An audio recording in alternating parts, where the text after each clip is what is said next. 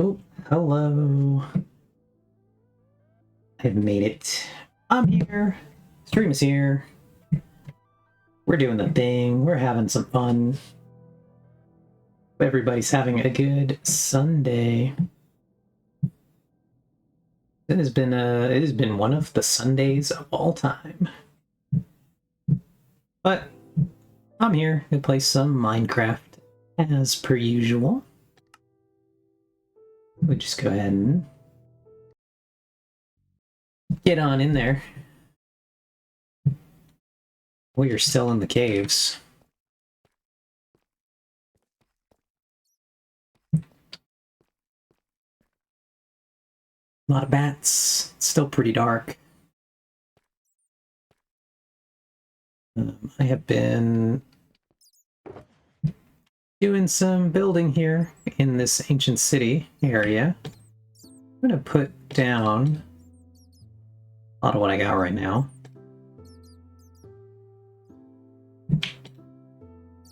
So I want to actually go to the ancient city for a little bit.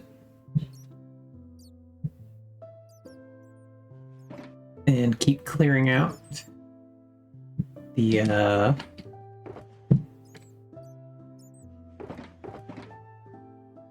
all the different stuff we've been clearing out over there.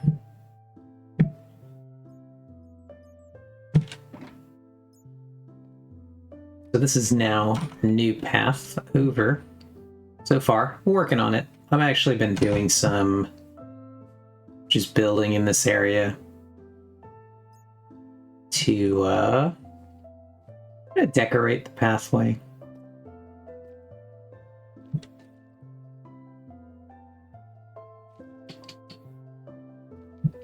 Just want to now check to make sure we've got like most everything here.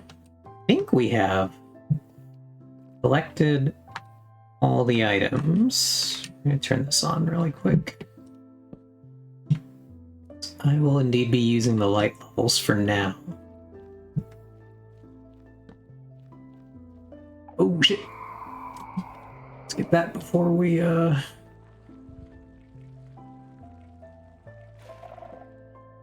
forgot there was still one of those over here. Good. Oh, there are two of them.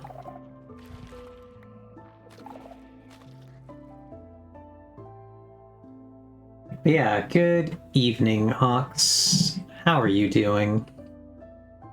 How's your Sunday been? Judging by that, I assume that means we haven't actually checked this chest at all, so... Immediately spawning the warden would be an incredibly funny way to start the stream.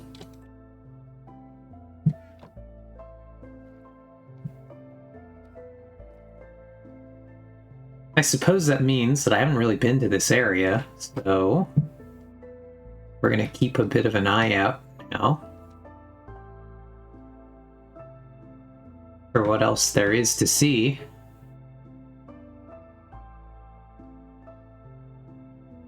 I thought we had cleared all the Shriekers, but I guess not. We're gonna do some scouting, because we're at 2 strikes already. I don't even think I really have wool. We have a little bit.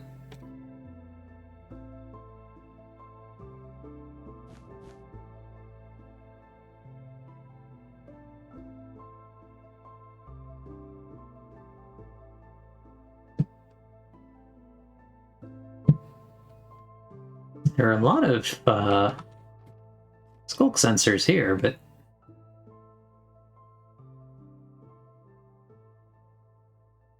I don't see any more Shriekers. Plot twist, Eve accidentally decorated a tunnel to a different city. It would be pretty funny. Which is not, like... You joke. It's entirely possible. There's a lot of cities here.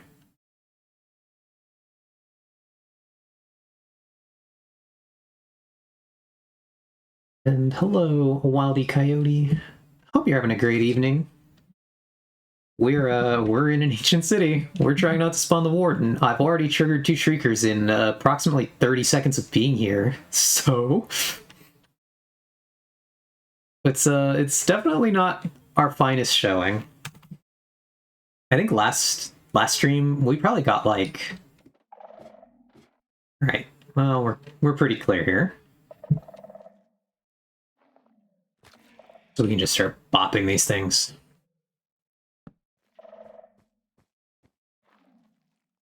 Get them out of here.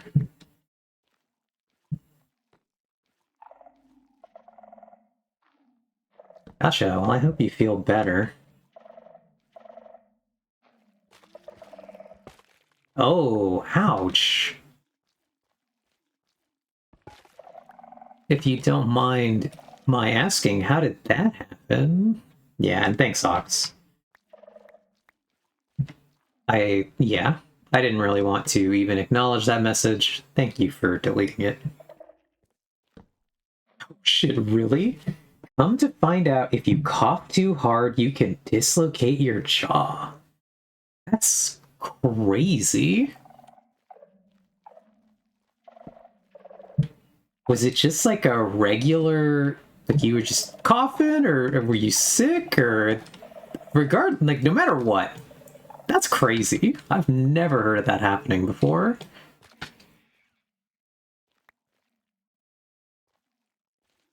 But I hope you weren't like sick on top of it all.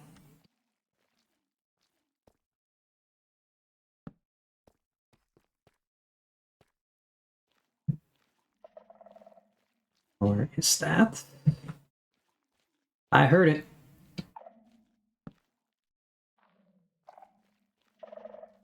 Only one right there. It wasn't that one. Somewhere back here.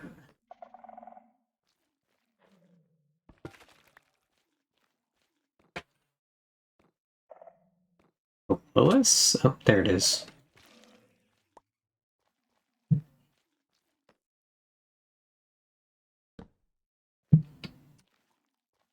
Yeah, I'm sure I can speak for everybody. We are wishing you the best recovery, though.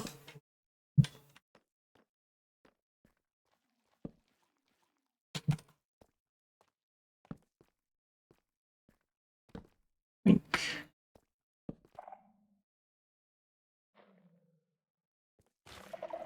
Whoops. I don't like the look of that.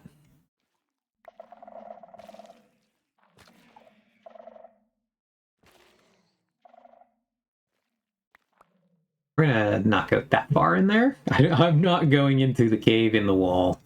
Got an infinity book. That seems not bad.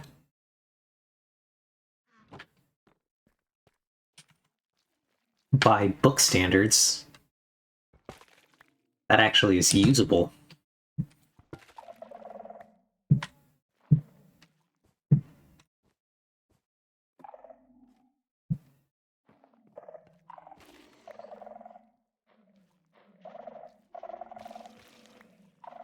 I do not like the noise these make. And I don't know if that's just because like I now associate it with it's the noise that the sensors make, but I don't like it. Do not care for it.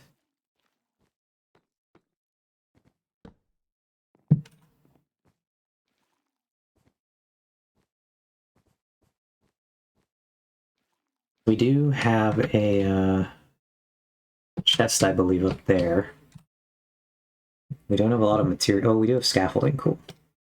I wasn't sure what we actually had. I did not come as prepared as I should have for this. Forgot that I totally forgot that I hadn't actually completely finished clearing this city. I thought I did. But looks like we still have some amount left to go. This might take us all the way up. I actually really... This is dark. I assume for you guys it's dark. For me, I can't see. Now I can see. Low roll on this one.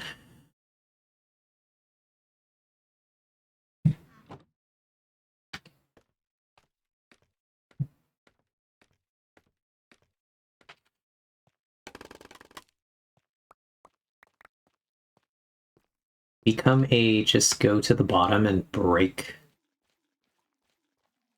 the whole stack of scaffolding person rather than take them down one piece at a time.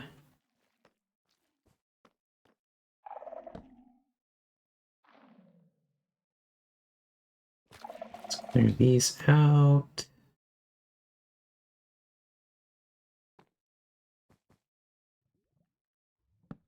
Now, I'm really hoping we can find at least one last... what's it called? One last good Swift Sneak. My dream. I don't know that we're going to get it. But it would be nice.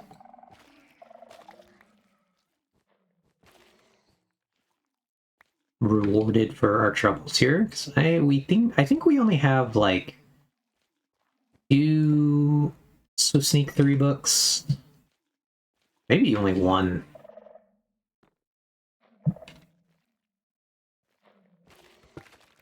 So I'd love to have more. Both as like backups and also just as like what's it called? Extras, just in case we need them. Somebody joins and we'd like to give them a Swift Sneak. Something like that. That would be cool. Who knows? But the future holds for us. I mean, and also we're not a keep inventory server, so there's a chance that I just die and lose my Swift Sneak.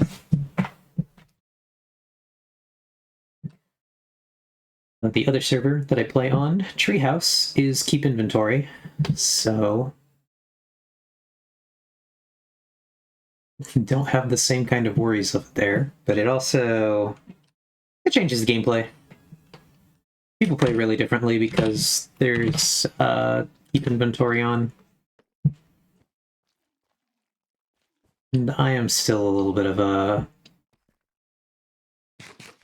try hard in some regards. I try not to die. Even if there's like no good reason to do so.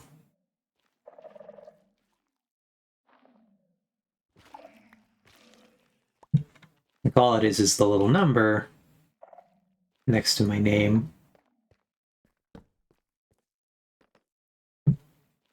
But I still try to keep the number low. Personal pride, I guess.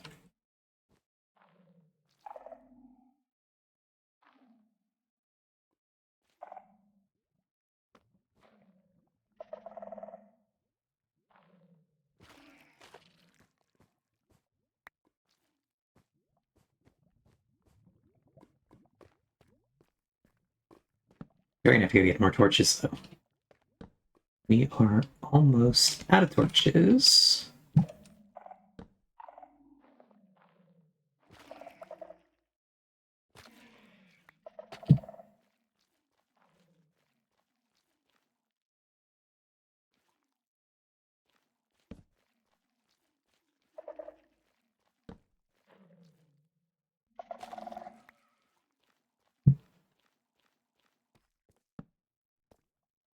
Right.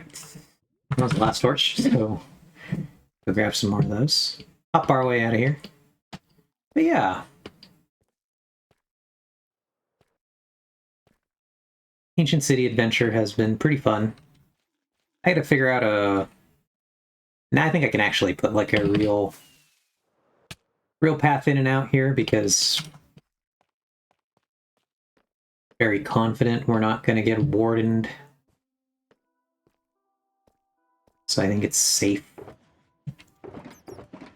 I have torches here, though. It's going to be the real question. Where did I put torches? Because I thought I brought some, but I might have left them kind of at our other staging area. We'll see if that's where they're at.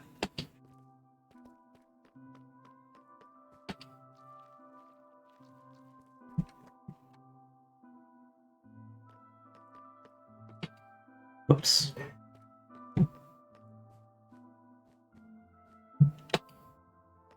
And up its stairs there. That's funny. Forgot to put the bottom level of that staircase in.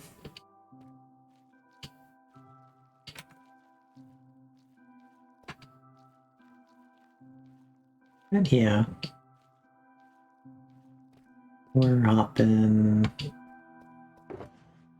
Let's offload our Infinity Book. Guess we can also get in some more of our loot here. We did indeed accidentally make a bottomless staircase. I could have sworn There they are. Getting torches.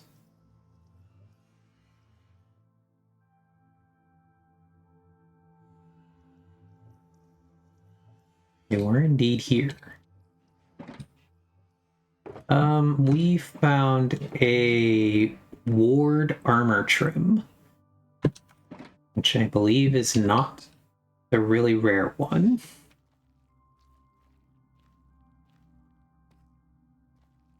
I believe that was silence.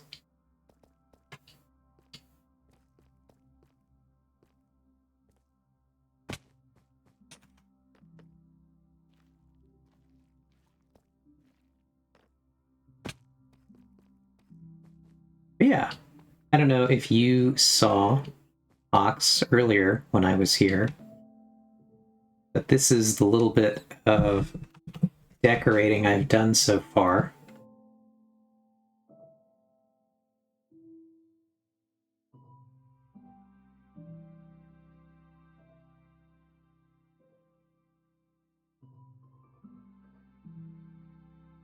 So I'm planning to build a path kind of like this, basically, just little bits of stuff, chunks of city architecture,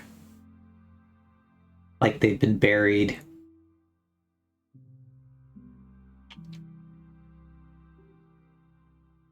This pillar I think I'm going to change. I actually don't like it. It is just a cop, and so I haven't broken everything yet too. The other thing I've done is I've built them I've built them kind of as to shape, but I don't have all the broken and missing bricks in yet, or removed, I guess. So, I still gotta do that. Yeah, buried chunks, but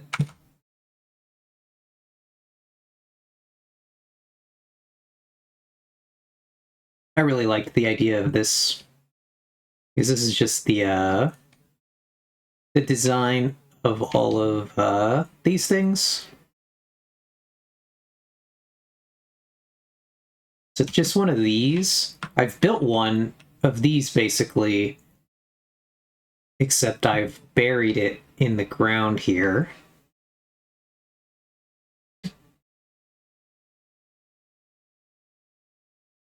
But I have given it part of its lower level.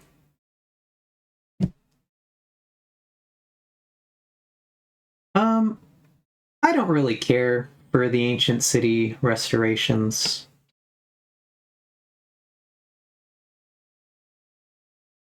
I think it's a cool idea. I would never want to do that project. It's like, I guess it's cool to see someone that Acorn is rated is or was doing one in a hardcore world, but they basically made a world eater and blasted the upper levels completely away to give it sky exposure again, or to give it sky exposure in the first place. And so that one is interesting because it's an ancient city in a big like valley.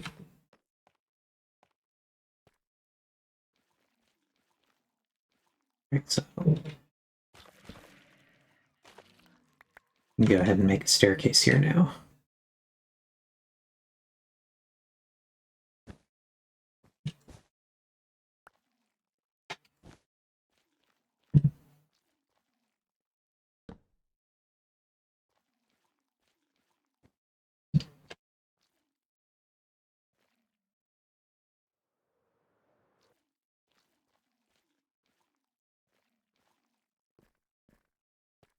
We... Okay, I heard one of the unexpected and then didn't catch the rest.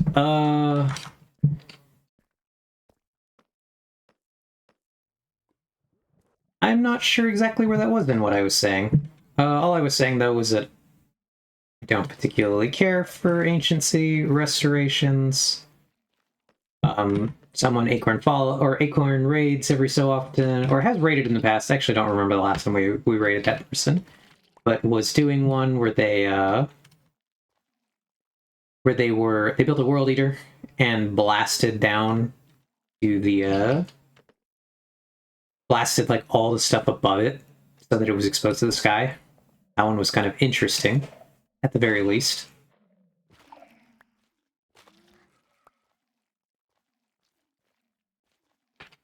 I don't think I ever got the impression that these things were ever meant to be like surface cities, though.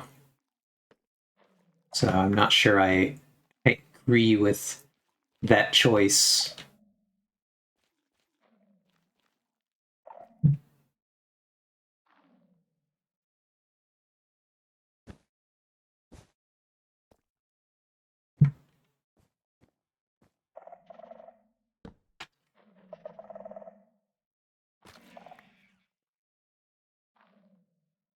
Hmm. That's kind of a pain. Oh god. Jump failed.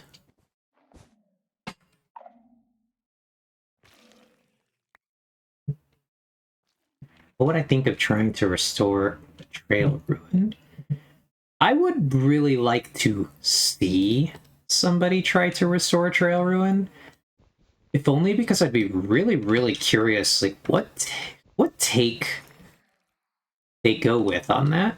Because I'm not really sure I understand even what the trail ruins are supposed to be on any level. So I would love to see, like, the ancient city. It is kind of what it looks like on the surface.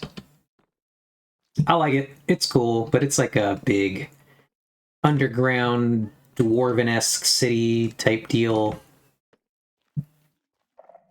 Feels like it is what it says on the tin. And like, so restoring this, you have like so much example of what to draw from architecturally when you work on these things. And like the bits that I've been doing, been really easy. You start to learn kind of like the design language of what's happening here. But I actually don't quite get that with the this could be a shrieker. What is this? It was. What's here? With the trail ruins, though, I actually really am not sure I understand like what I'm looking at. They have kind of a confusing vibe.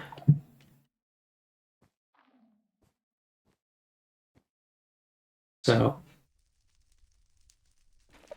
like I've said, I would love to see someone interpret one, just because I want to see what they come up with. I don't think I would want to do one. I'm mostly just doing this path because I find it amusing. So I guess in that regard, could click with somebody. There it is.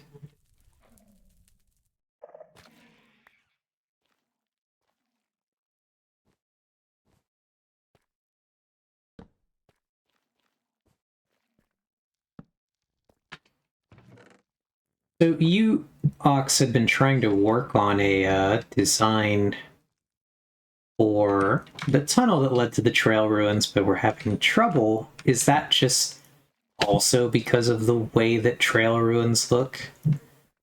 It was hard to come up with like a tunnel design that felt like it looked good.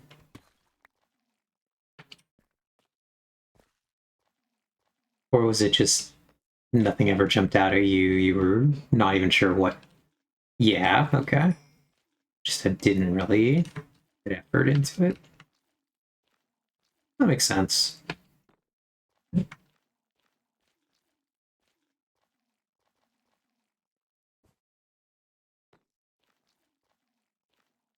you have an idea of what you'd like to do for the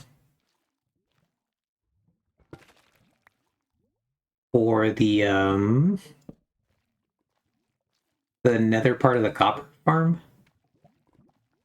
Or is that another one? Not really sure, yo.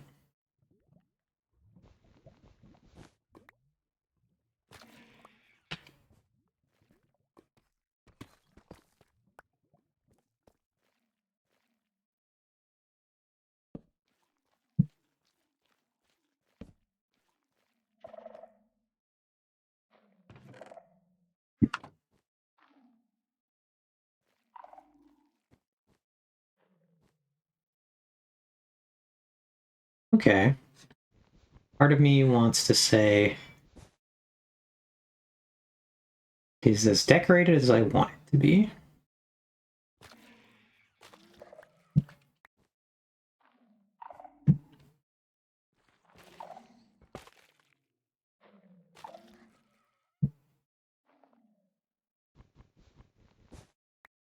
One problem that is that it has to be super tall. Gotcha. I kind of more was asking if you, or more thinking about if you were going to do a tunnel design for it. Not exactly the part that it's in. Because I kind of do get that, yeah, that has to have the upward axis the way that it does and whatnot. So I see a lot of the struggle with that.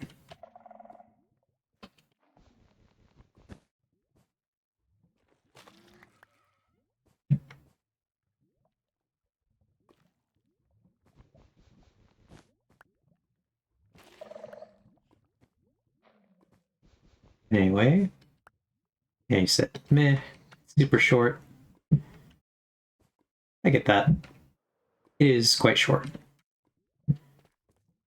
Short tunnels are not the easiest thing to figure out. Where is this one?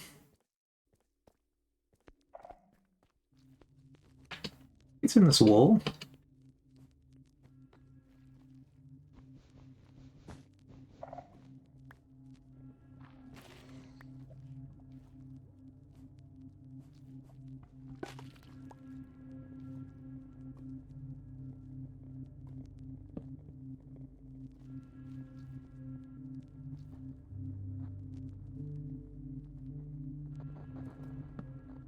Like some amount of just static in the soundtrack of this area.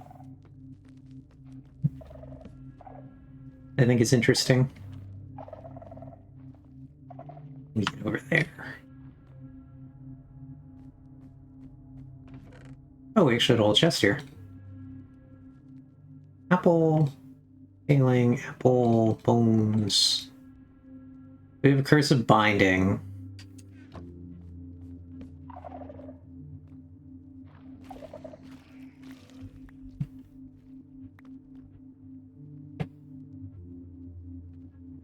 Nothing on top. I wonder if that was really going to be our last chest that we find.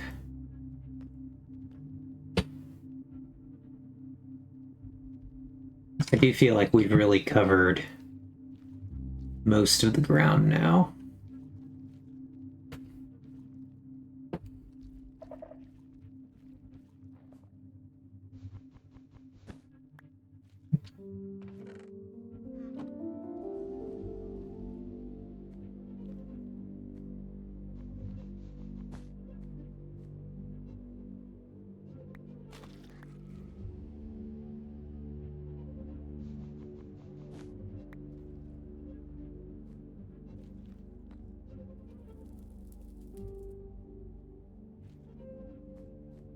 I think that might be everything. Let's turn our light levels back on. And let's go into our camera. We'll go into C. We can browse around really fast. Mostly we want to check for areas that have not been filled with torches, because that could be a place where we haven't really looked thoroughly yet. We can also conveniently with C look inside of chests. And if any of them tell us, hey, this hasn't been generated yet, then we know.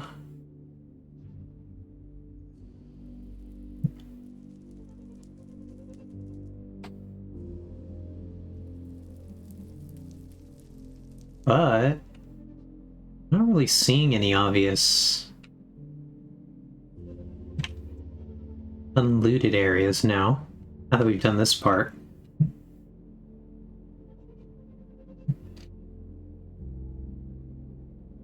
Ooh, exciting. Covered California.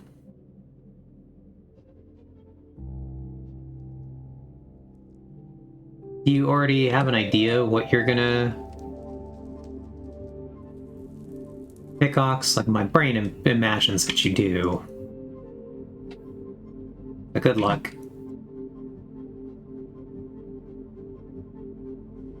I have found it to be relatively simple for the most part. Kind of what you'd like health insurance to be like, but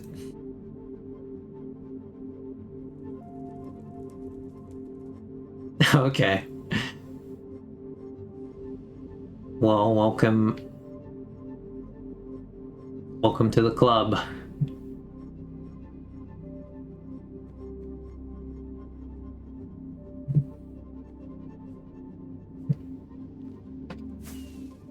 Let's head to the center area now.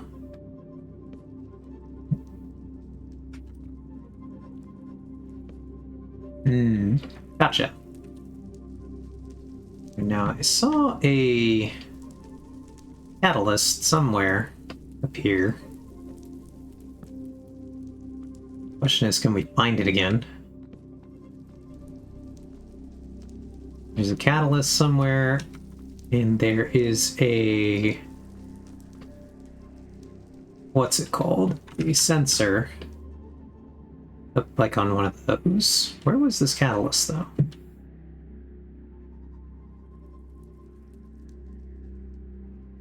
It shouldn't be this hard to find, because they're normally...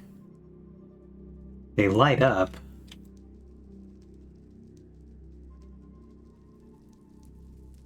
And, oh, I'm dumb. There it is.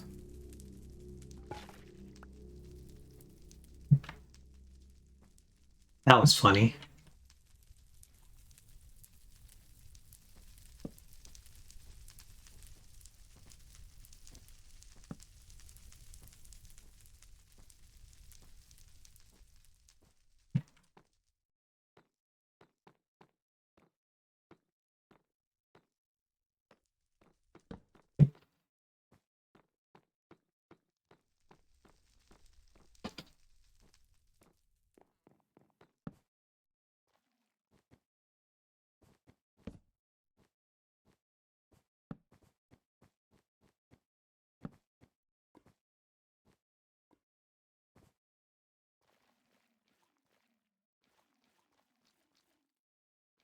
Actually, a lot of darkness out there.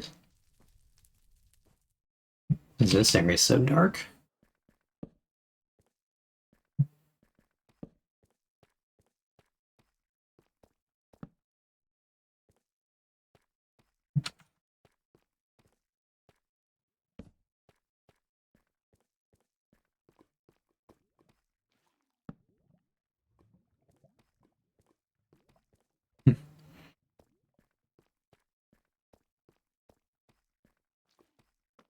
Here's the kind of messy area where we accidentally summoned the warden.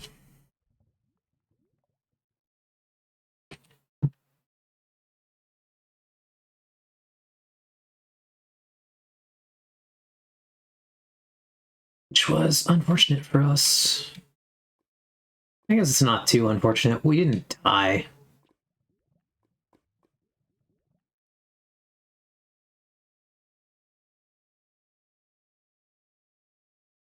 Well, this is kind of a cool big cave.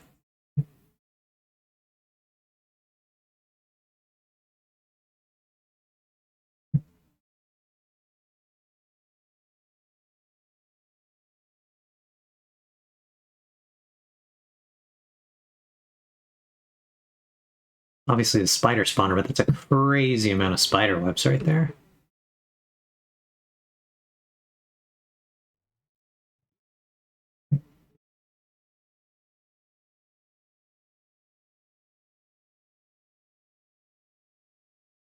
It's a pretty good geode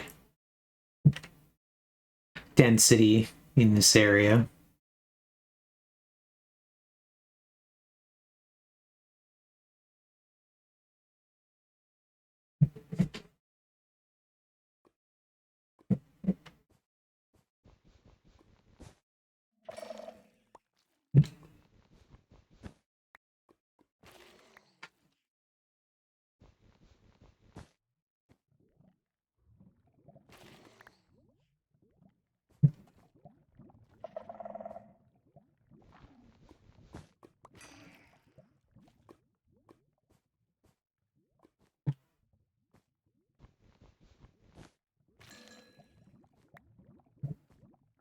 All right.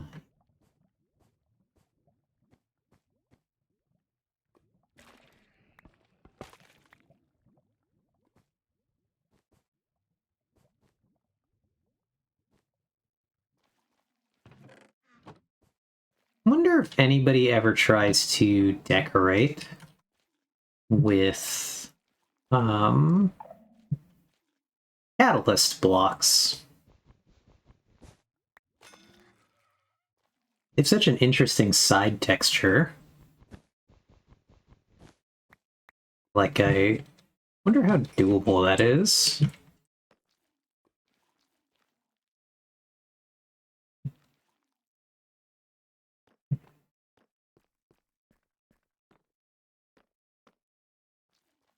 I don't think I've ever seen them in any build.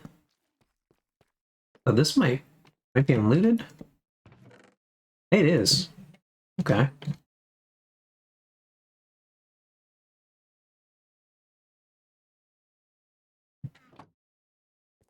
So we weren't quite done yet. Just when I thought we were.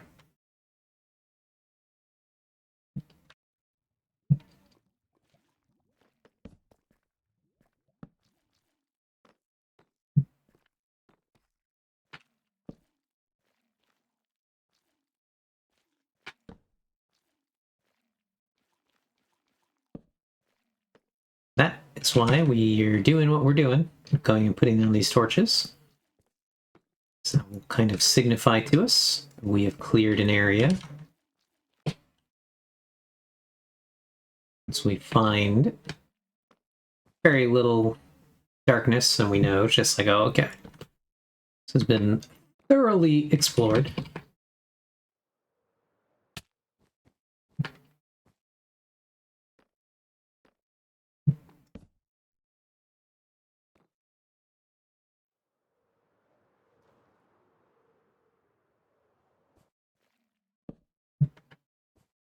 We got a whole cluster right here. I wonder if I put this here. I wonder how much XP you get from these.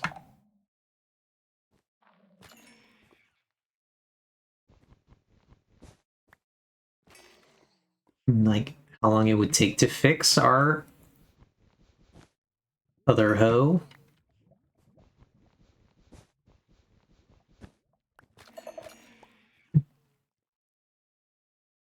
Oh, but it doesn't even have mending. Never mind. Thought it did, for some reason. Silk touch and efficiency.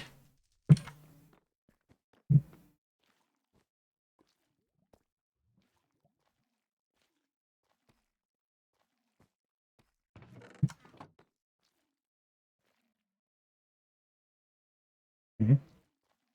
A lot of darkness in this area.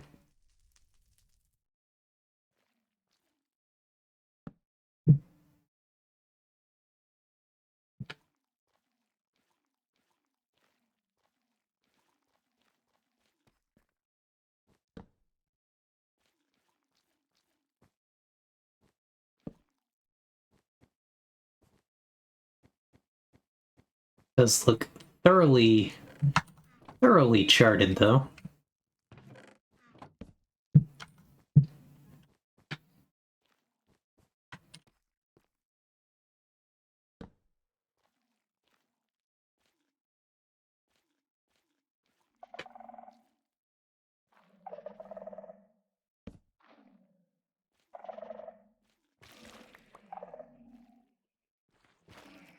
But we can clear that out.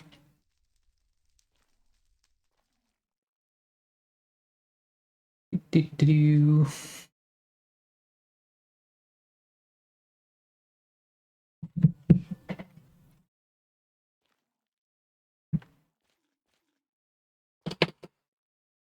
Line down here to the center area.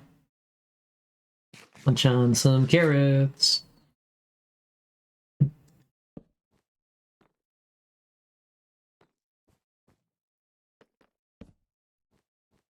Actually, quite a lot of area here. We have not lit up yet. So maybe there's still hope of finding another chest or something.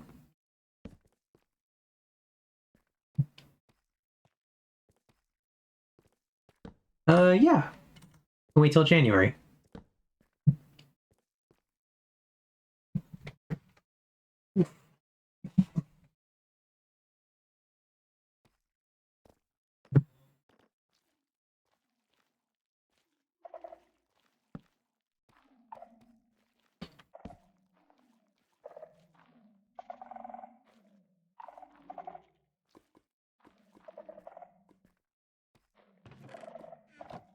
That's been looted already.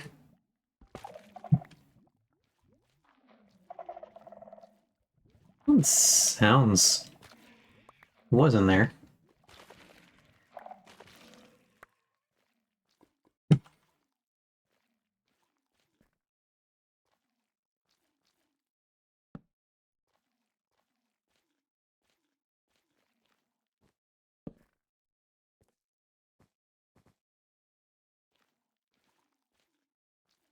Then let's just go ahead and get up here.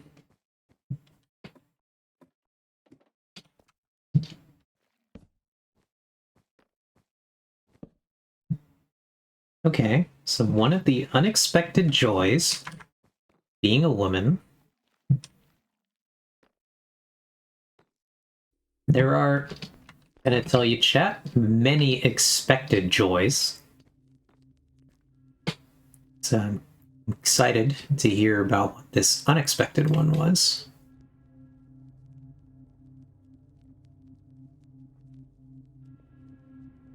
Okay, you get to wear dresses, etc., which was expected. Yep. So obviously here, getting to present as a version of yourself that you find much more authentic. This is one of the joys. Wee. But then you get to go home, take them off, and put on your sweatpants and be so comfy. Hooray! Love being comfy. There it was. Sometimes the fact that these use so much wool makes it hard to catch the Shrieker until the last second.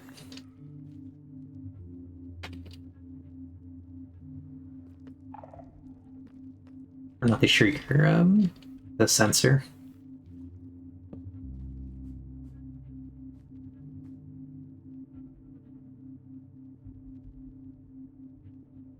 Okay. So I think I know the answer to this, Ox, but by default, no mobs generating this aside from the warden, correct? Like, ancient cities don't actually need to be lit. Because, like, nothing can spawn here anyway. Yeah. It's helpful a lot. Yeah, I'm pretty sure I knew that. I just wanted to double check, though. But I mostly am doing this, again, not so that I... Wow, that's so many regeneration potions in that one. This is not to stop mobs, but this is more so that I know I've been everywhere.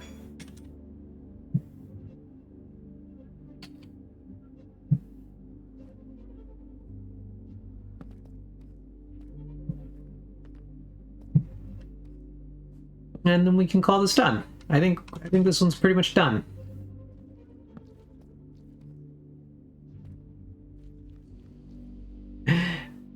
Yeah, there are a lot of regeneration potions. What do you expect? They've been busy regenerating. Well, I didn't know that that's how they worked.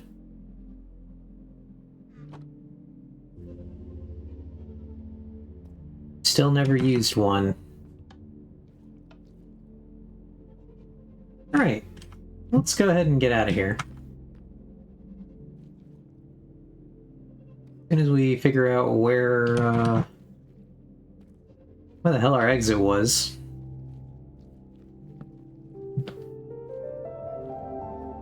Where to next? Either we will keep working a little bit on our path, or I'll keep doing that on my own free time, and oh, there's one. We are going to... The other thing I want to do is I do want to go find a trial chamber to use up keys that I'm holding on to. That was the other thing. When we set off on this journey, I was actually expecting to do that and not this on this adventure, because I just didn't think we'd find ancient cities, to be perfectly honest. I feel like the odds of finding a trial chamber are much higher, and we got really lucky. Where the hell are we? How do we get out of here? Hello? Exit. Where are you? We lost... No, I believe it's over here. Yep, there it is. Where was I?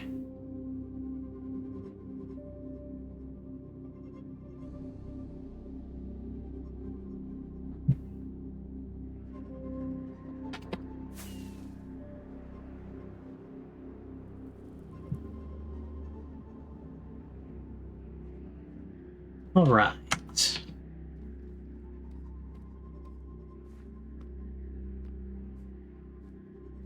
Oh, do that.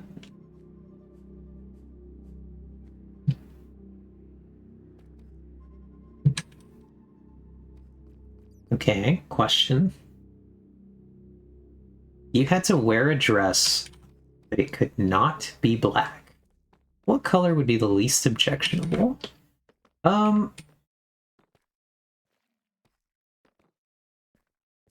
There are a lot of colors I wouldn't be mad about. I think this is not quite as difficult a question as you might think it is.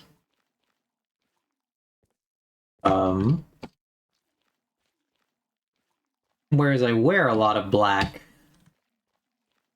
is not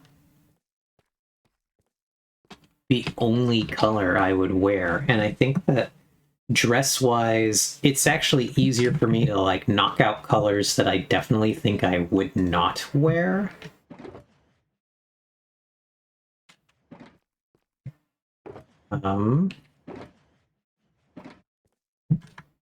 Because like I don't think I would ever wear yellow, dresses, for example.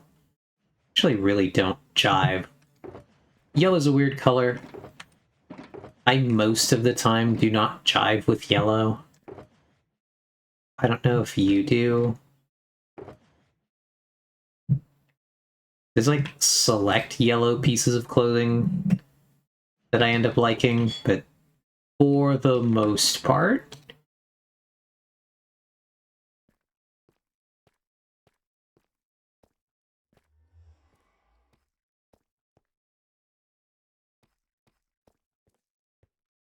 I disliked yellow growing up, so naturally it looks good on you. Well, to be fair, I think most colors look good on you. Oh, it had an easy softball pitch there, but that is funny. Eve of Winter, yet again. I see. Hey, Vex, how you doing?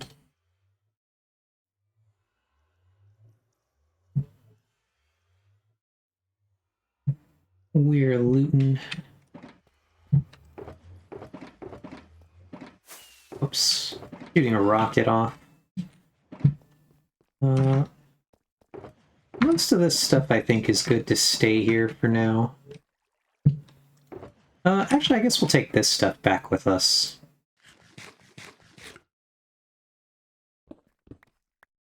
We'll take the good loot. This stuff will stay, because this is staging ground for that. Okay. Is 6 the minimum number of characters that it would let you make one, then?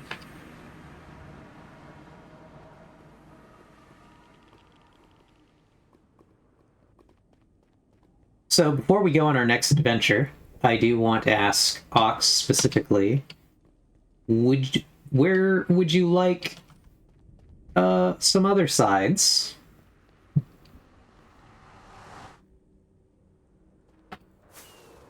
If you would like these other sides for your shop that sells discs, feel free. I will drop them off somewhere.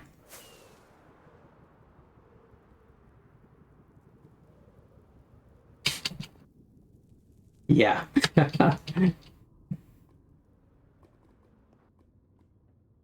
bring it back to my base here.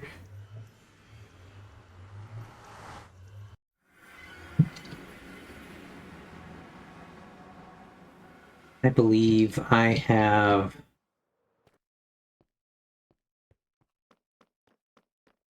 a handful of them already. Let's actually look.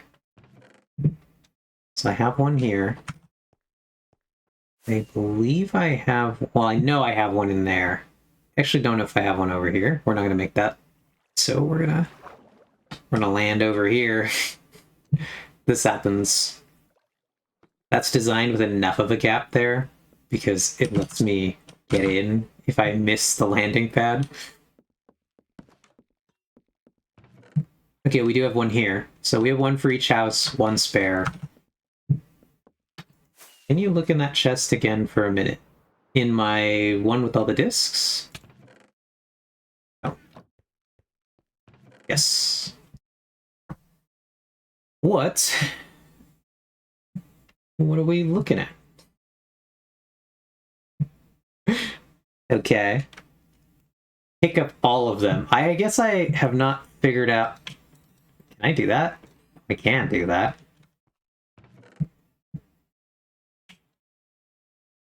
Well, this is finally the excuse to sanely reorganize these, then.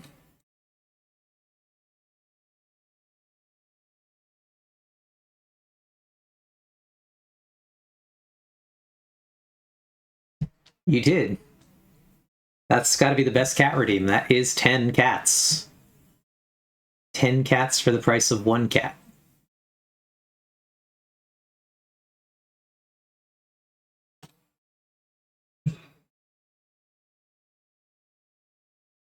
We can just make that the Lena Rain row.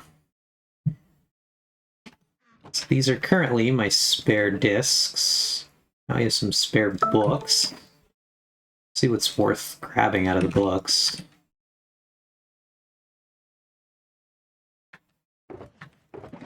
And I will keep another one of these.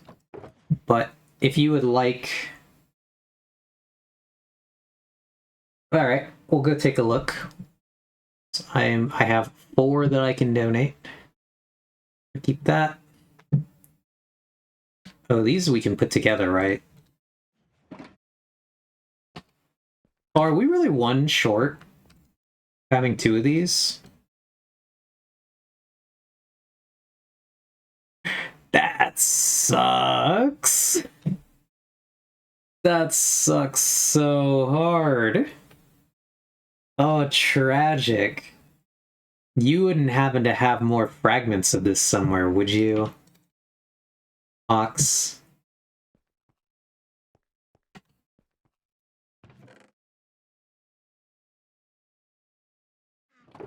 Because if you do, I just need 1 more fragment.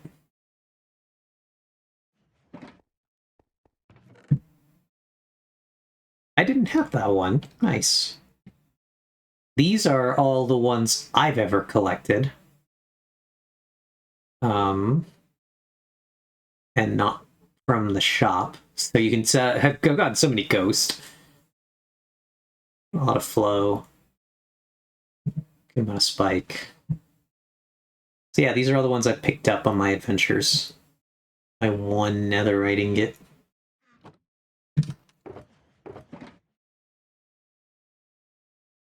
So no, we'll leave that there.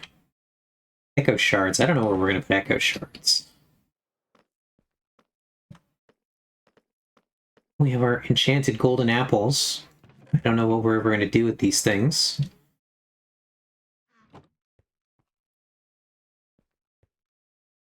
Because enchanted golden apples are really, really just for PvP, right? I don't even know where I would put an echo shard. Because, like, when do you ever really need that, like, smidge of extra health? I'll put the echo shards in here. This is kind of our miscellaneous rarer loot item chest. Annoyed that the banner patterns don't stack. Yeah, if you're bad at fighting bosses, I guess. Okay, so I believe Riptide 3 is a full enchantment. Depth Strider 3 might be. Lure 3. Infinity. Whoops, not Impaling 1. Projectile Protection 4 might be the maximum of itself. Flame? I don't remember if Flame has a level. Okay, let's look in here. Don't think that Flame has a level.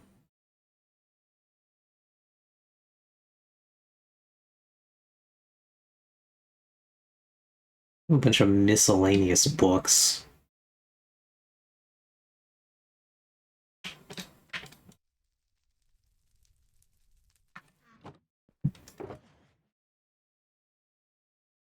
There is random stuff that you can do with them. Like make a thing banner pattern. Interesting. What is a thing banner pattern?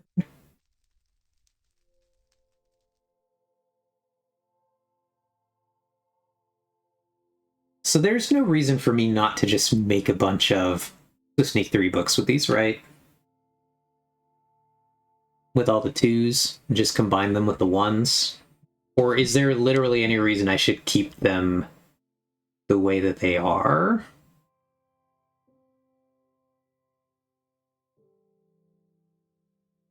I guess.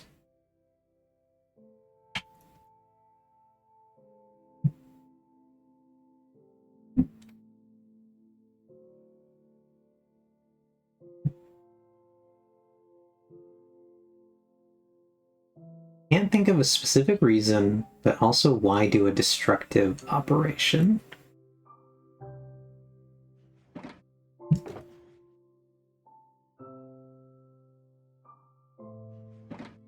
Nice.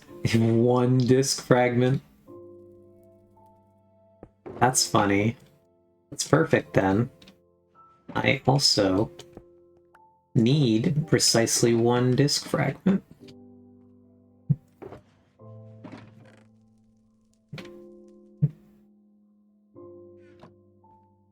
On my way to my store. I'm gonna assume that's what that means. We're also gonna head to Ox's store then. Let's go. Where we will donate these other sides.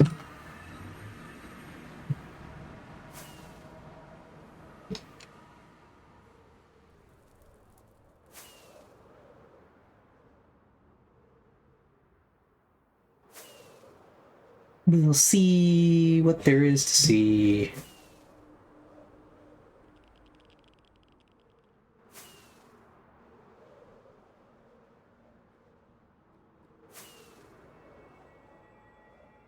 Ba ba ba ba ba.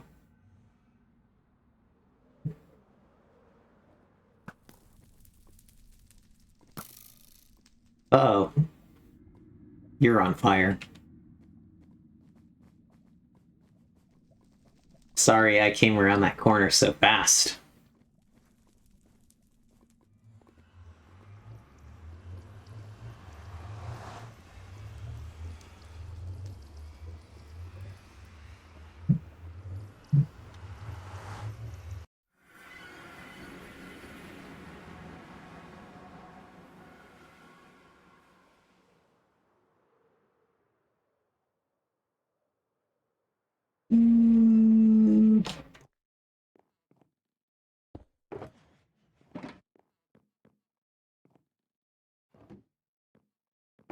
Well, these are another humble donation to the art shop to keep the rare music disc section stocked.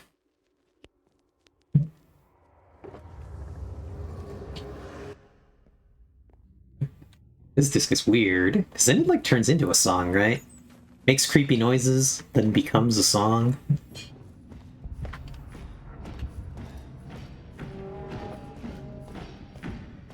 I assume to have a spruce sapling now in this shulker. That does not become a song? Just creepy noises the whole time? Okay.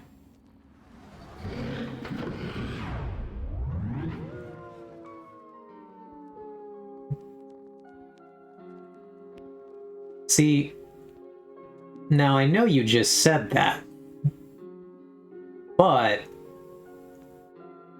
I feel like this is a song.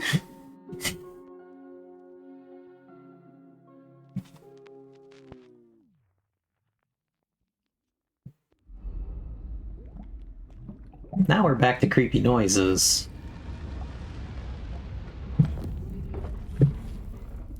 Yes, I don't know what I do with this spruce sapling. I guess we have it now. Oh god, it's like coughing now? Hey Ghost Boy, isn't there a disc that sounds like someone being chased? This one is. Do you think if we play this one backwards, Ghost Boy, it's gonna give us some kind of subliminal message?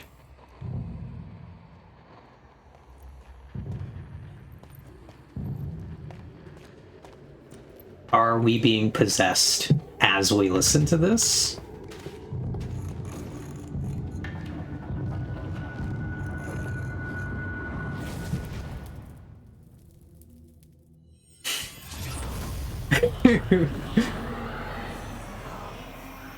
Ah, yes. I remember hearing that at 3 a.m. in the morning. It wasn't a good morning. Backwards Ghost Boy.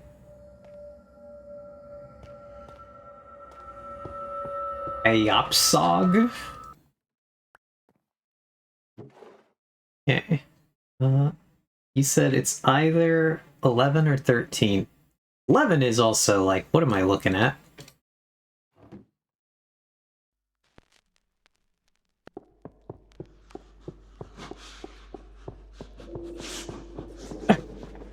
I think it's this one, then Ghost Boy.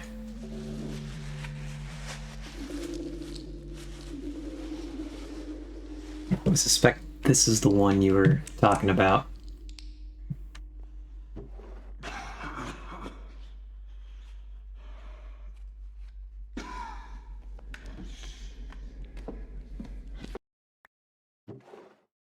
So, it's just not.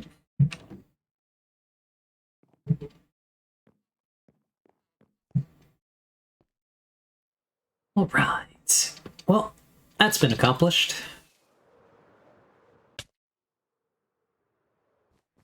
Did you know that Jim Carrey spelled backwards is applesauce? No, Ghost Boy, I didn't know that, and I'm not going to check the veracity of the thing you just said.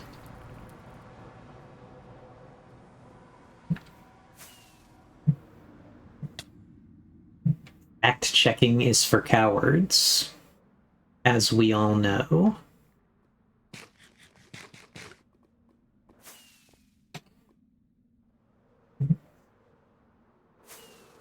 Fact-checking is for cowards, and that is why Mark Zuckerberg banned us from fact-checking things. As you all know.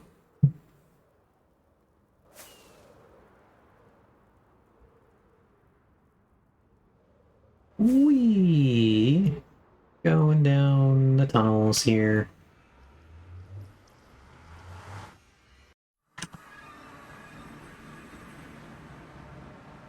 So, I think we're gonna grab some more rockets, we're gonna grab some more carrots, and then we are going to go back to the ancient city portals, and we're gonna fly out the top there. And we're gonna go ahead and look for more, for a trial chamber.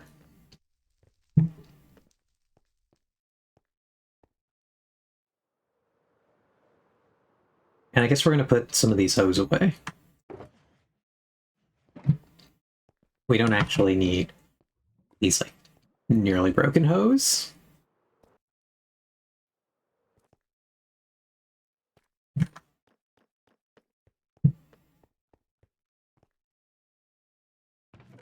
No, I haven't gone to do the ones that Joe is working on at all.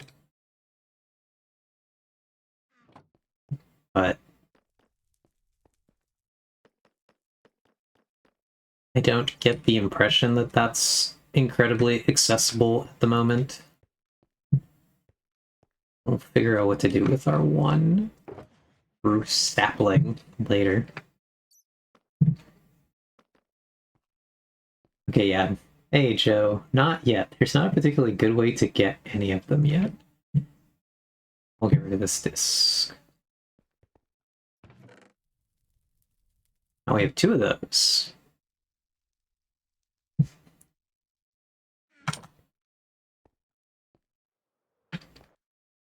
So let's go! Adventures! Actually, before we go, let's go back and grab more scaffolding. I did indeed have to pick up, like, 10 copies of Cat.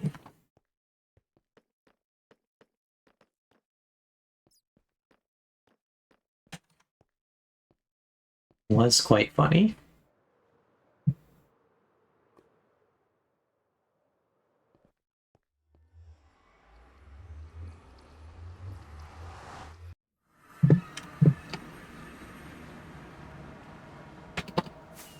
That away.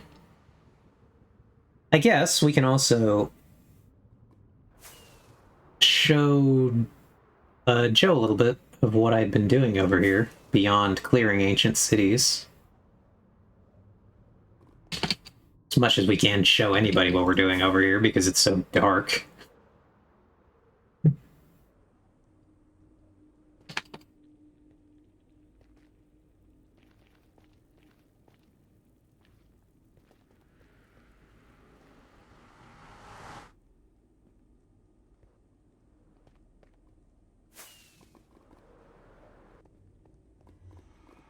Right.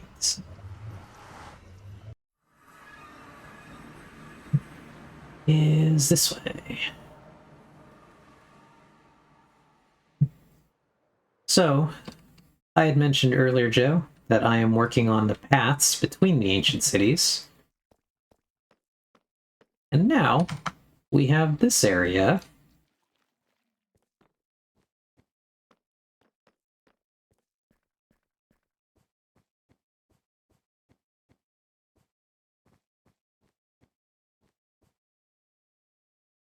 I kind of have to go in to see.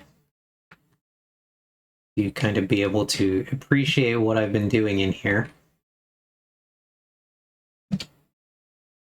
I want to do the stairs all the way up this area.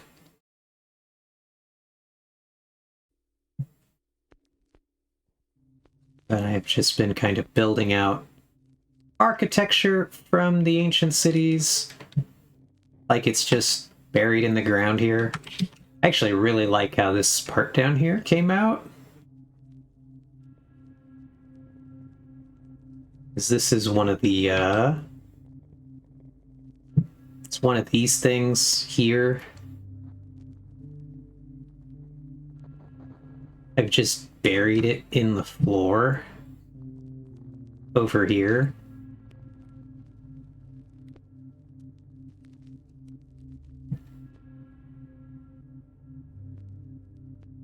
And so I wanted to make it look a little more like areas have collapsed onto it and things like that. But it does have this kind of like little nook down here.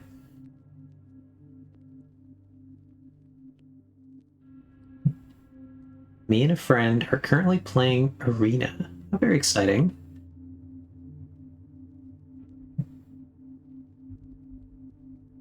We have Ivern slash Rengar, but Ivern is attached to the Rengar like a Yuumi. It is very silly. Are you guys Ivern and Rengar? I'm interpreting that correctly. Alright, good luck. Have fun. Hope you find what you need. Okay.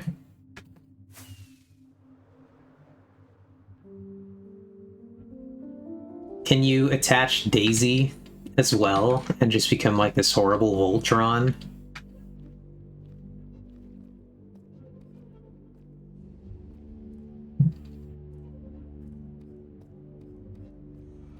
So the thing I want to check here is, do I have my pink shulker, or where the hell did I leave the pink shulker?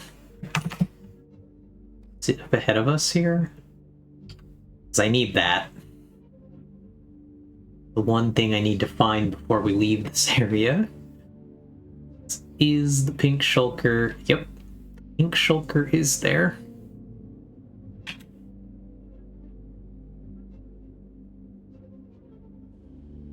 Well, that's not working. Camera mode should be canceled if you move.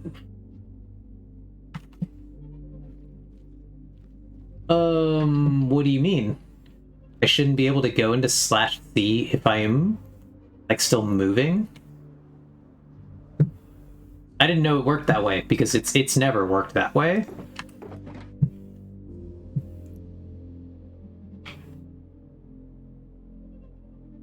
Interesting. Okay.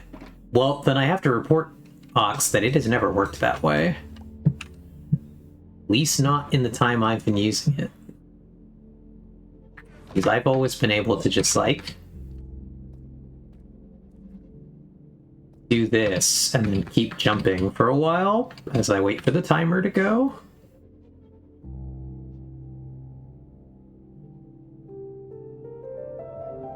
I hate Scarpet. I have never had a Scarpet script work without issues. Never, ever. Gotcha. Yeah, I don't know then why it's doing that, but it's all that's why I didn't even question it, and I just did it because I was like, yep, this is just how camera works. I can just hit /C no matter what I'm doing, and I will turn into the little camera ball.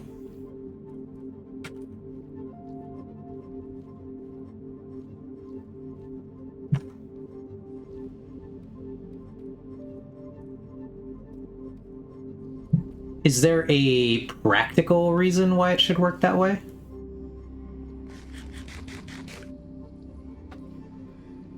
Alright, up we go.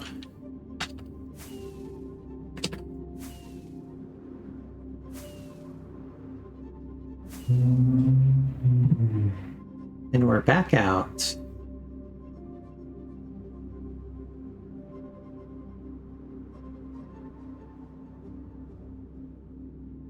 Nox says, oh, I guess this thing doesn't work that way.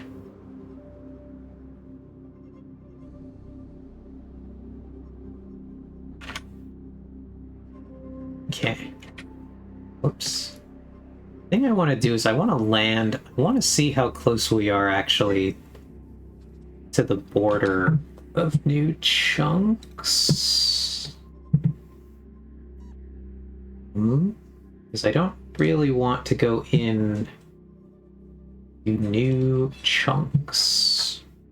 But I do want to find a village out here.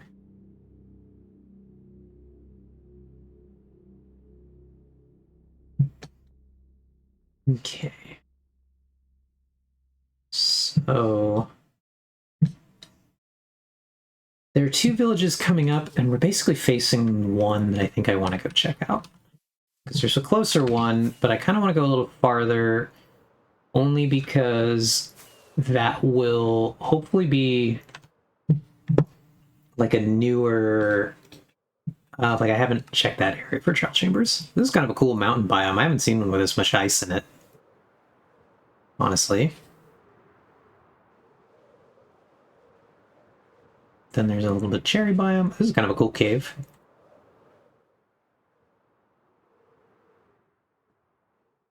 Actually, this is a really cool cave. Look at this.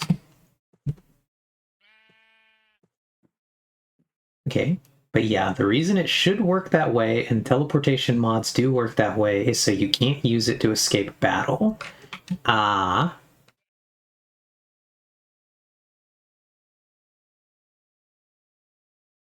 Yeah, once I went into C and realized it's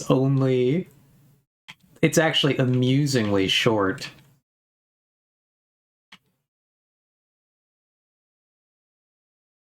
It's a really cool idea. I actually maybe wanted to steal that for my island, because it looked so cool until I blew out the lighting here.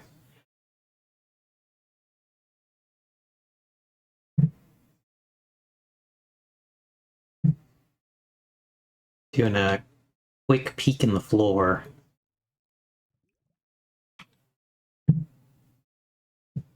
See what we see, but nothing. Yeah, doesn't it look... It looks really great when I do it this way.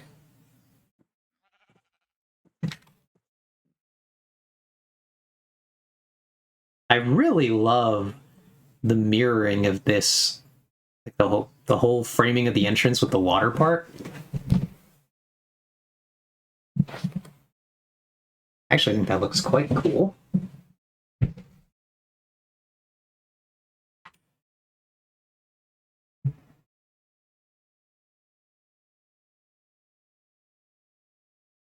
Looks exciting and ominous, and then also there's lava right there, which is really, really bright.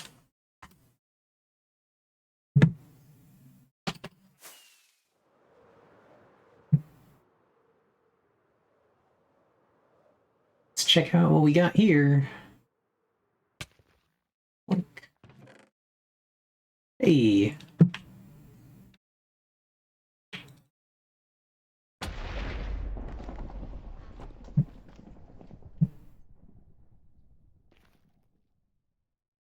Anybody know what just happened right there?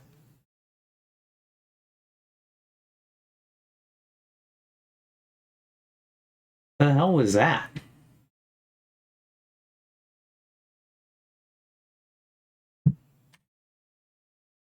'Cause I did not parse literally at all what just happened.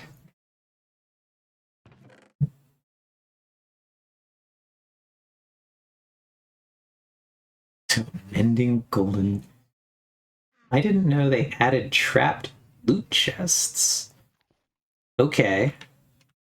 So, but like, okay, if this was a trap chest,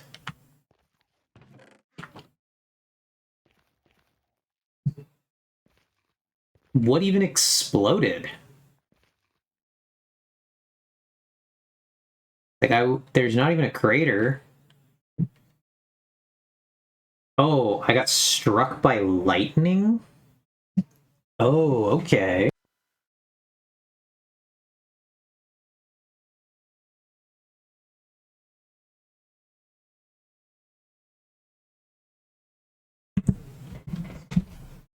Yeah, that was bizarre. Trap chests will strike you with lightning? Anyway, here's the village we were looking for.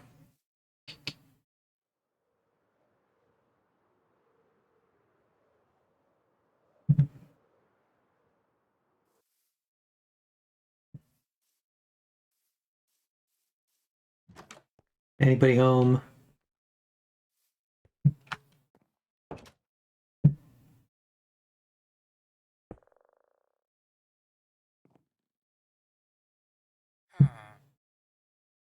Uh. Uh.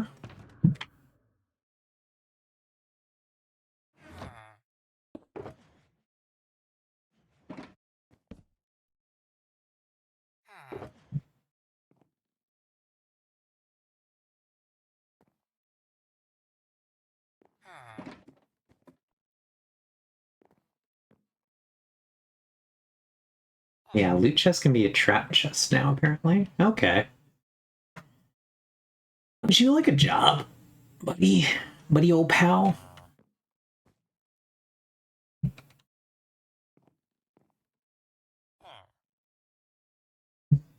Forget, do we actually need a map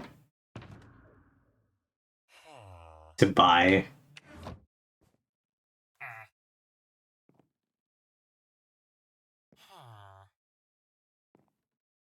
Alright, quitter.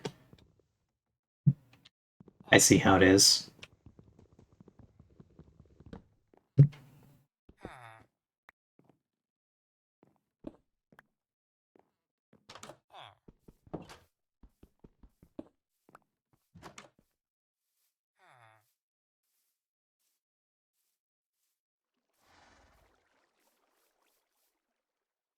Oh, you just are one. Cool.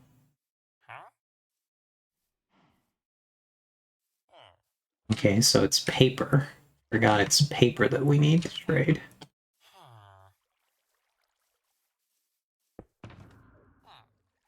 This should have a crafting table.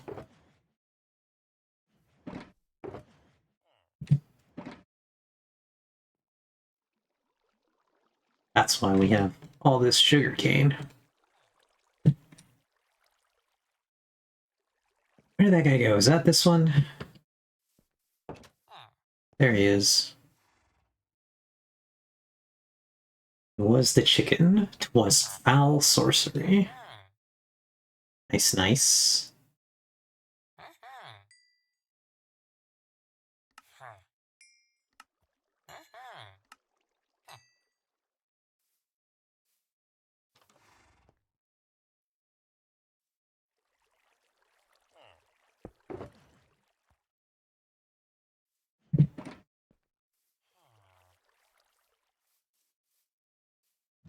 You in here, buddy? Taiga Village map. Interesting. Do I need to get a... Can't remember if I need to get it one more level up. I also don't have any compasses, so I might be totally screwed on this venture anyway.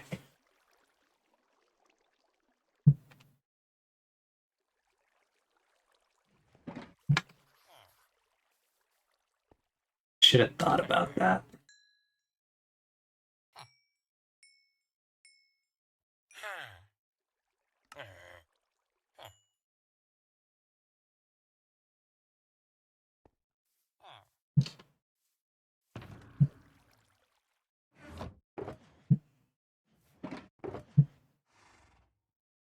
What are compasses made out of?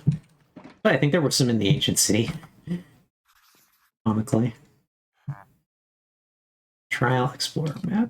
Yep. Is a compass. What are compasses made out of? Can I just make one really quick? Compass. What are you made out of? Iron and redstone. Okay. Did I load my dumb redstone? That's gonna be the question. I did. I put my redstone shulker in. Do I have what I need? Ooh.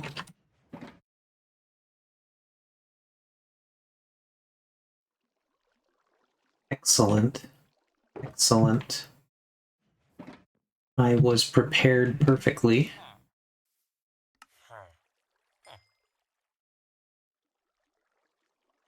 What do we think a taiga village map is, though? What does that mean?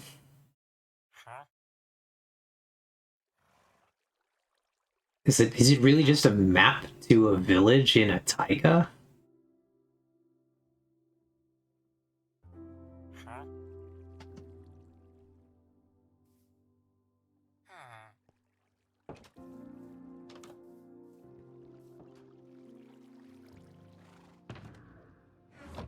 That's kind of a weird one.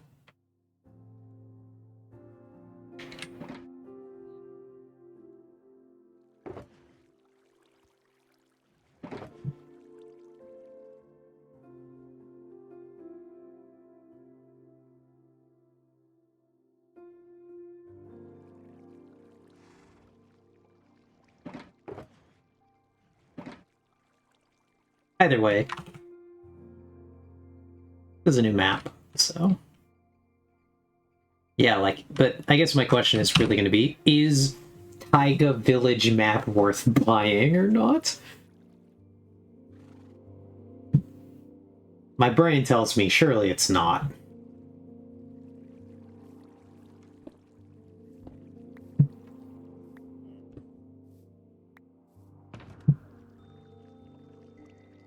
Whoops.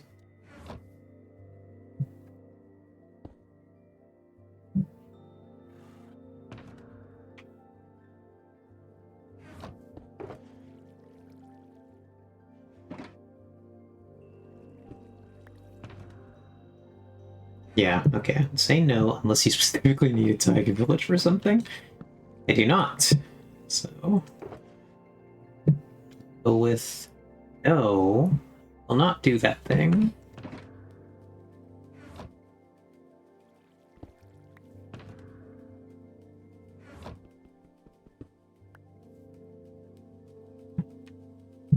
Alright.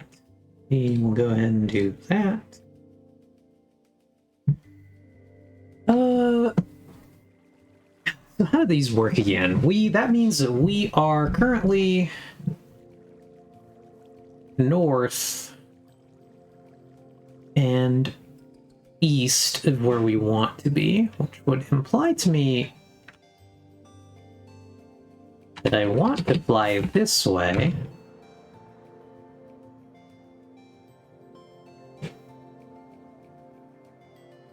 If I understand maps at all. Okay, Taiga Village is the only place in the game where you can obtain a large fern item. Interesting. Does large fern, like, look different? Can I do something with it?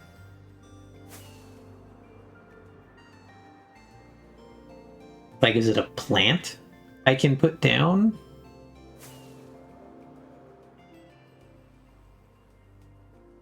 It's like tall grass for ferns. Interesting.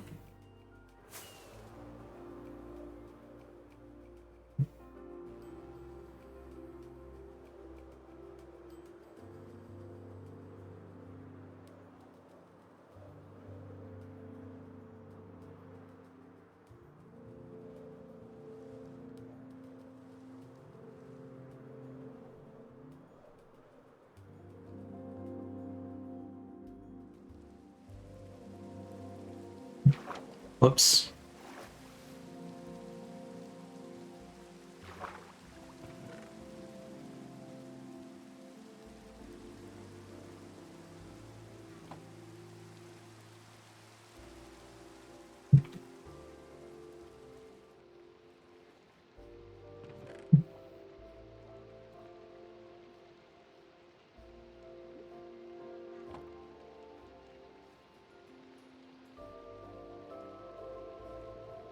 Well, that's cool, I guess. I do think we are actually currently in some slightly new terrain. We're really close to like old explored terrain, but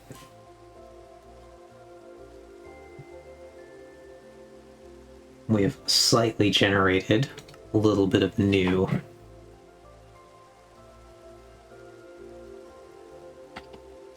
Kind of curious what that structure is over there. That appears to maybe be a structure coming out of the water.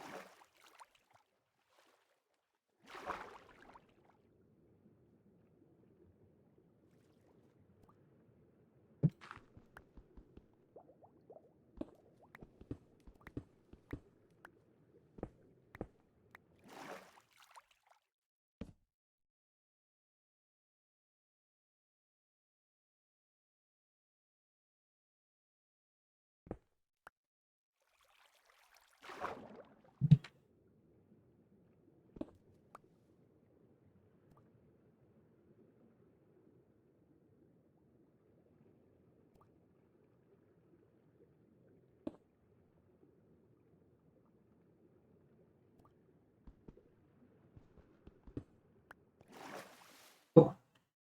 We have a standing point here now. So, do we think that we're going to fall into the roof of this place? Do we think that I have good enough aim that we're going to tunnel right into it? Or are we going to miss?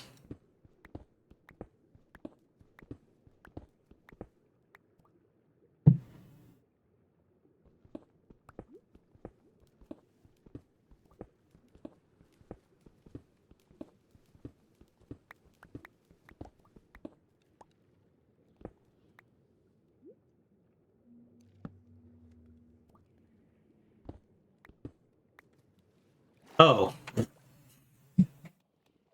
I like that the brick behind me was, I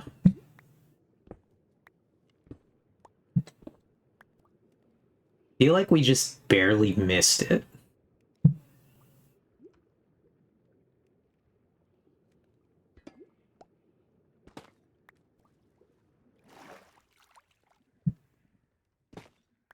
Like, barely missed it.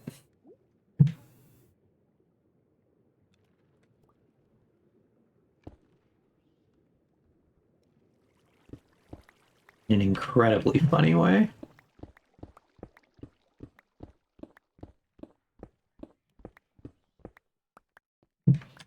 Right. This will be our small base of operations here. Get the pink shulker. We will get our bed out.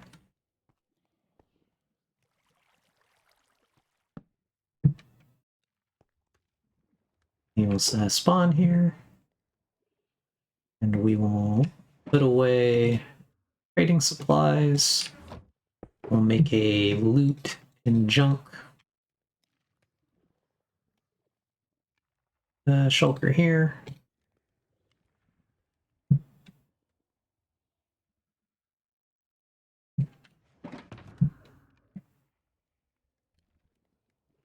We get our trial chamber. stuff out. And we will get our combat equipment out really quick.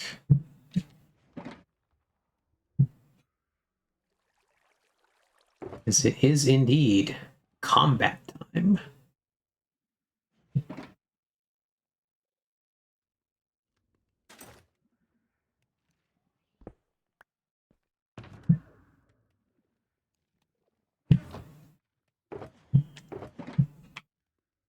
Our keys.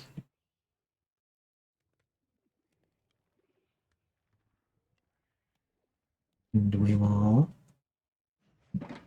go on a bit of a scouting adventure.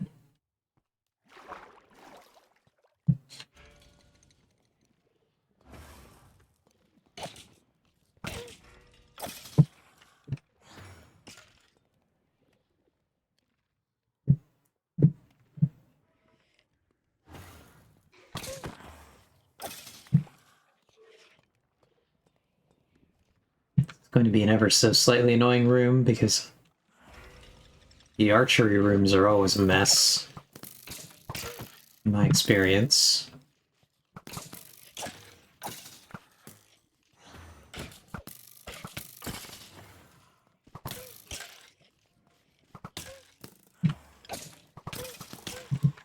Really, given that I have moved up here and started the other spawners.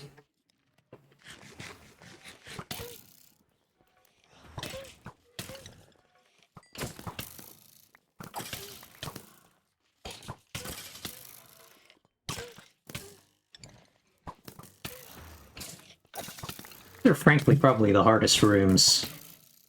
Triple skeleton, archer.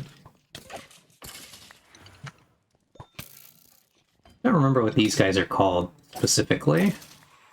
Rays.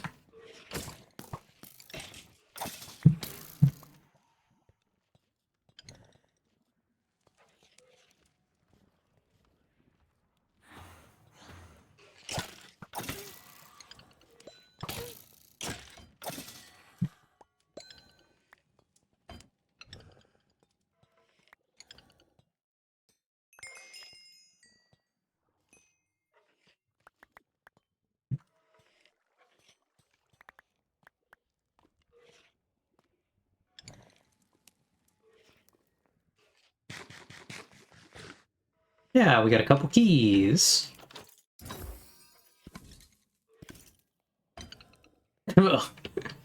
Alright, that sucked.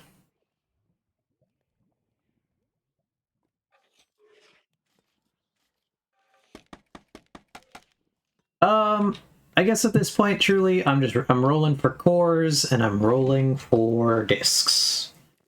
Cores and discs.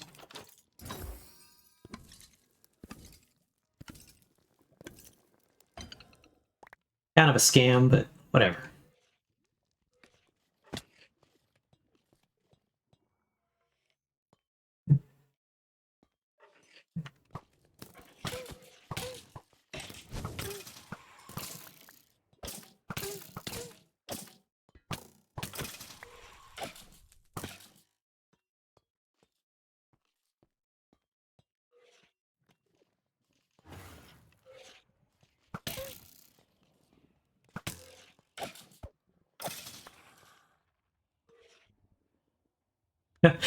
Did anybody catch the really quick glimpse of what my character looks like right now when I opened my inventory?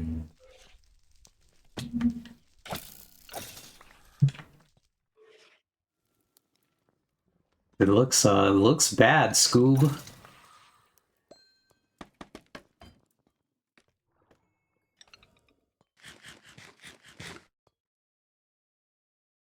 I think I am quite dead. Honestly. I think there is no way I survived this.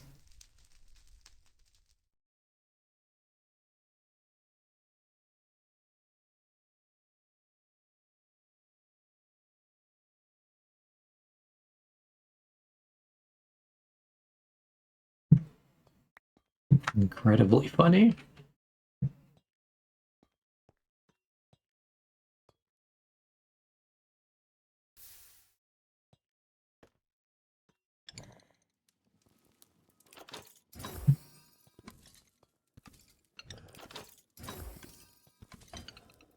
Oh, we got a book here. Sharpness. Got a bunch of stuff on that one.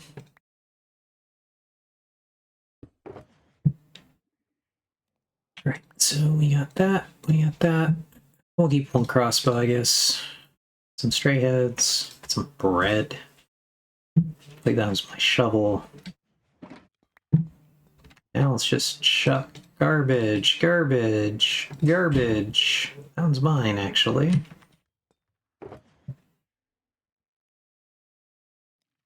What's the bow upset about? I don't know. Don't think I know what you mean at all. I need to keep my arrows. Oh, I see. I see. Incredibly funny.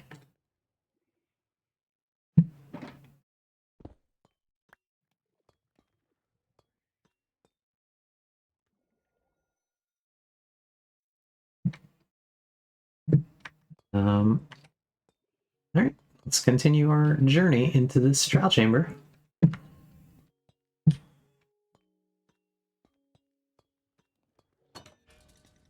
Spawner right out of the gate here. This is zombies. Not that interesting.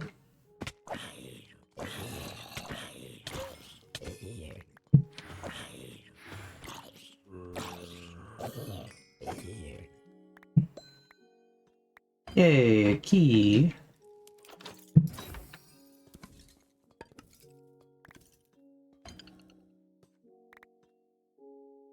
Nothing that good.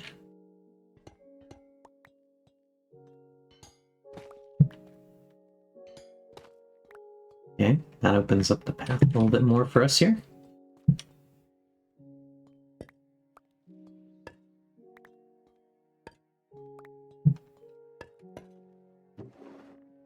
A bunch of bamboo signs.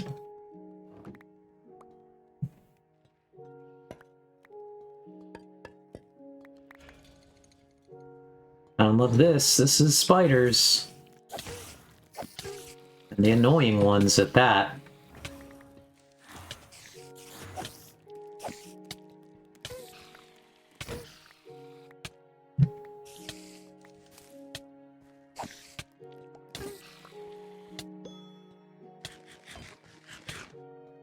Guess we got a key out of that. Kinda sucked. Diamond's there. Right.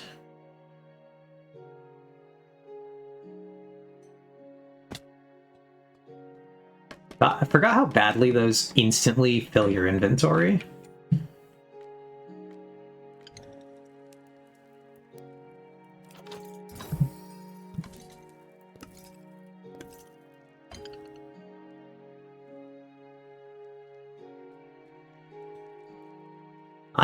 I'm truly telling you, everybody, that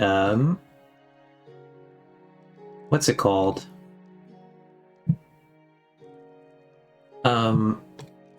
Heavy cores aren't real.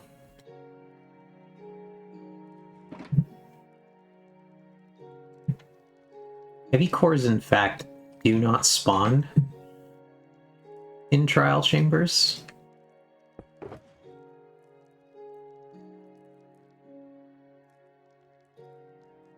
And it's crazy that Liang would lie about them like that.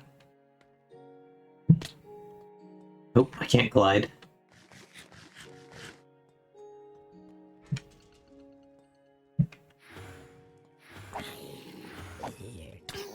Oh god. Oh god. It's the guy. Ow.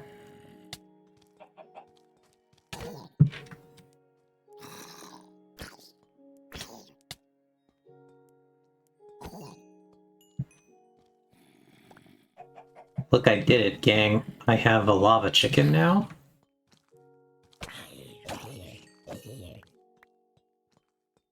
How very exciting for me.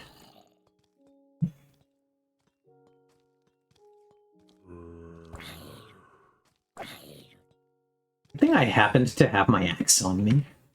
I mean, good thing as much as anyone wants lava chicken. Because I don't think I've heard literally anybody say that they like lava chicken.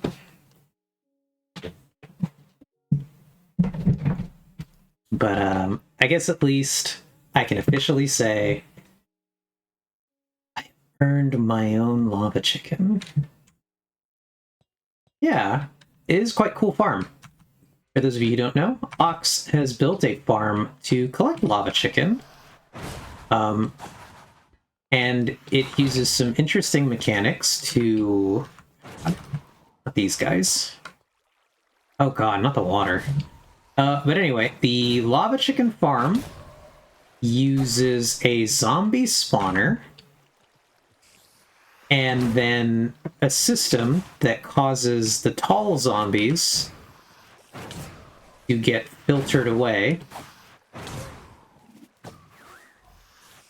and allow only the little ones to come up to the place where you want to kill them, if I recall correctly.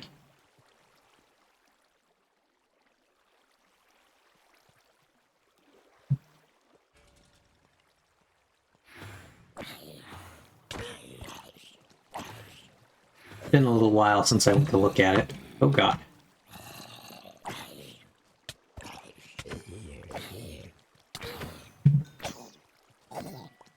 But yeah, so all of our lava chicken needs have been handled already by Ox.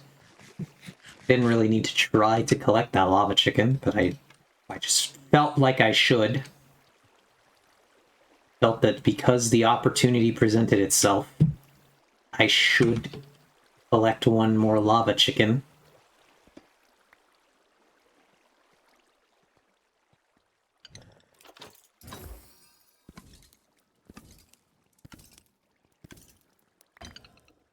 That was pretty good, all things considered, for just a regular key there.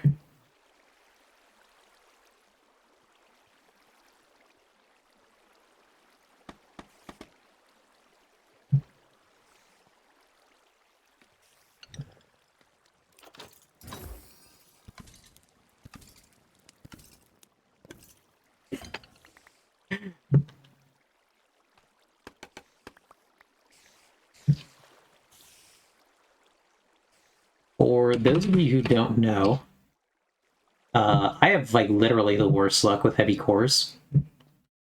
I've only ever gotten one heavy core on my own. I've opened a lot of chambers, but I have a mason, a chest in my base that I share with Ox. It is like a joint custody mace because together the two of us made one mace. Ox got the heavy core. That wasn't even me. So my mace luck is terrible. Actually garbage.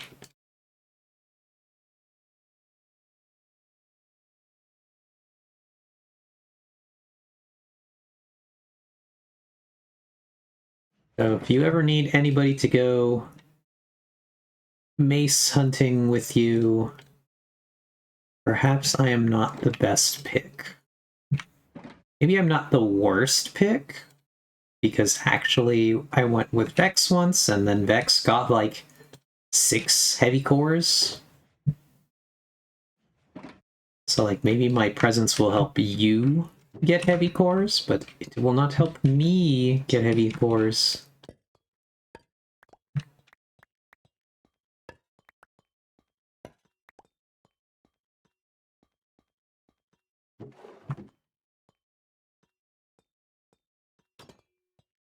Which is quite unfortunate.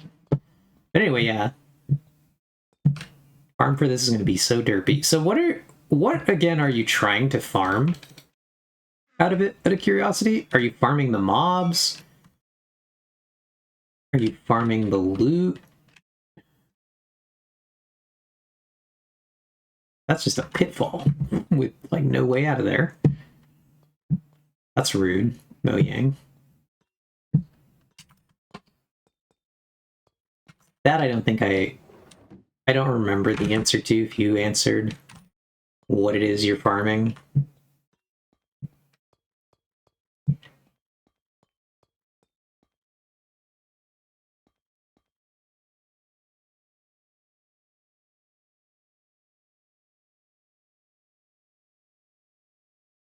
Okay.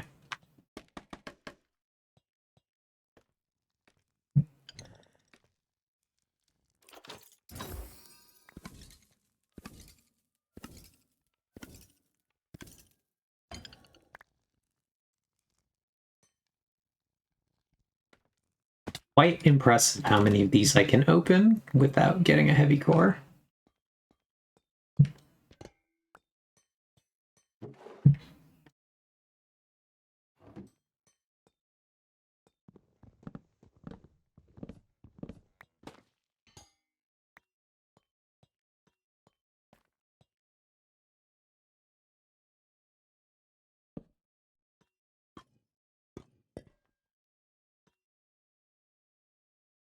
I've done so many of these, but you can see that, like, I can tell you when a wall is gonna have, like, a secret loot room behind it.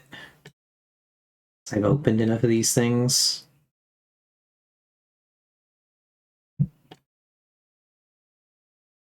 So, my knowledge of trial chambers quite high. My luck with trial chambers quite bad.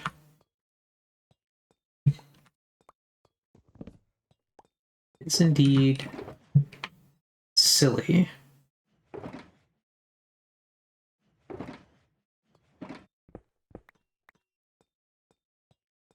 Nope. Currently working out the exact spawn rules for the spawners so I can avoid overbuilding. Gotcha.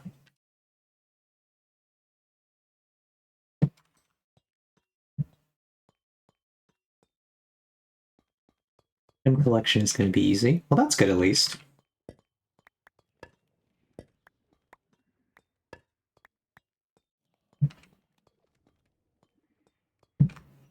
How will item collection work in that farm?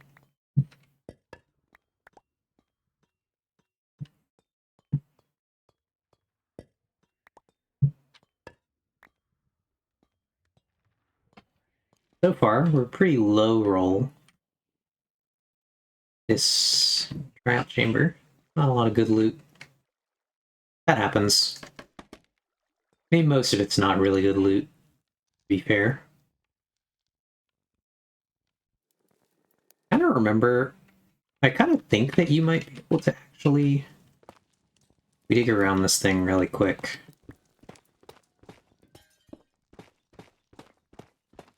Let's get behind it. I think we can actually see the loot cycling inside of it. And I don't know if that, like... Do we think that you can reaction, like, see the item you want and hit the thing?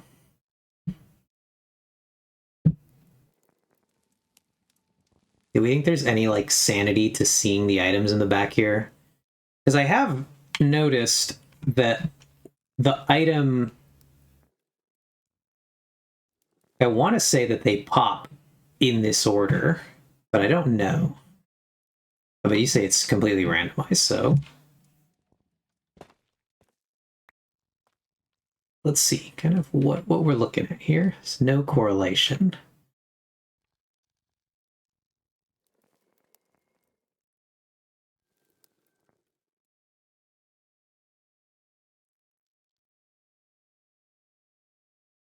Diamond block. But I guess we do get to look at our loot pool here. See, there was a heavy core right there.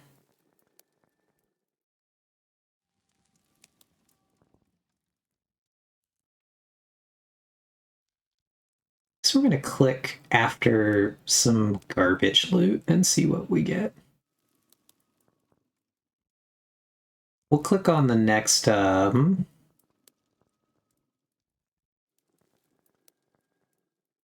What do they call it? The wind charges. We'll click on the next wind charge we see.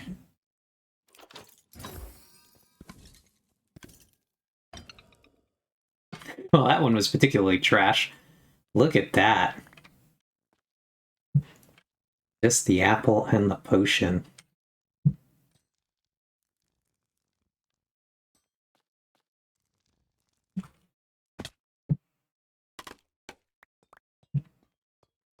That one was impressively bad, in my opinion. Okay, so this should be the entrance area. The air quotes entrance. And a little tree here. Oh, we got 2 chests. Weird garbage. Up we go. This is a regular one.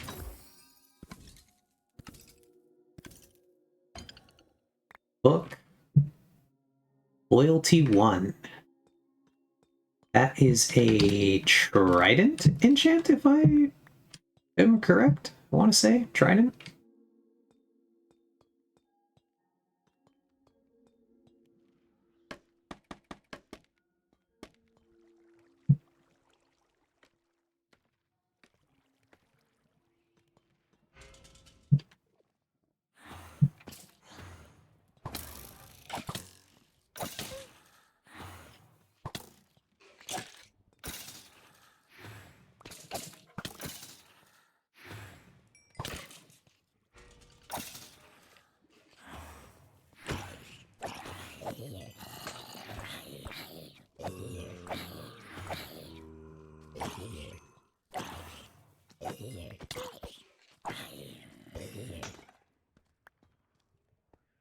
Actually, the sword actually broke those.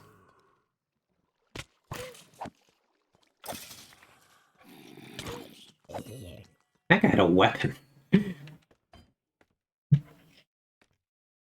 I forgot that the sword would actually break those.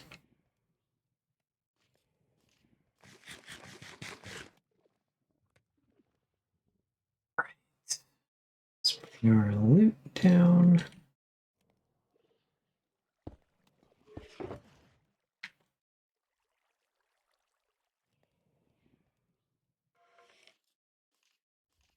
An interesting scraping noise I'm hearing.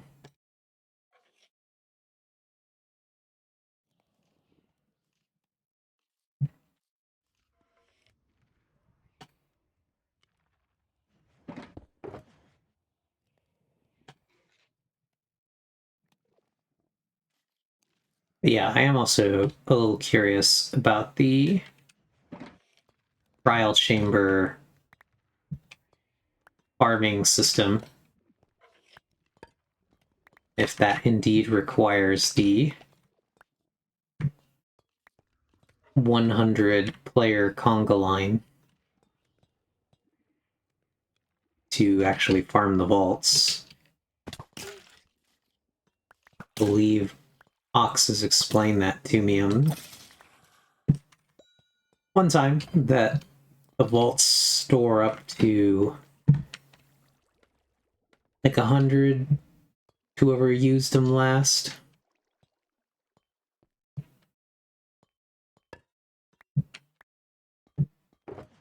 Makes them kind of difficult to farm.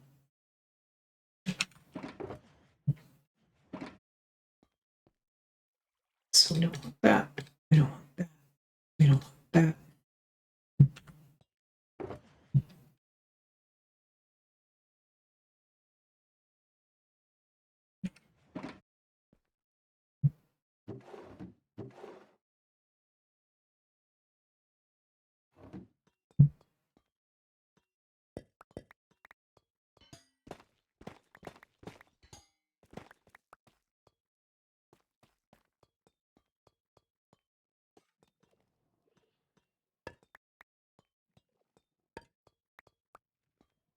Yeah, I wish that the vaults had like a really long lockout timer.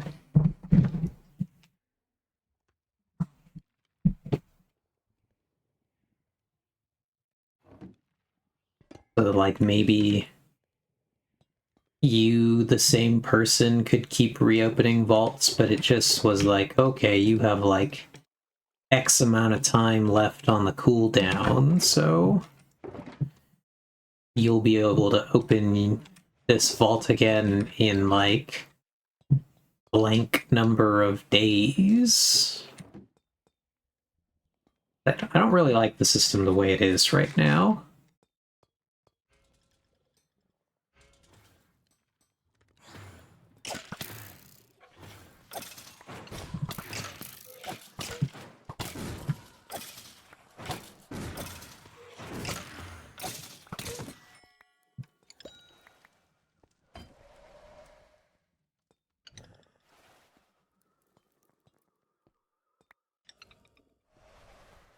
Can I make this jump?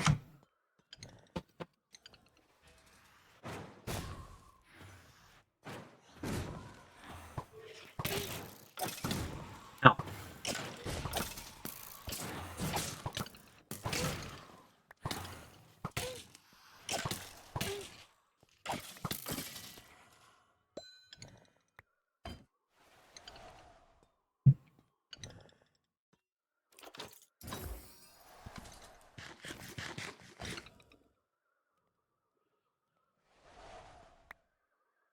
Interesting message that I got there.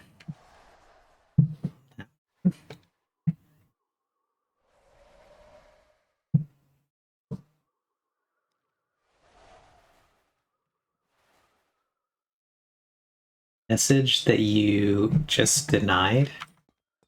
Box, it says that it was denied by a person themselves.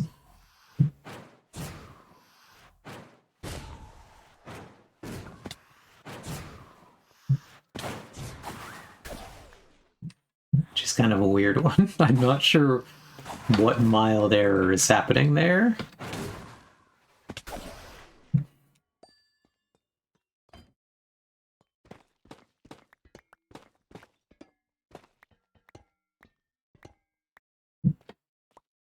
Chicken. And we're now out of keys for that. I don't even think I really want to go through that file. I think there's usually anything up here.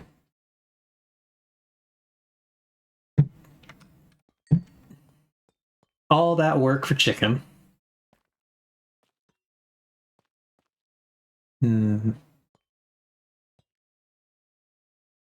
So we do go through here. So that'll take us here, and then we can just mine our way back up.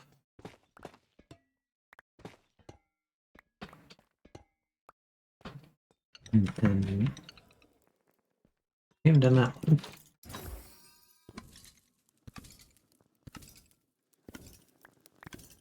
That one was actually pretty good.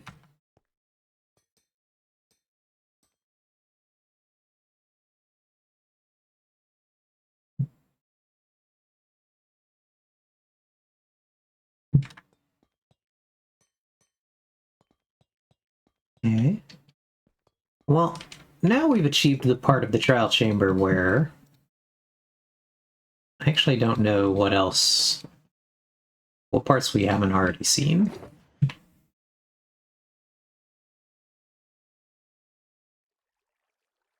We have field done. We've done okay on loot. Not thrilled. We haven't really gotten anything that we actually wanted. We got some diamonds here. Diamonds are good. The lava chicken. Breeze stuff is good, I guess. Anything copper is good. Bunch of beds for our travel chests. Then here we've got some emeralds. That's fine. That's good. I mean, it don't matter. With so many emeralds. Golden apples. Material stuff's generally good. Another armor here. Our books have been pretty not great. I forget which disc we're trying to see. So I want to say in my spare chest, I have creator, and I don't remember if I have one creator, the music box one or whatever it's called. But I'm not rolling in one of the discs. I forget which one it is. There's one that I could use. And I don't remember if it is Creator Music Box or the other one. Its name I don't even remember off the top of my head. Oh god, the spider room. Oh god, the spider room.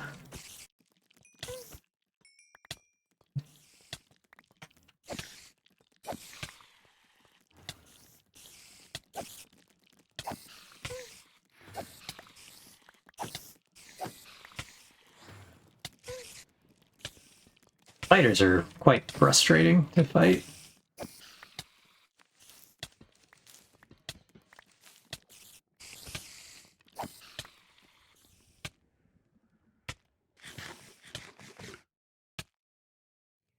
And then what's really annoying is that you gotta like punt the spiders down because inevitably there's like a spider that's not trying to attack you and he's just like hiding somewhere, stuck in a corner. You're like, where the hell? See? There it is. Oh, whoops, almost drank that. She like inevitably gets stuck trying to find a spider.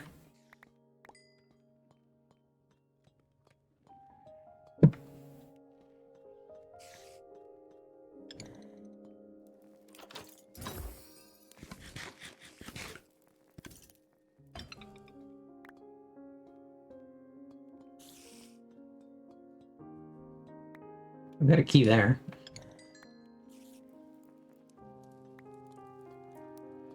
I guess the spiders get stuck trying to find you, but it doesn't even feel like this spider is trying.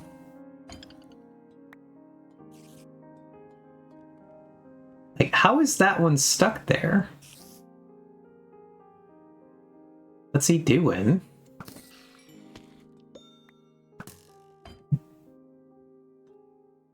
Oh, spiders can't climb down? Really? Okay, I didn't know that. That is incredibly bizarre.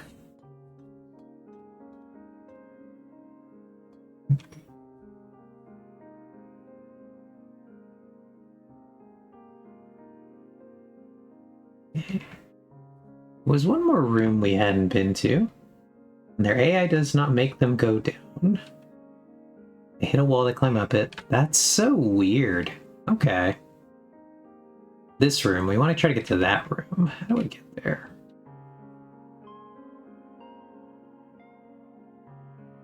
It's off the middle floor of the room we're in.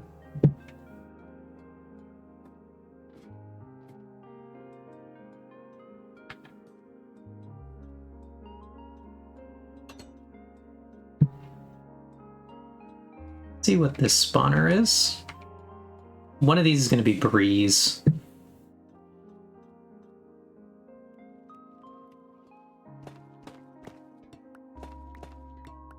This one probably is inevitably going to be Breeze.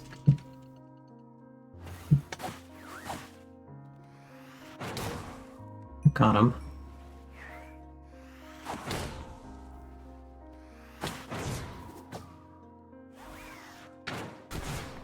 Ooh, I got the juke on that one. Managed to jump it. Oh, we got a key though. That's good. But I don't know what's going on above us here, so we're gonna put down our loot stuff in this room. We're gonna see what we can what we get here, because this room is going to be where we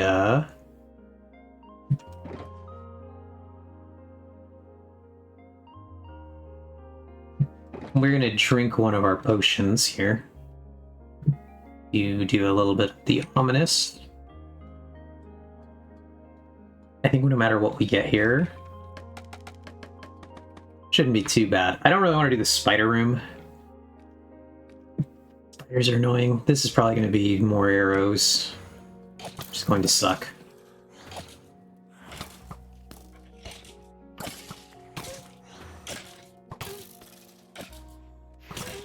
Ow.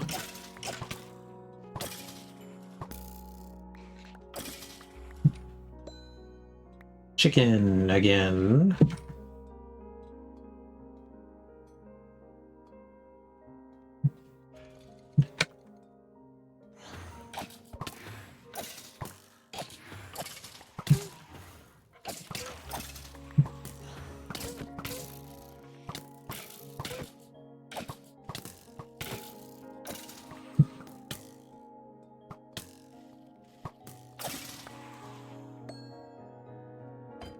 I didn't see what we got again. Okay. This is huge. Yeah, I forgot about the 100-player memory on the vaults. For some reason, I misremembered it as the last 100 vaults a player had opened being remembered, which in my opinion would have been a better way to do it because it would make them renewable while still making it work. Well, the way they work now, we'll just add world bloat and oxen. But I will have to build something I can use a carpet bot with. I will build something I can use a carpet bot with. Yes, I got bamboozled by that one too, but vaults give diamonds and diamonds aren't renewable. I don't think they want to make diamonds renewable. I don't think I want them to. Then they shouldn't have put them in the vault. Yeah. I don't think vaults give anything that should be renewable that isn't already.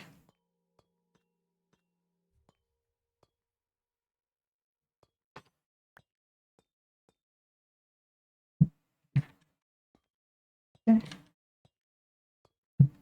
So, now we're gonna stock up our health here. We're gonna locate our little ladder here. It's not a ladder. But it's our way up and down here.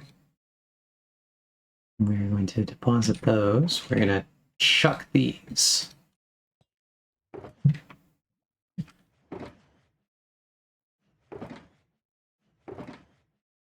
Bones.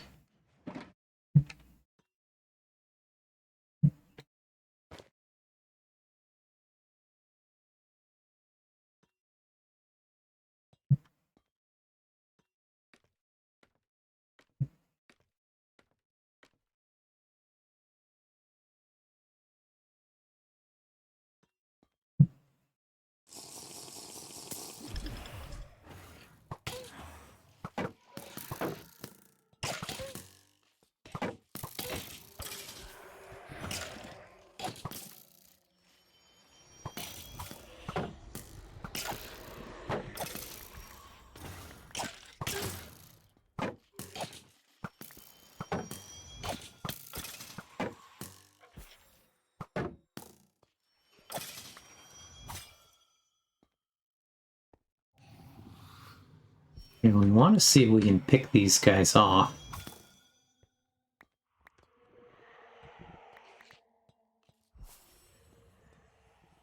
Without starting the other one, because getting overwhelmed by archers is really one of the fastest ways I've legitimately almost been killed in these things. These guys are a problem. You spawn too many of them. Garbage, garbage, garbage, garbage. Right.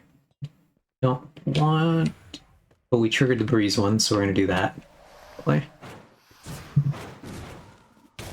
These guys are just a pain in my ass. I don't think it gets, like, stronger breezes. I think it just gives more breezes.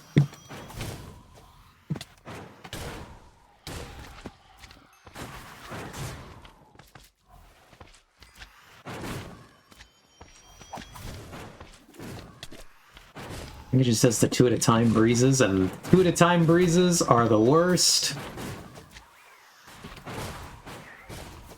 Oh god.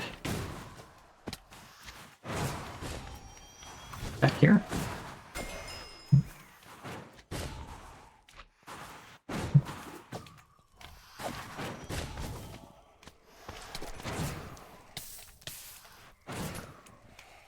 They're out the slimes.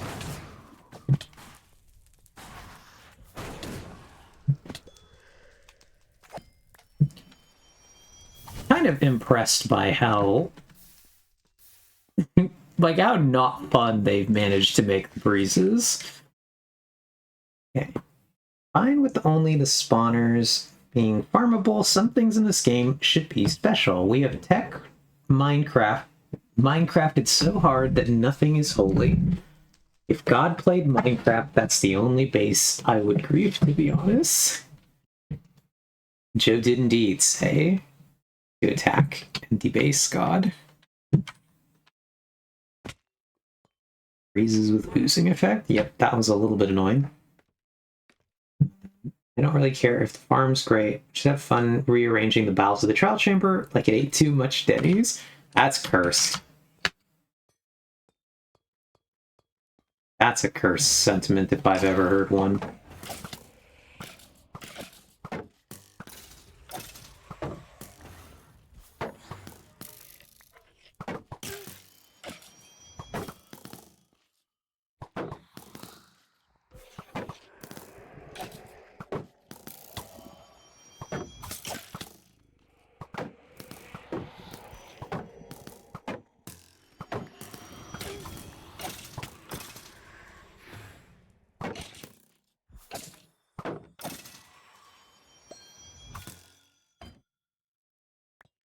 Look at all the arrows that ended up in the ground here. Jesus. Wow. I don't look at it as something I would want to use all the time. I look at it as a thing that creates options for things like mace-based minigames where we might need to use it enough to get a few handfuls of maces, for example. Yeah, well, don't sign me up for the mace quest.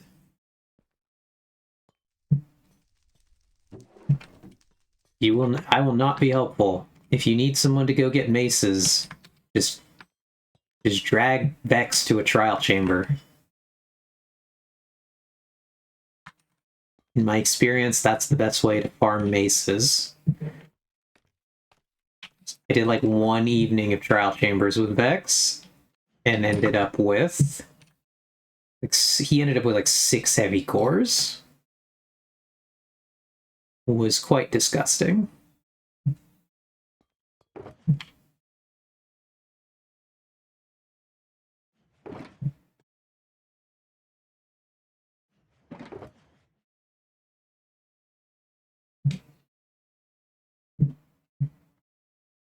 All right.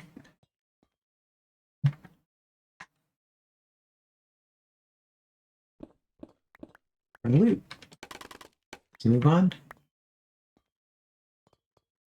Oh wait, did we need to be up at the top to get out of this room? How do we get in here? No, we came in on the ground, right? Came in that way. Nope, that's not how we came in. It's the other side. It's the other side. My bad. Over here.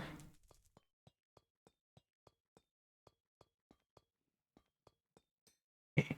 So this room should have spawners. God, it's spiders though.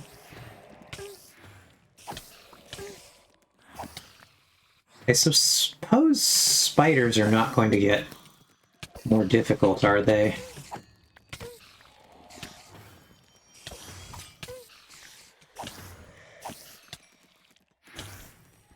Just gonna be more spiders.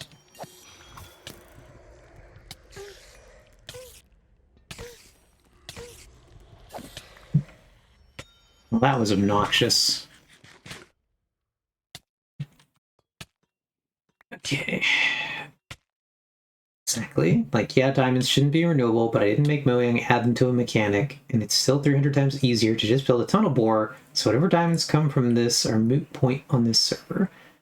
Diamonds to charcoal trap chamber farms, just a side effect. It's funny.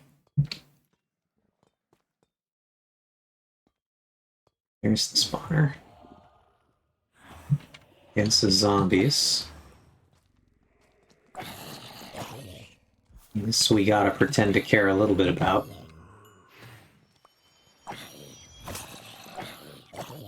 So this can really throw some danger at us.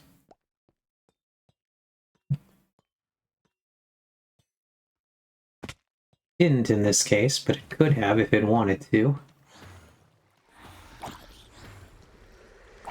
Basically, the danger of these is that they put a couple of babies at the same time. Then we're in a little bit of trouble.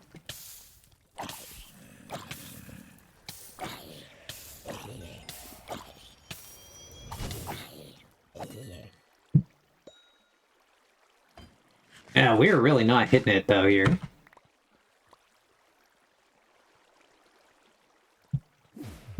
We do need like 2 more keys.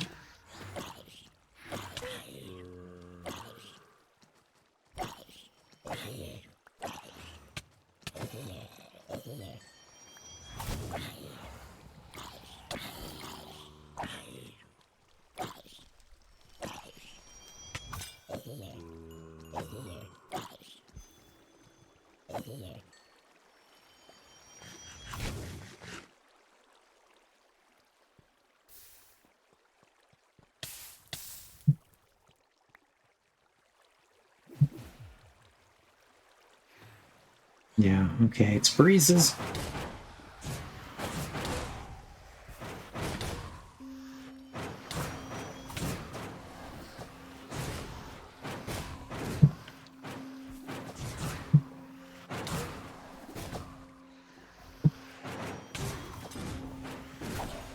This is just an annoying enemy.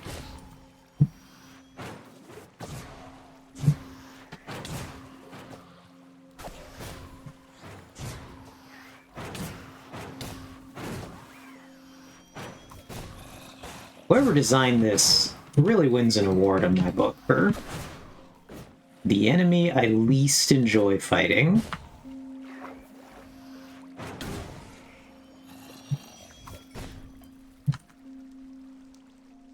At least we got this.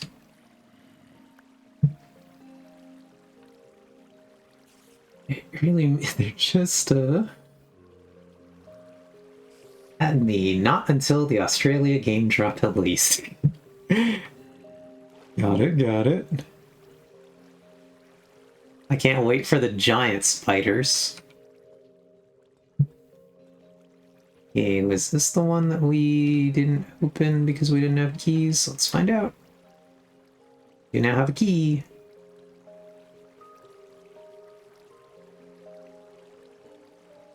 I don't remember if we did this one or not. But yeah, diamonds are ultra compressed charcoal. Okay, we did this one. Cool. I would like to farm the breezes just because, yes, then we do not have to interact with the breezes otherwise. Okay, we've done this room. So we can try to really quickly... We can do the 2 spiders again. I think we'll do that. As much as it's annoying. Double spider.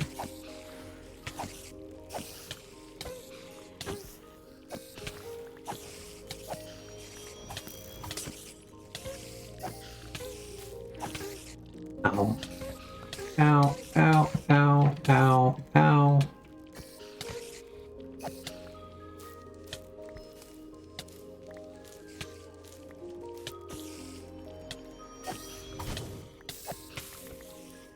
Alright, game, light me on fire, I guess. Rude.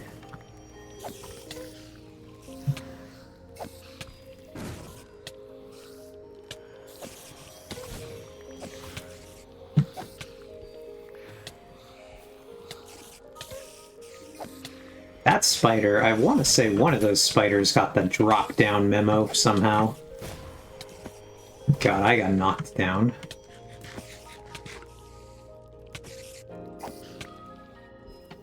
It's ever so slightly chaotic. Right. There's one.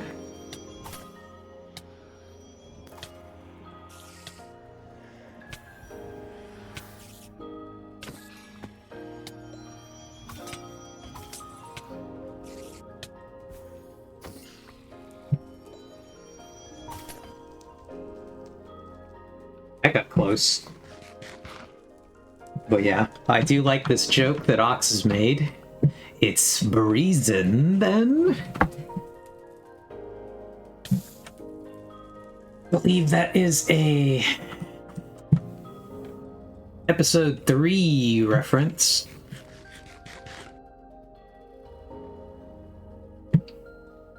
And we're gonna really quickly try to run over here and proc these spawners.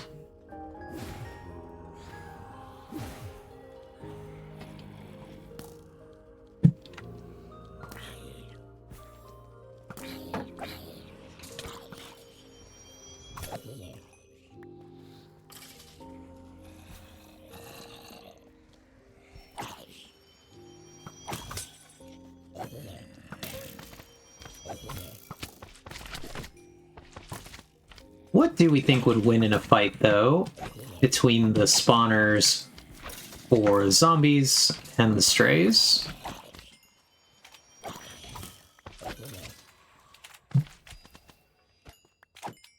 If we could just battle royale them with each other? You think the strays take that?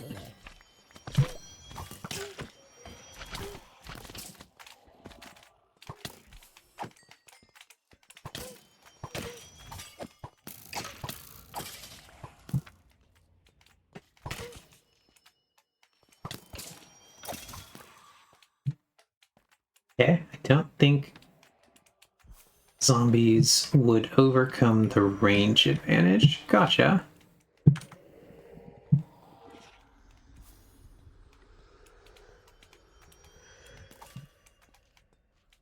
Okay, something is still counting for this, so... This is our last one. Oh, there's one down here.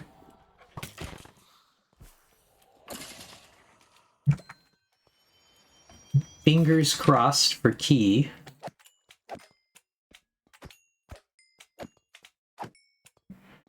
On the new server, we hit a trial chamber and every single room had a damn bog spawner in it. It was the most frustrating experience humanity has ever seen. Yeah. Bogged are not fun.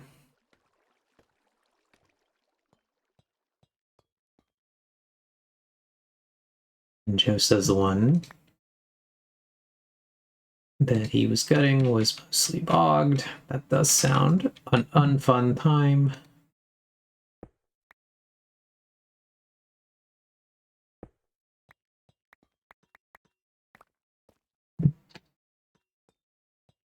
Whoever thought that inflicting poison with a ranged attack was acceptable, truly not a smart person.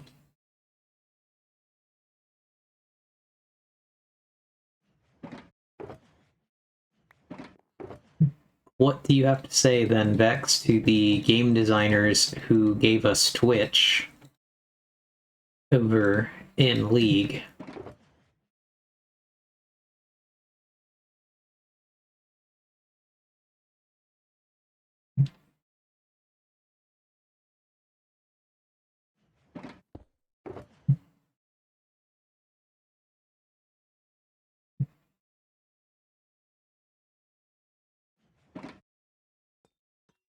Witch poison is slightly different on account of it not actually existing beyond his E. Eve, I think you missed my incredibly opportunistic follow-up joke.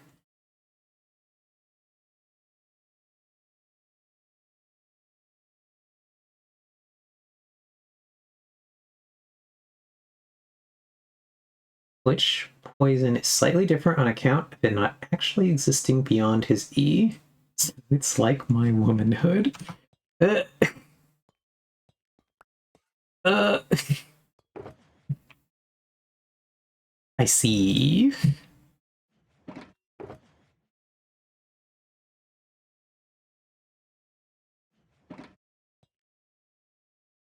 Okay, so we ended up with 2 more keys. I don't think did we do this one? Yeah, we did that one. We didn't do the one, I think, in the spider room.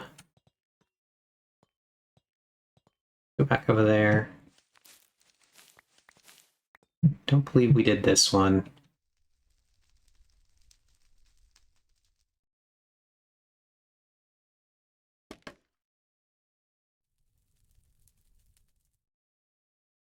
Oh, okay. But no, you were like, I like Ox's joke. It's Breezin then. If I remember correctly, that's from episode 3. In which I said, it's the reason then? Gotcha. I did miss that. Right, come on, garbage.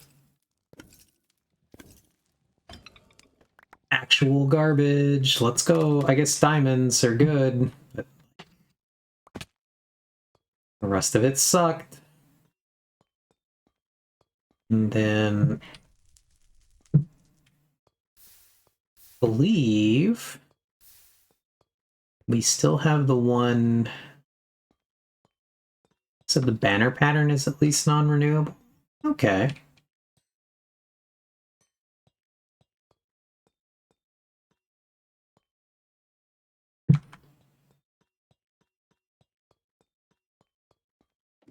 Tink, tink, tink. I really like the sound they gave that.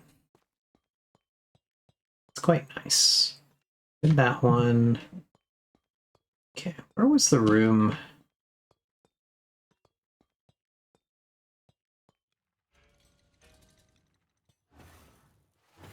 Okay, this one just reset.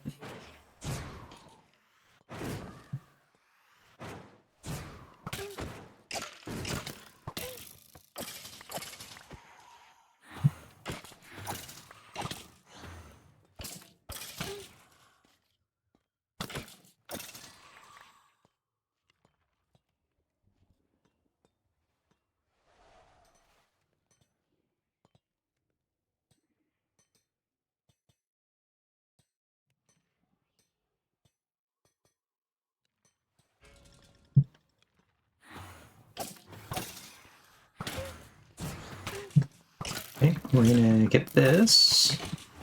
Oh god. We're just in it. We're in it, chat. We're way deep in archers here.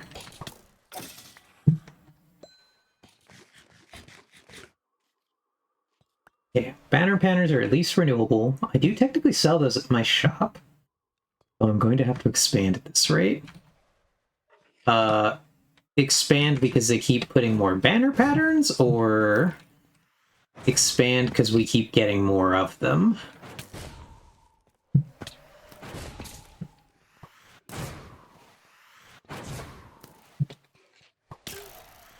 There's still an archer down here. Let's kill that guy first, because he's really the only one that can do damage to us here.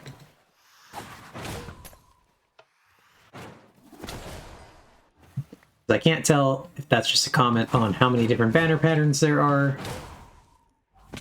or if we've gotten so many.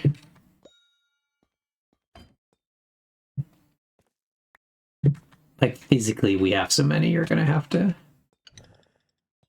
expand the amount of them you can store.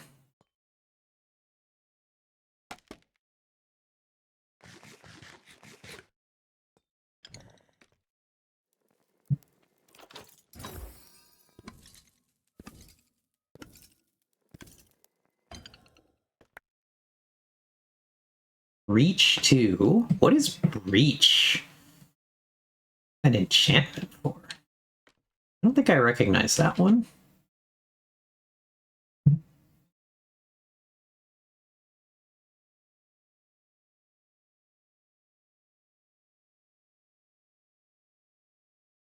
Okay, where's this one? Is Breach a Mason chant? I don't actually recognize it. Could be. If anybody actually knows. Okay, cool. All right. Well, we've used all our blue keys. we really didn't hit anything good, which sucks, but you know, that's how that goes. Breach decreases target's armor effectiveness. Okay. We go this way here. Well, let's get out of here. Oh, one more key. That's good. So we'll have a lot of orange keys, at least, but I really just wanted to use all my blue keys. How do we get out of here? Where was our... There it is. So we gotta go to that room, then we go left, then we get up to second floor. Okay, so start by getting down there. Go here. We go left. We collect our scaffolding party. We'll be here, Ox.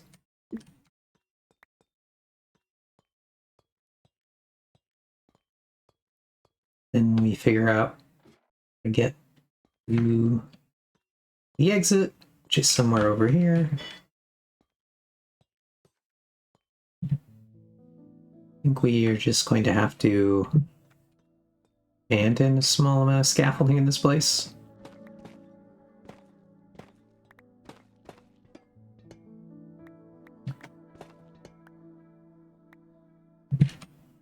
Or we just slightly rework the wall here. Also an option. And we turn it into a small staircase. And I think we're up. We will have to inevitably fight the 20 gajillion archers, which is gonna suck. But it is what it is. They're between us and our way out of here. So have at thee, I guess. I don't really want to leave our scaffolding behind. Even though it's, like, not that important.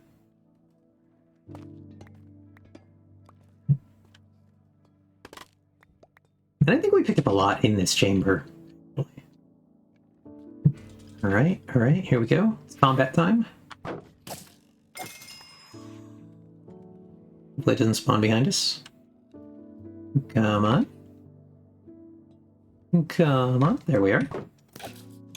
I actually don't know why Bogged and Stray spawners spawn their enemies in so quickly, and then regular archer ones, it's like a one guy every...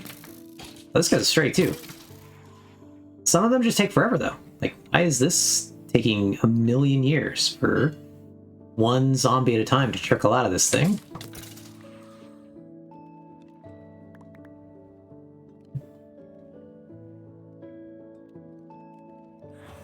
Or one skeleton at a time.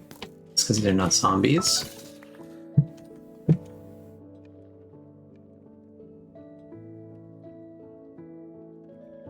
But, like, I'm spending more time waiting for the enemy to come out than I am fighting.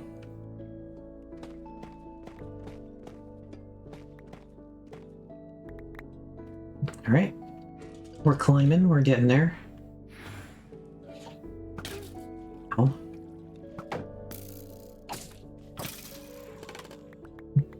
Select our scaffolding. I mean, we could leave, but I would like to finish these guys off before we do.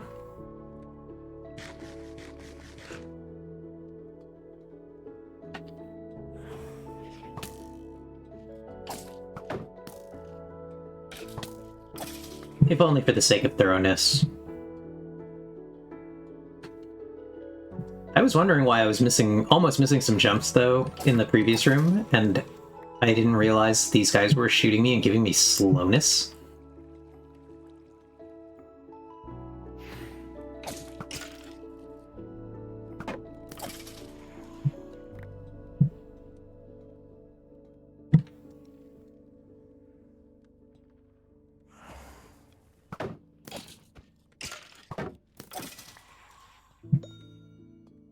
Alright. We ended up with quite a few more keys than we started with, which is funny. At least of this type. A lot more of those, which I think is fun. Oh, I gotta readjust in my seat, because that is, I need a new chair. My seat is not that comfortable.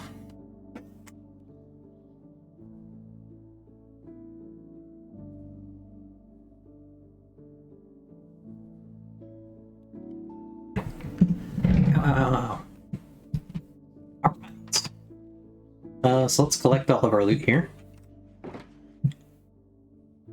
Start shoving stuff into this. Then we will take our ender chest. We'll look for our armor. We will put our elytra back on. We'll deposit our chest piece and our shield. They have served us well on this combat endeavor. I don't feel like we were ever particularly in danger in there. There were some close fights. It was mostly the spiders, I guess. The spiders, more than anything, got us kind of low.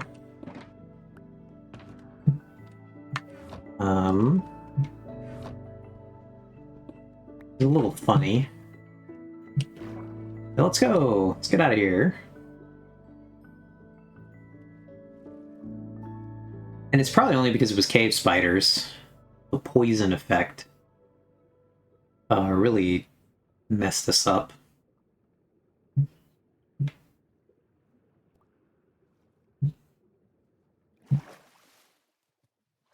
Right. That is the structure, though. I don't want to look at it.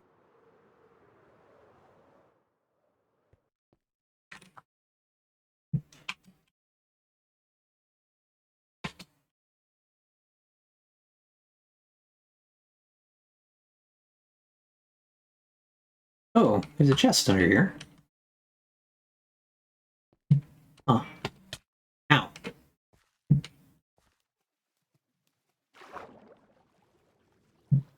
Okay.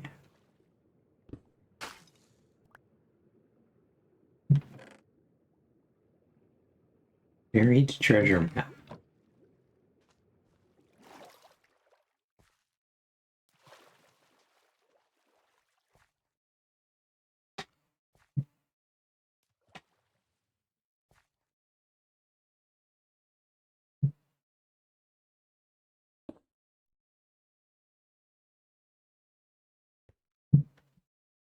Mm-hmm. I think that might have broken a suspicious raffle.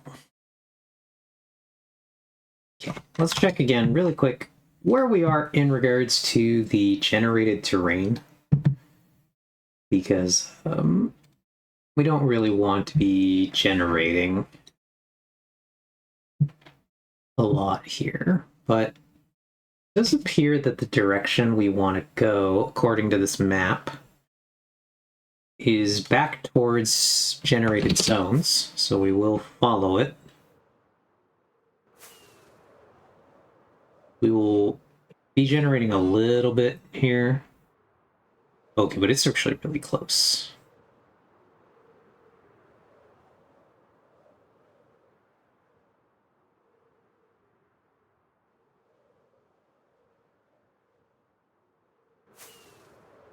Alright, coming up fast. We're back in generated zone.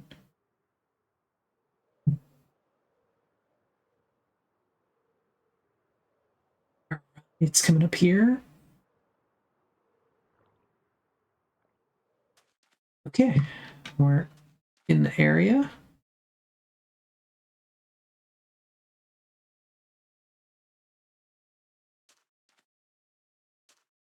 Now, I almost never manage to successfully find these things without just re-camming into the floor, not gonna lie.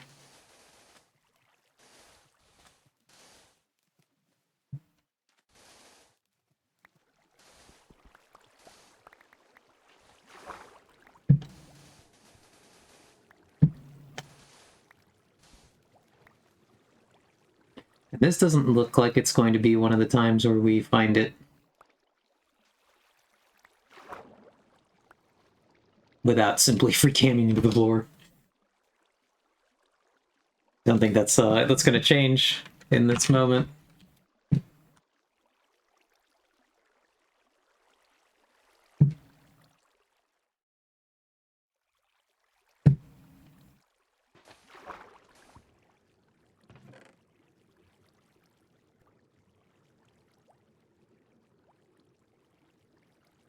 Weird that there was TNT in there. Part of the sea.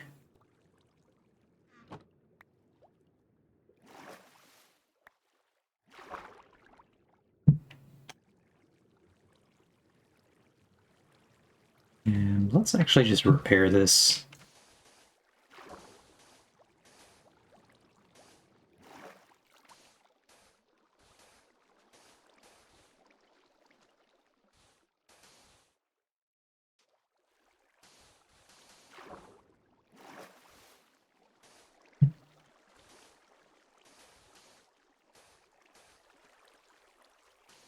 Is this an important thing I'm doing? Probably not, but my brain says we should do it anyway.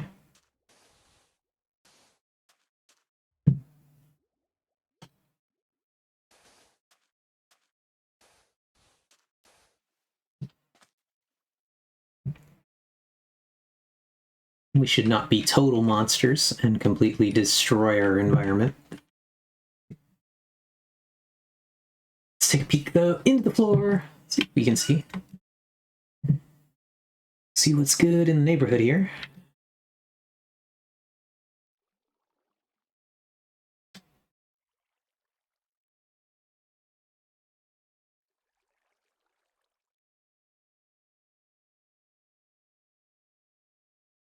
Nothing much. All right. So now we want to find our way back home. Want to...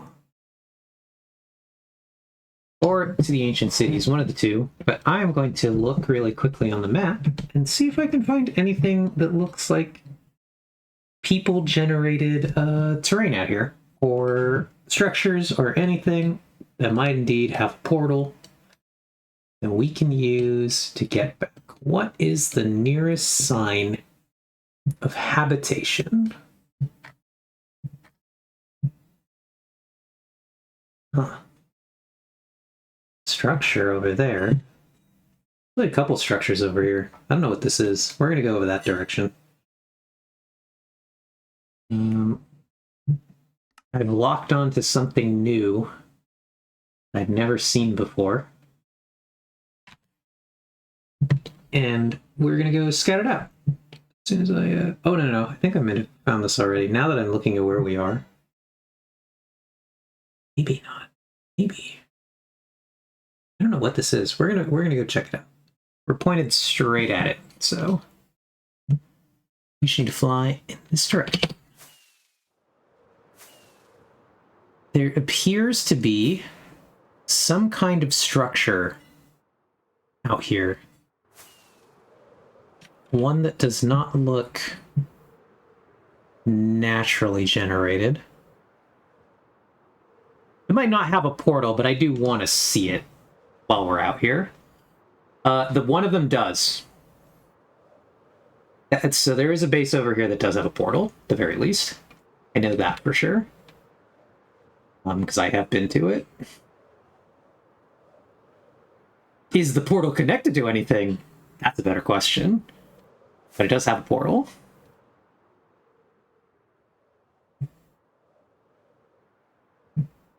So we are closing. It should be coming up, actually, somewhere around here. There we are. Target acquired. One of the two things I've seen here that I'm curious what it is. This was the more obvious thing.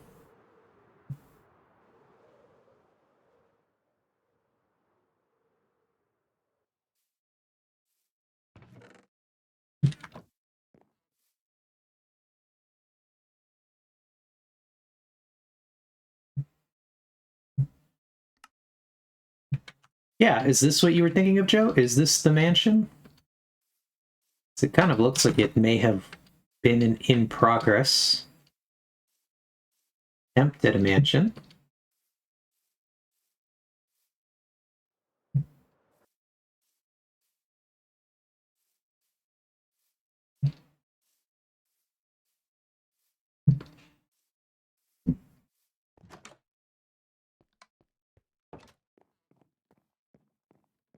Does kind of have mansion vibes. The torches are unhinged. Actually unhinged torch placement. First one is the original Vigor Maraville base from when they first joined. The second one, Mansion, I think is Doug Brunson's, and it might actually be connected to the tunnel. Okay, I actually think I know where Doug Brunson's base is. I do not believe this is it. But let us look. Oh, this idiot. Hey, buddy, what are you doing all the way out here? What do you got? Fire coral, barrel. Anything I'm going to be upset? I shouldn't be looking because I don't have any stuff. I would like these. Right, bastard.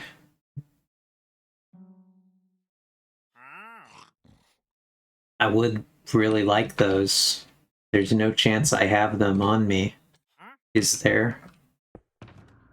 Is there? No. Of course not. No luck. Yeah, this thing. So, gold base with the glass is the old Vigor Maraville base. Okay. Well, let's see how we get in here.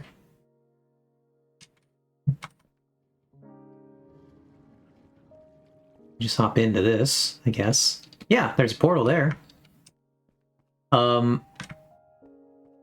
Trash, Mars. We've been doing this for a long time, I see.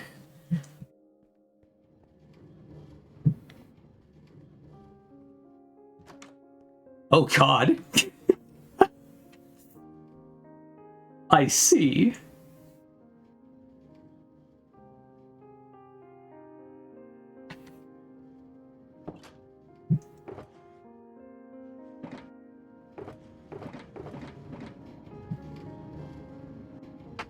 And a smelter.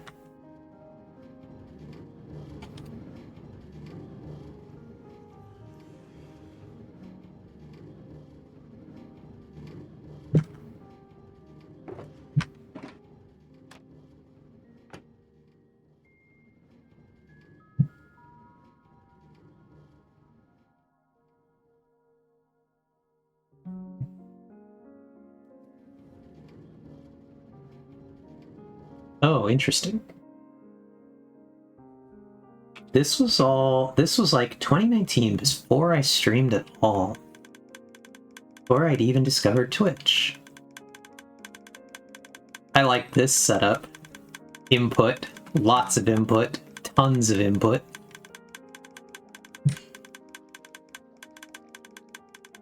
Where is it going? What is it doing? Oh. It's just an early auto sorter?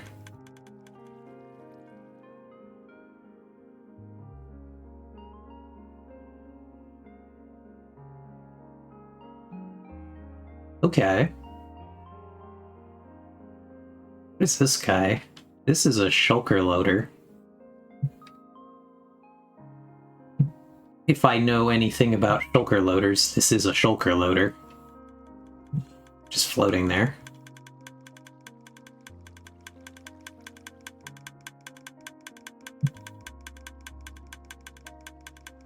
Curious what this is doing precisely. Oh, it's powering the dropper, isn't it?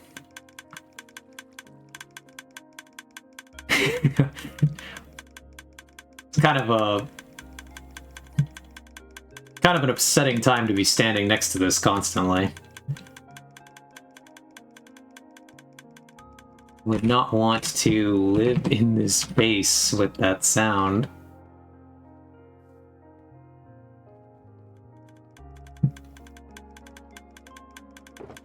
One random sea pickle. Oh, this one actually has stuff in it.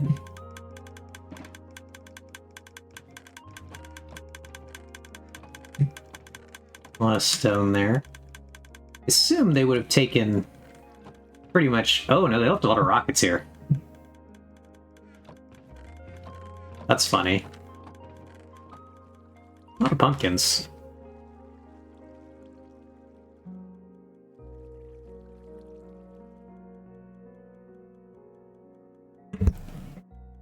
Achoo!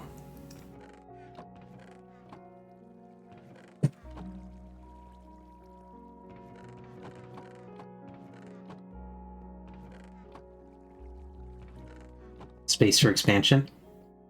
I suppose no one will object to me taking these rockets, will they?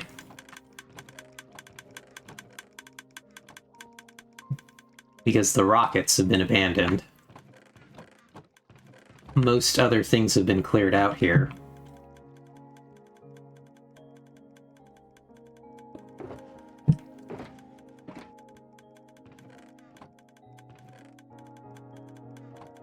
There are a not insignificant number of rockets that were left behind.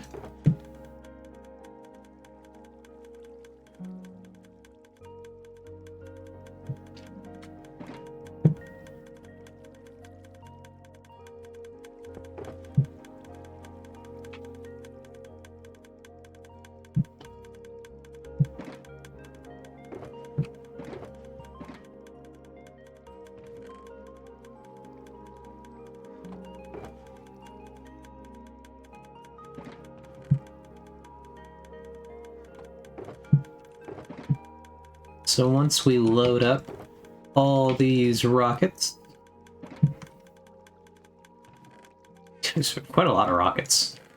I guess they just figured because rockets are renewable in a way that... Yeah. Because they're so easy to make, like... I assume that's why you don't care to box up this many rockets when you're moving.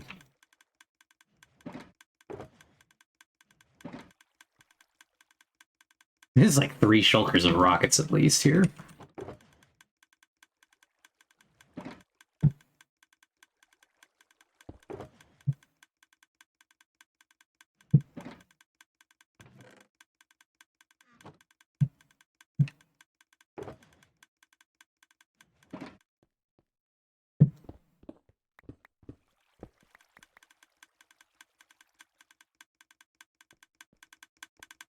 Well, Vior just doesn't play anymore. He never explicitly moved out of here. Mara just went off and did his own thing. I doubt much got packed up at all. Okay, interesting. Because yeah. So many of these, there's still stone here, but every other segment is empty. So, everything else seems to probably have been carted off by Mara when Mara left here. But, like, literally every other chest in this sorter is empty.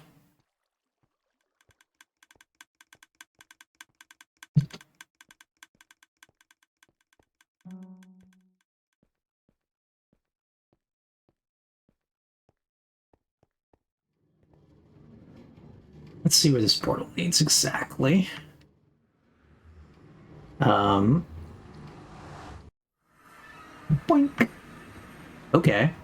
It kind of has a tunnel. Where is this, though?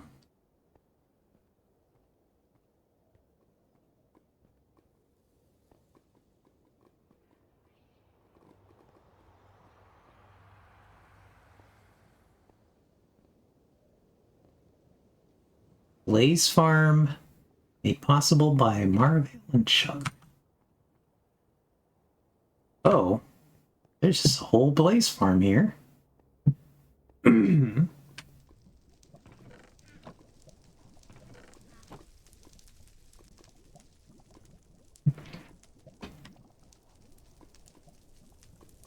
Oh god. Oh god, this place looks like a war zone.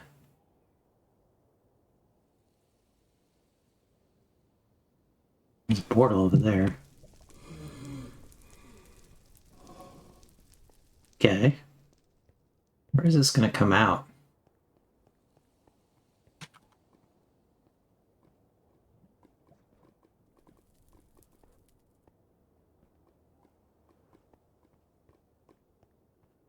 Yeah, I was gonna say, I actually do think I know where Doug Brunson's base is. Let's go through this portal. I don't think I've seen this, actually, on this side, though. Where is this gonna pop us out? Yeah, see, I have been here. So many cows.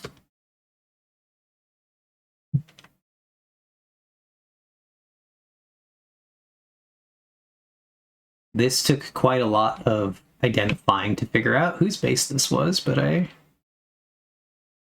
then noticed the one little sign that says Doug Brunson.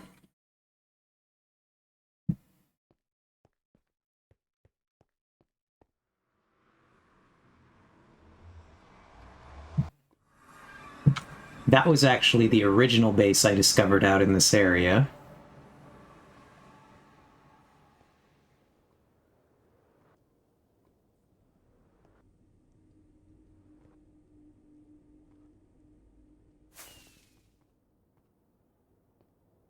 Okay. Oh, we are actually at least a little connected to the tunnel right now. Vigor's Farms, yeah. This place I've been to. Vigor actually showed me all of those farms. The one time.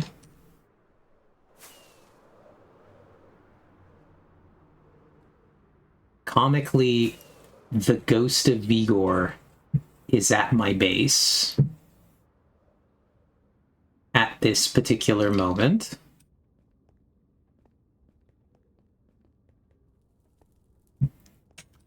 I know precisely where Vigor is going to spawn.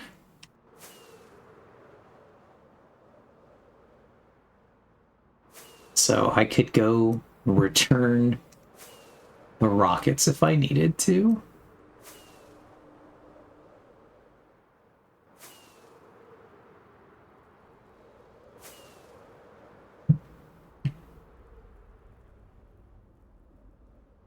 We'll go over here.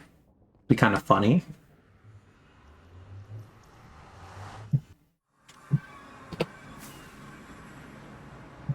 So I know precisely that the next time he logs in, Vigor will appear right here.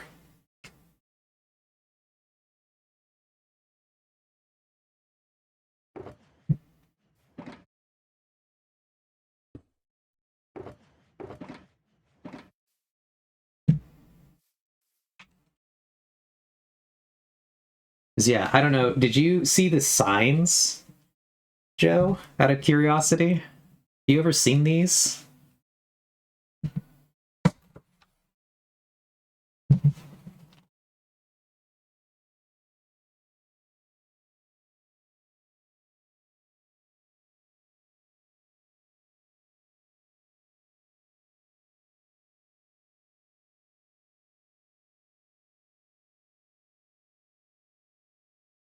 Gotcha. Ox I found.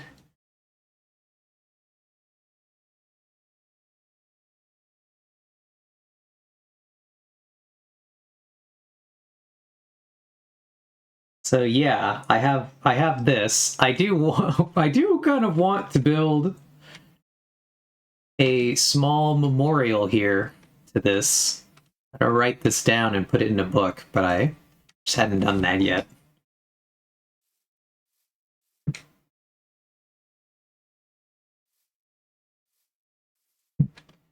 But we've given, when Vigor respawns, we've given him this nice field of flowers here.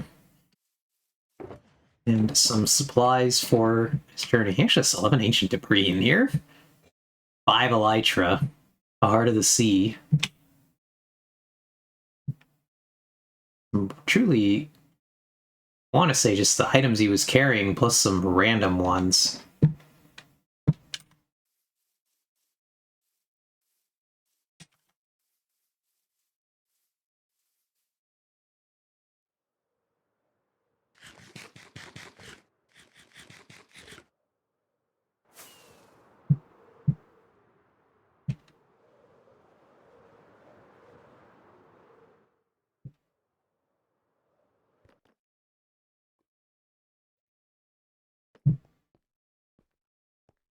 But yeah, all that you really missed, Ox, was that we finished up where we were, and then I was looking for a portal access to find my way back to the Nether, and I found Vigor and Mara's old base. And that was how we got back in to the Nether. And now we're home.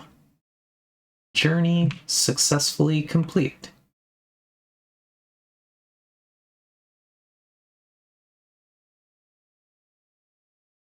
So now we'll go ahead and pull the loot we want out of these.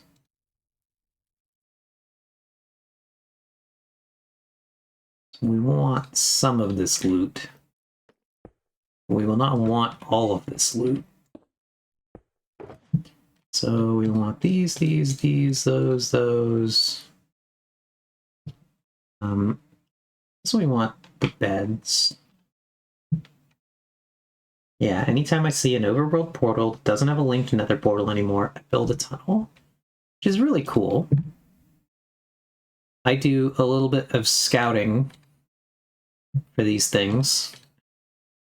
So I do on occasion find you new portals to build.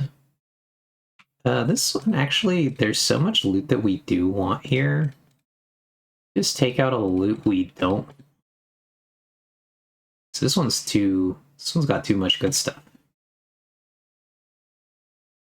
Comically, so we don't want arrows, generally.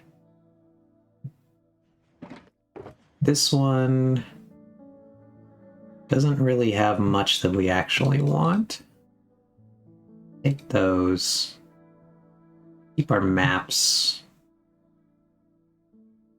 We'll keep our copper. This one, we got diamonds. In charges, we'll take the resources there. The sea, the apple, string. Here, we want the potions. Let's start seeing what'll fit into this.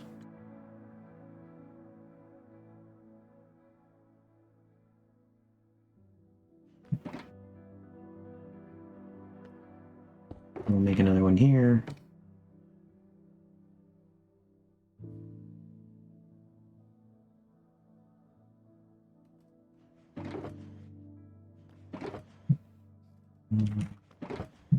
We want that.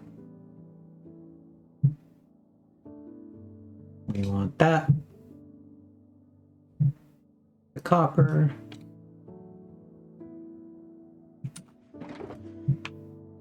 That.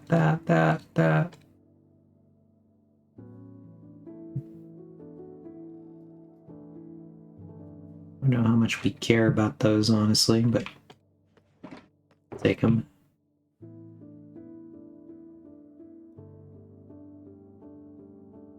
Oops, that's mine. We don't really want that.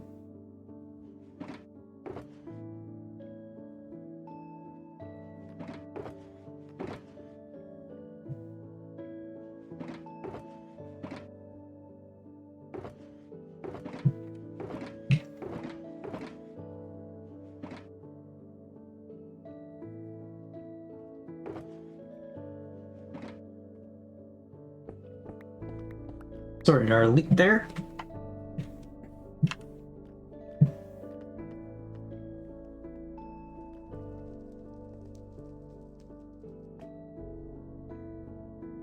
Oop, I guess I put all my rockets away. Did I use my rockets? Am I blind? Am I not seeing rockets right now? There they are. Those. Not the worst collection of items to bring back.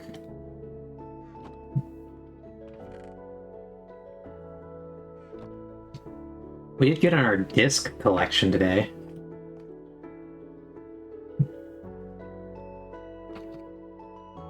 Which is pretty fun. Oh. Chair. Uncomfy.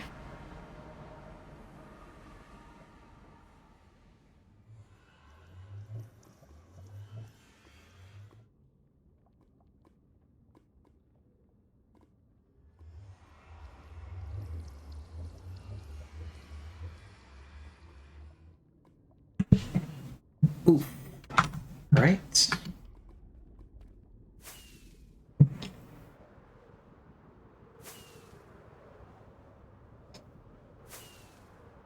We shall travel down the way here.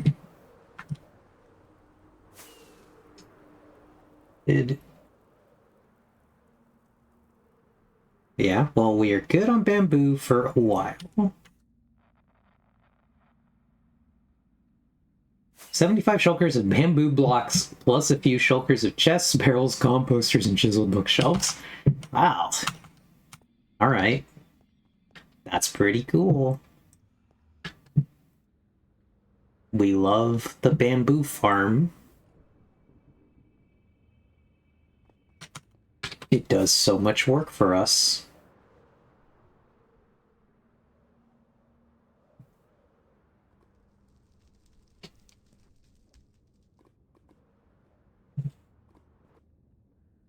Whee.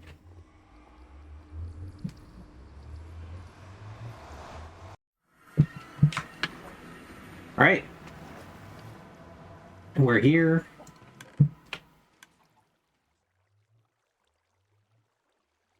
With our miscellaneous items. Miscellaneous items deposited.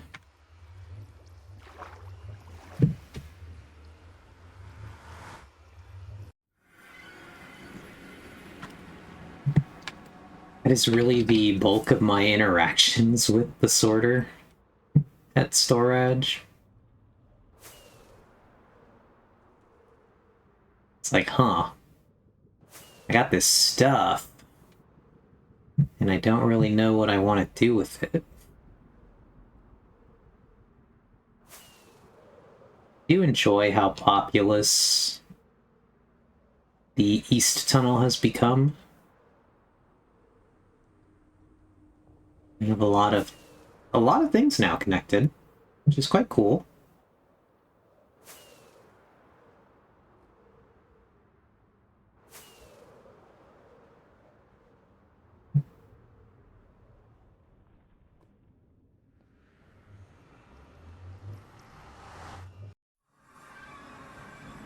Ugh. And we're back! Hooray! We have successfully adventured. think we will schematic the duck.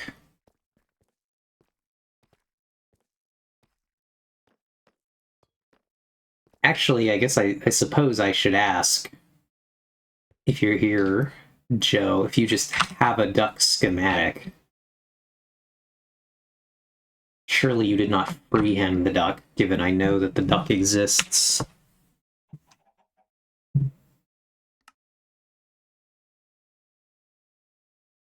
Yeah, I was going to say, if you just have a schematic, I would appreciate the duck schematic.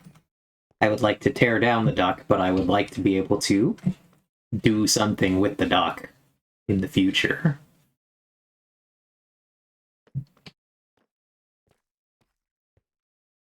Or chicken. I guess it's a chicken. I don't know why my brain said duck.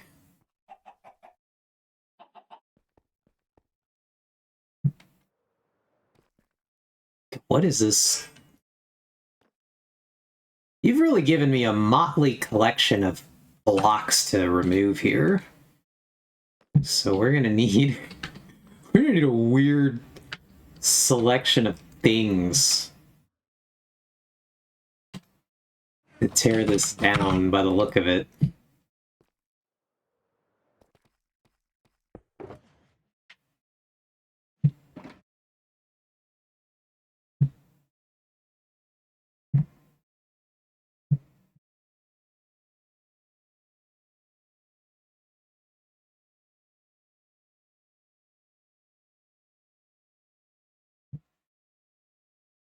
Da, da, da.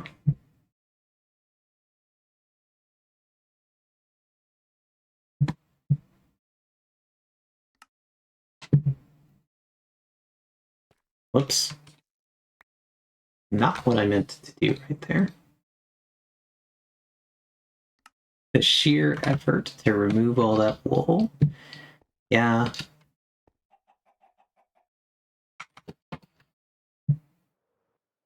Okay.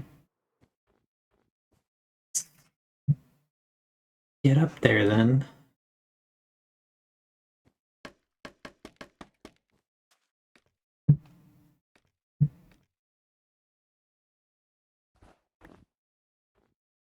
Oh god. He sure is hollow inside.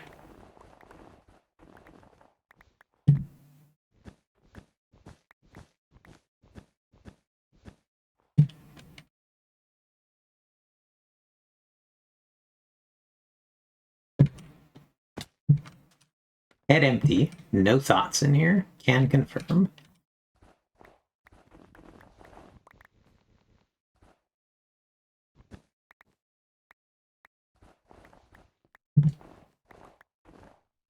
Oh god.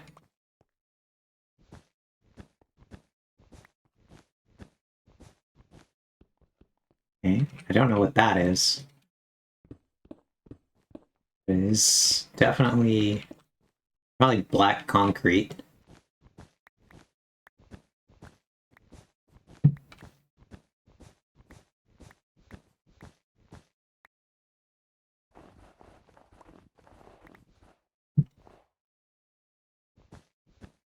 Oog.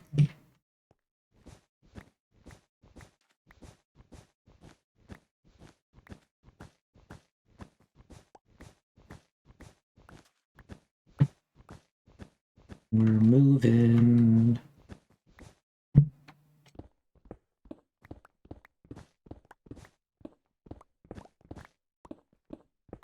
And I'm impressed that this is even with haste.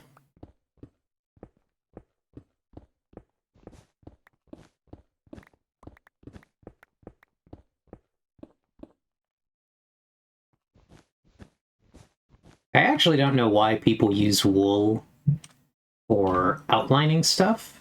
It actually seems like a terrible material for that. Interesting, he's got string inside of him. Like, but wool is such a pain in the ass to remove. So I guess I'm frankly impressed anybody uses it.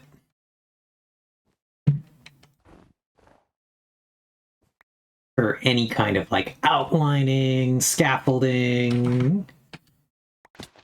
Is that like something that started because like somebody did it in videos and then it caught on, but it's actually kind of an unhinged thing to be doing with yourself?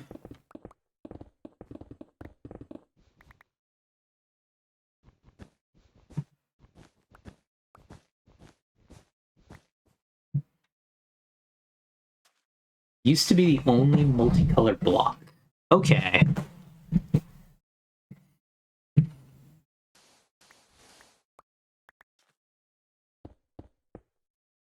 I didn't notice how much string was holding this thing up.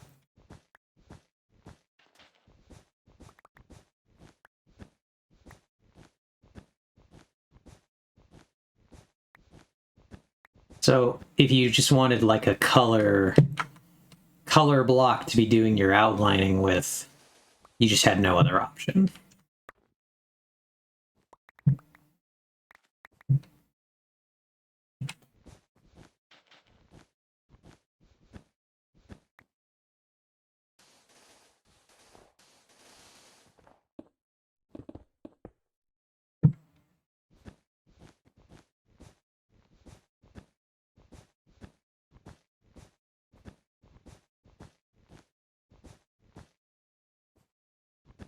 Yeah, I am. I'm surprised how obnoxious it is to get rid of wool.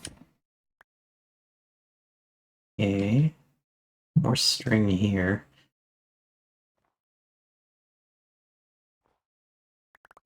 Collect all these random loose pieces of chicken.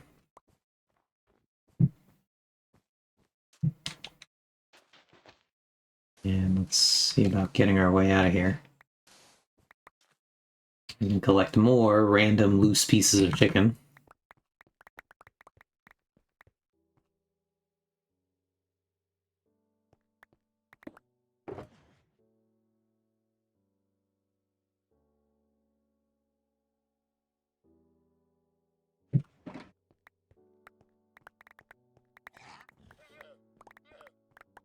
You again.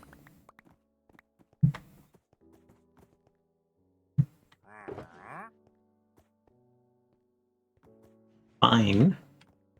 We'll actually look.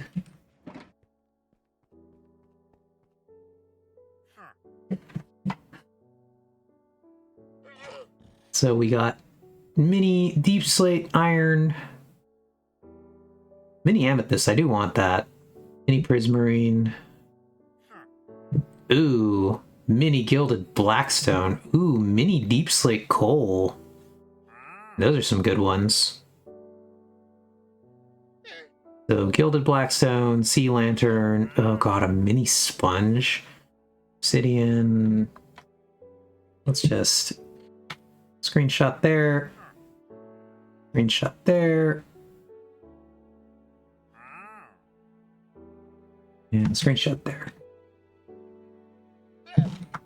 Yeah. He wants the mini ores. Well, erstwhile wall chicken, now shulker chicken. Yep. Eve wants mini ores so that she can do shrinkflation at her shop. Yep. I would like to have these. I sell mini ores in my shop for anyone who's interested. I also have many other mini ores that are not, or mini blocks that are not ore related that I'm willing to trade and just give people. I really just sell them because it's funny. I don't really sell them for like a serious reason. I didn't really think that they would sell, to be perfectly honest. I just thought I was gonna like have them so that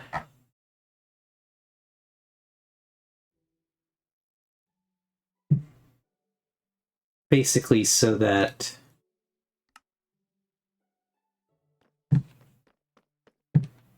almost just because it was a meme. Because I was like, oh, that's kind of silly. Let's have the mini block. We have birch. Because I sell ores, so I was like, well, I theoretically should sell the mini ores, right? That's like the logic here. Actually,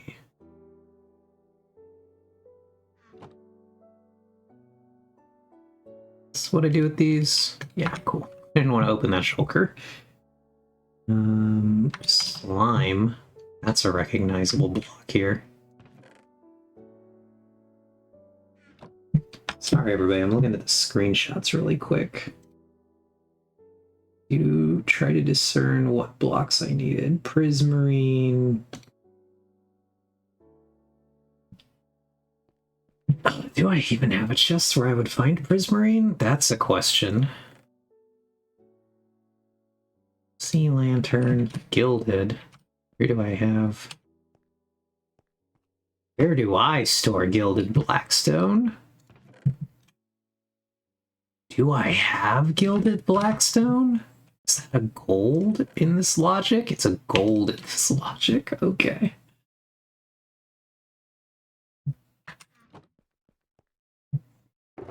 Prismarine, I don't think I have a actual place I have Prismarine, though.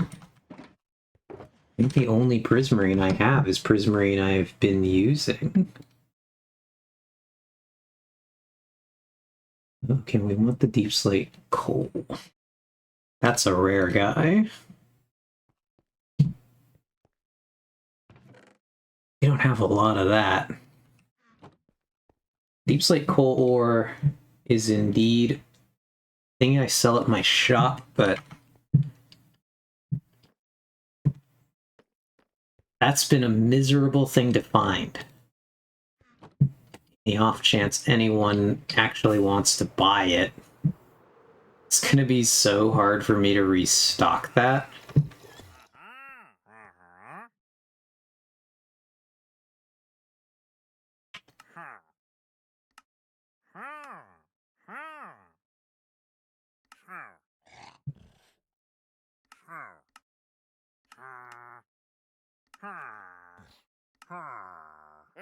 I do not currently carry Deep Slate Emerald, though I might try to find some.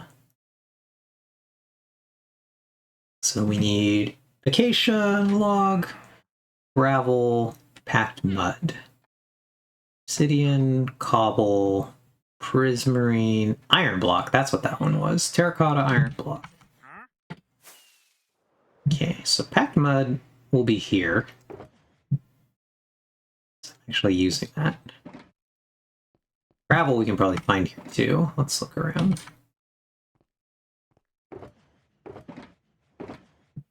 One of these surely has to have gravel in it. There it is.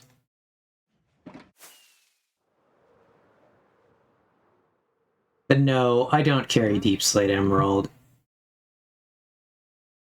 I gotta find some.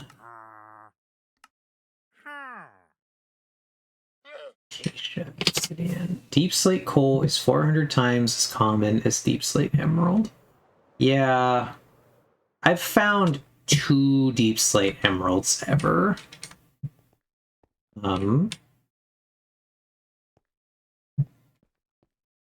They were for the storage on Treehouse. I busted my ass to find those things, I gotta say. Will anyone ever care that it could potentially have them as block displays? No. Particularly because, if I recall correctly, Joe actually just took them down from the block display. So they can't even serve that purpose there. I don't remember if they're just like in the MIS or where they ended up. But there are like 3 Deep Slate Emerald ores in the storage.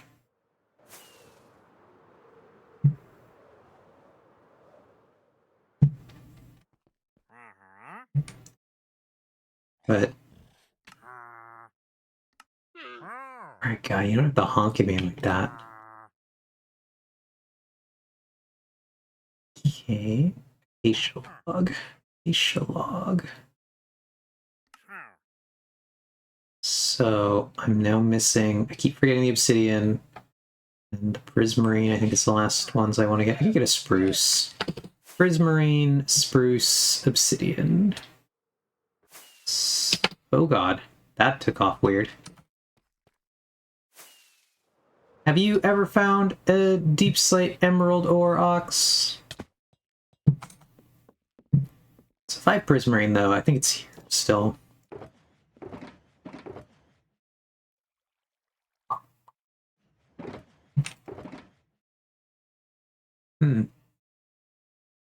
Maybe not. Maybe I just don't have any more.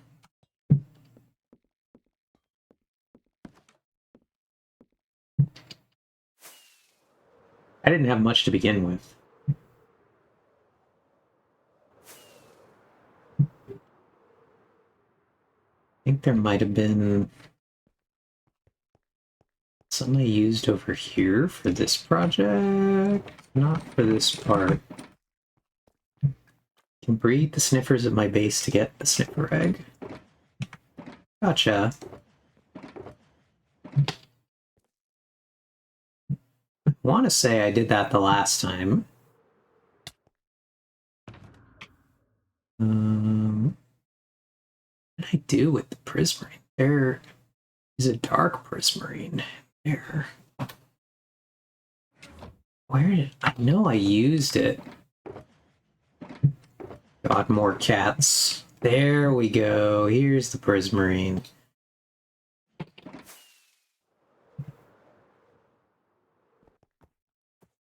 Right. Prismarine accomplished. And it's spruce and obsidian. What did the sniffers use to breed? With curiosity. Prismarine, spruce log.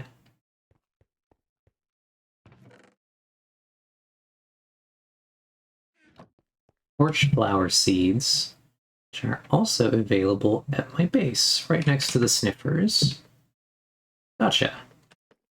Well, if you don't mind, I guess I can try to run and get that. I don't know how long these guys stick around. But if you do not mind me using your things...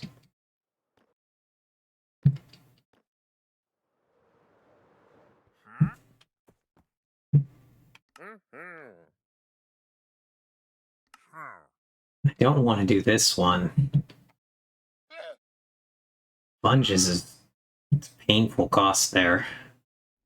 Oh, interesting though. It's actually selling firefly bushes and the hanging bale moss, pumpkin seeds, packed ice.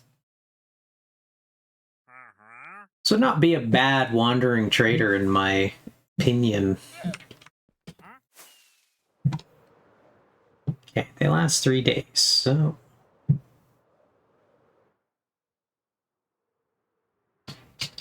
Let's ditch a few of the ones we've already got.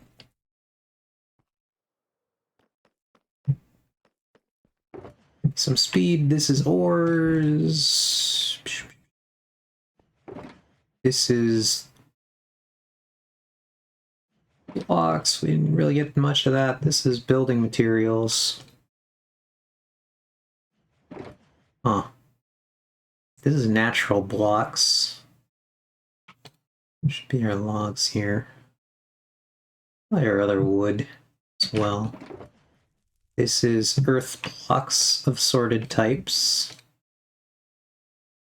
I don't know if that really counts prismarine. Slime is kind of a weird one that I don't really know. Some of these are starting to slightly defy the categorization. Alright. Let's see if we can't get us a sniffer then.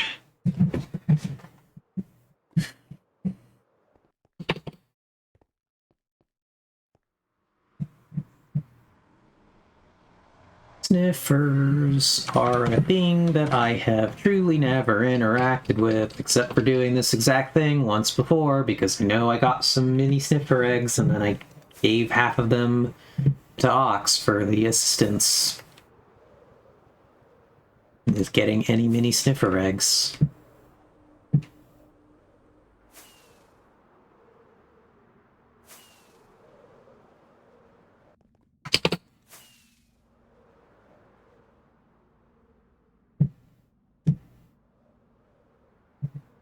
Would you like any repayment, Ox, for your sniffer services this time?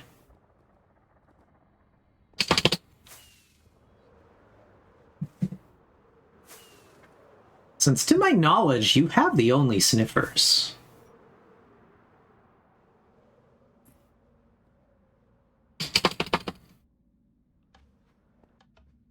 Yep, you can definitely just ask me for mini blocks. You let me use so many farms and resources. Whatever mini blocks you desire are yours.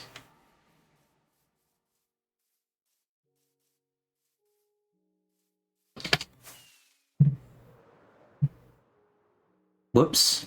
They're right over there. I forget sometimes that they're just here.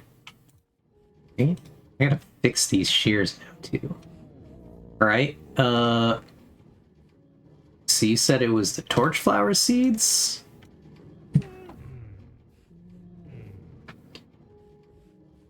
Yeah.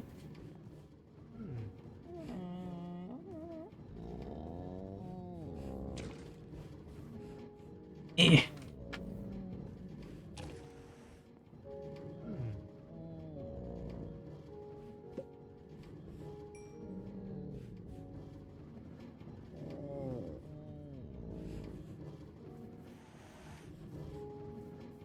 Oh.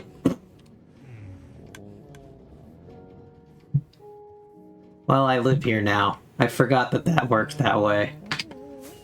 I forgot it was going to immediately scoop it up. And I think it'll get stuck in there. Oh, which one is the gate? Oh, I see it now. That's my bad. Both missing it on that.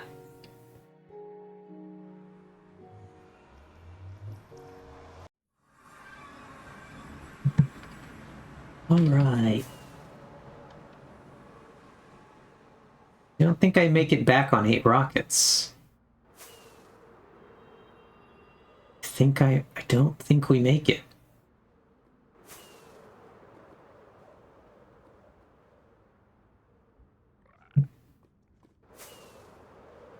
I bet you could, because you are simply a better gamer than I am.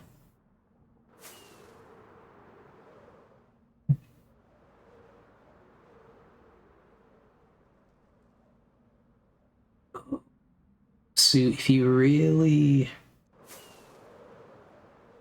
We're really in it now, chat.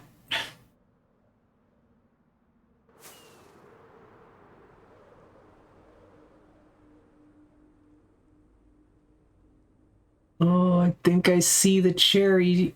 I think that's it. I think we have indeed made it on our rockets. That was close. Well, considering I made it in 8, I bet you could have done it in 7.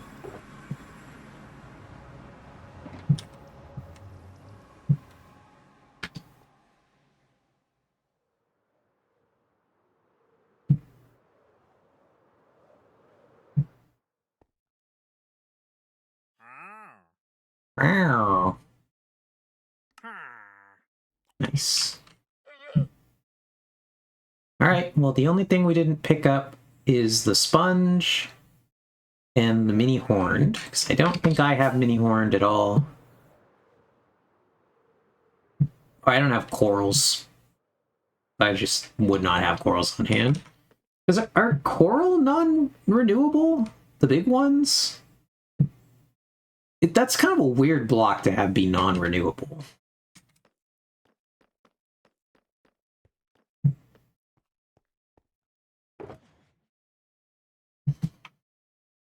Yeah, see, now we have 12 mini sniffer eggs.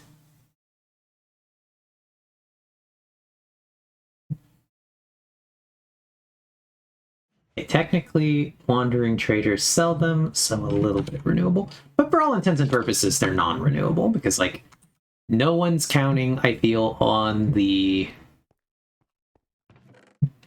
what's it called? The wandering trader.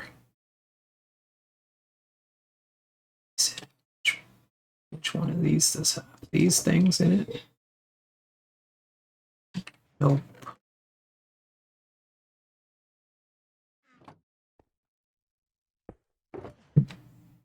There we go.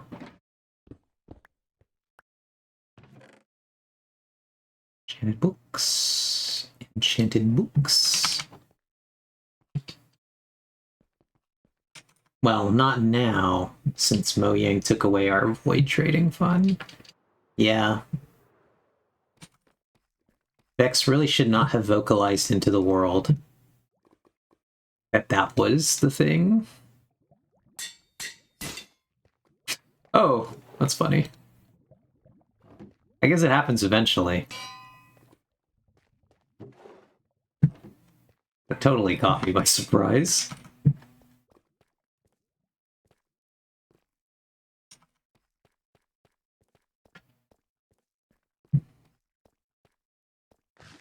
I will go fix my shears later and then continue to take down the duck. But for now, I think we will go ahead and switch over to play our little bit of League of Legends.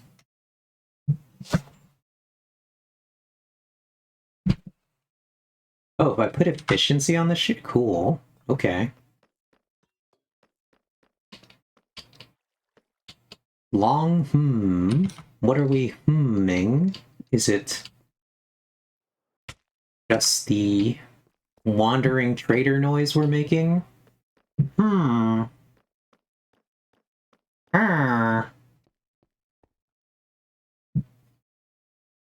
Or, is there something else?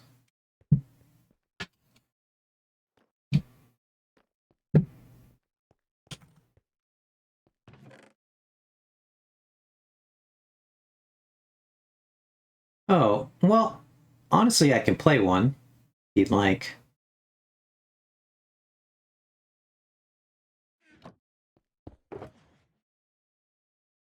See if I even have an efficiency book. I think I'm starved, perhaps, for efficiencies. What if it's in here? It might have been in this one. Yep, there it is. Not starved for efficiencies right now.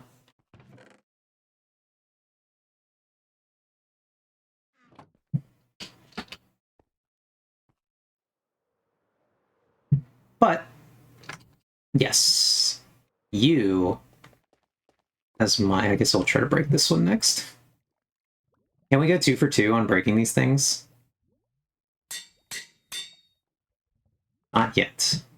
But anyway, now we have a quite comical set of cheers. So, we're prepared for... I guess we're actually really prepared for our cleaning up of the rest of the ancient cities, now that I think about it. That's actually what we're here to do. So, let us go ritually to the desktop. Cross your fingers, do a little dance, say some kind of prayer that League of Legends will launch correctly. I will go change our category to League of Legends. Realign the camera. Yeah, I'll work on that. The other thing I want to do is finally set up a scene for some other games. do you think I want to set up a scene to do an Uma Musume? I think the character I actually want is coming out.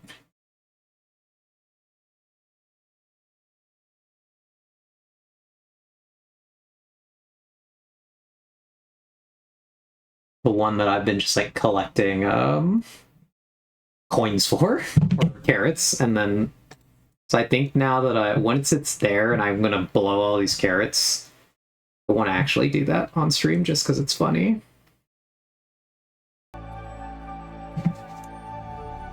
So I think soon we will have an Uma Musume stream.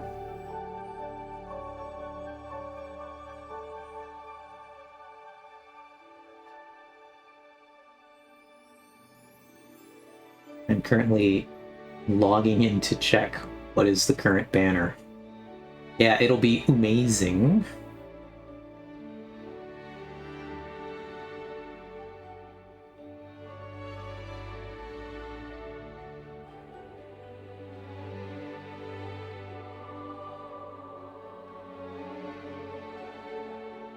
Looks like the current banner is for Manhattan Cafe.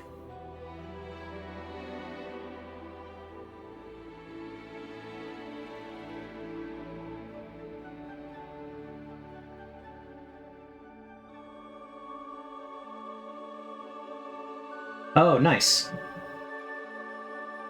I was correct. The banner that I wanted to roll on is actually up right now.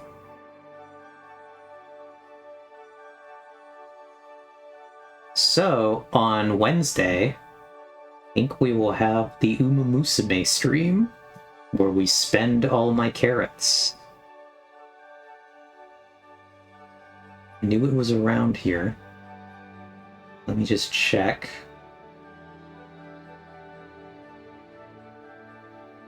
And does that banner run until? Until December 25th.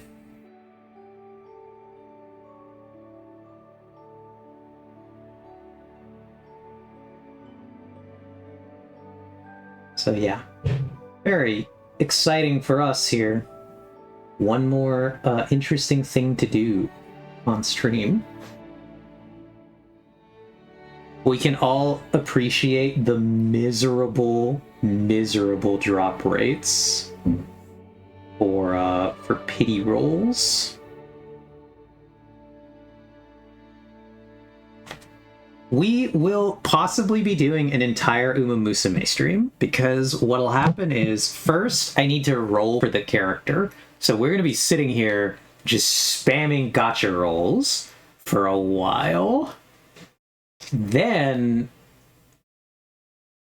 if you guys are vaguely interested, I can just play one career with the character I'm trying to get, so that we can just see what the career is like. I can show you the game one time, and then that'll be the extent of our Uma Musumeing. And I think that's like perfectly enough content for one stream.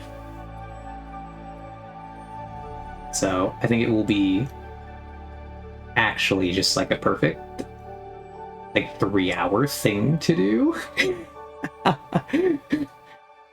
Unless my stream is going to revolt, then we can just do the gacha rolls, because I do want to just share with you the misery of attempting to gacha roll. And we can just do that. We'll figure it out on Wednesday. But let's get this League of Legends match going. Let me close these tabs here.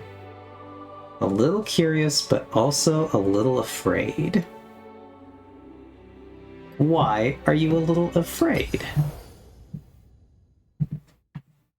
What did we make the ranked?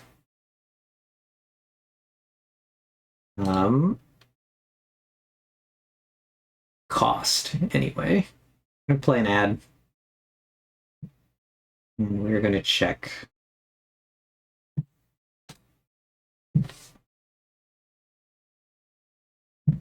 What did we make that?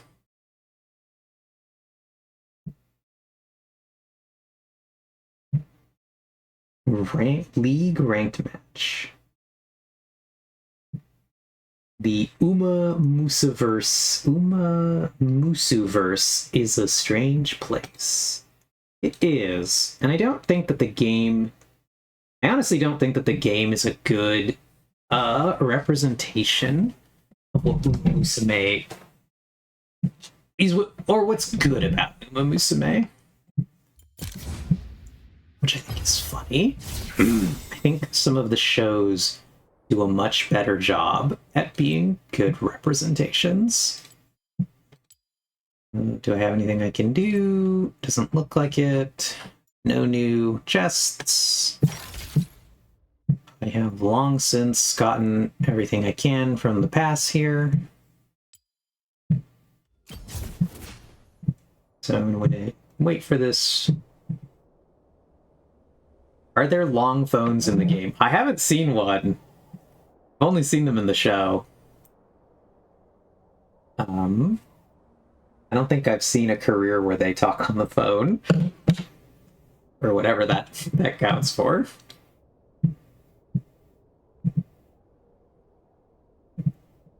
I don't know if the lack of long phones is a plus or a minus in your estimation there.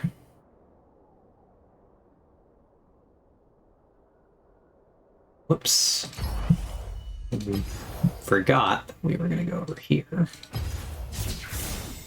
Power of ranked solo duo.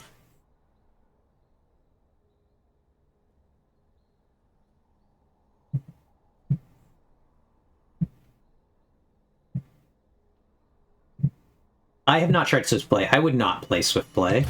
Whoops. So, I can explain the modes. Ranked. So, these three are all going to operate the same. Draft Picked, Ranked Solo Duo, and Ranked Flex are basically different flavors of the same gameplay. This is just the unranked version, this is the very serious ranked version, and this is the less serious ranked version. And Ranked Solo Duo basically means that you can play with one person, or you can play two. Flex actually allows you to play 3 and 5, but it disables parties of 4. And I think this is because if you did let parties of 4, then you need to pick up a 1 solo player, and Ranked Flex does not have a lot of solo players playing in it. So they're hoping for duos and trios, and that way they can make a team of 5. Swift Play, however, dramatically increases gold. It starts you at a higher level. It's just like a mode for people who want to play 20-minute matches of League of Legends, like 15 to 20 minutes, and skip a lot of the early stuff. And so I just don't care for, I don't care conceptually for Swift Play. I really don't like what it even stands for, because it just is for I don't know. I don't quite get it.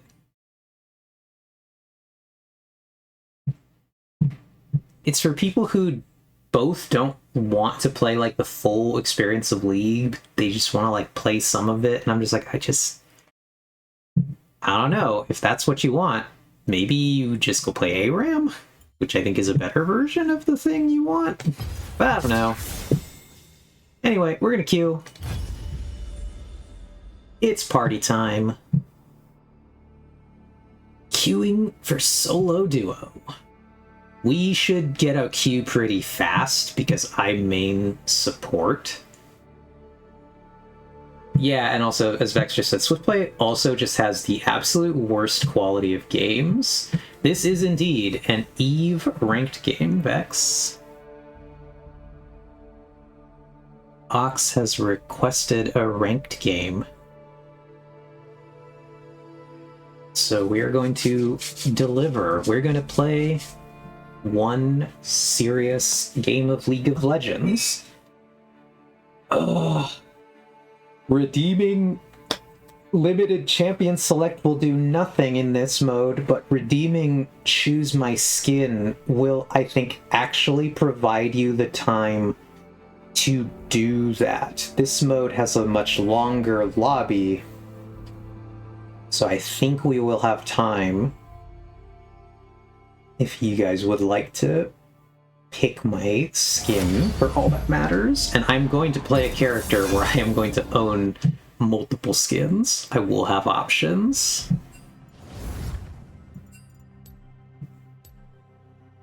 I just don't know what we're going to play yet. This one wants to play Misfortune. So we can play... Zyra's generally good with Misfortune here. We are going to do the thing we always do, where we ban Draven, because I do not want to play against Draven. Draven out. Get him out of here. We're looking to play either Zyra or Sona, my two most practiced champions. Oh, they banned the Misfortune my teammate wanted, which is kind of surprising. That's a bit of a strange ban. Ideally here, we'll get to see... So they're going to pick, we'll get 2, then we'll see, so we'll see 3 of their champions before we have to pick our champion. Hopefully we'll see some of the bot lane, or we'll see the solos. It'll be good for us either way. We'll be able to make a better choice about what we're picking, because we'll both have our teammates' choice, and we'll get to see 3 of the enemy. Should be good for us. So we have a mage tank guy. For mid, okay, oh, we're playing a double AP bottom then. So this guy's switched to Ziggs. So, we can play Zyra or Sona in this. It actually doesn't really matter. I think neither one cares too much about the Ziggs. Maybe we want Zyra because we can peel better against this. But I think I do actually want to play Sona. So we're gonna lock that. I don't remember, do positions always select in the same order? No, they don't. They're random. So then we're gonna go here, we're gonna change this. We're gonna go Airy. Probably want to keep the rest of that the same. We maybe want to switch for Scorch, depends on what we're gonna see here. Because I will run... Whoops. What was that? Misclicked. We will run this if it's... Okay, interesting. I assume this means that one of these is support.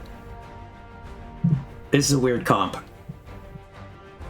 I don't know if you're here, Vex, what this comp looks like to you. So we have jungler's definitely Kha'Zix. Bot laner is definitely Tristana. It's gotta be Ori or Mal's support. I would say Vladimir has to be the top laner in this particular configuration. Could be Mal's mid, could be Ori mid. If it's Vlad's support, that's like the most deranged thing I've ever seen. This is actually a tough one here. I'm actually really unclear who's going where in this combination of champions. Okay, you think it's Vlad. Alright, so we got... Yeah.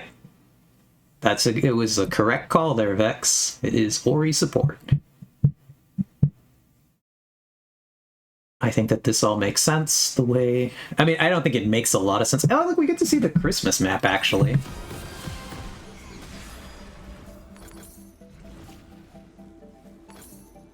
I have not played on the Christmas map.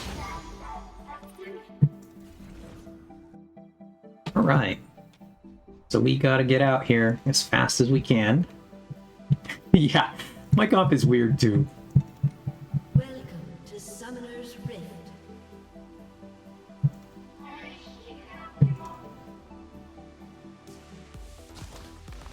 30 seconds until minions spawn.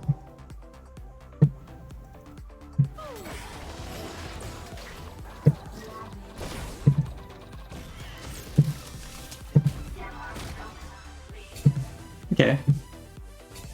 That should give us enough time to go back. We did find the enemies. Oh, we got that guy's flash. Minions have spawned.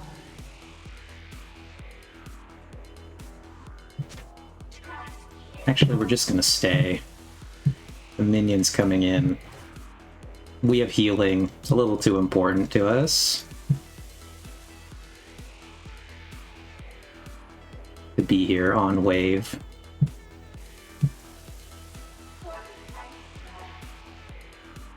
I don't like that my Ziggs was just like half fucking asleep there though.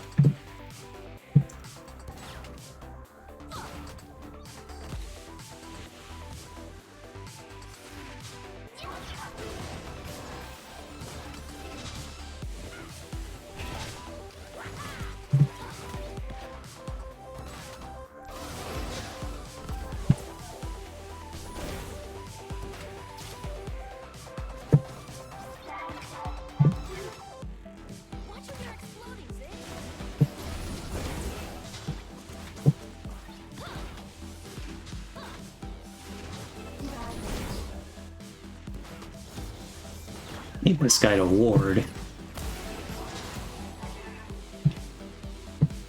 It's okay, we get level up here.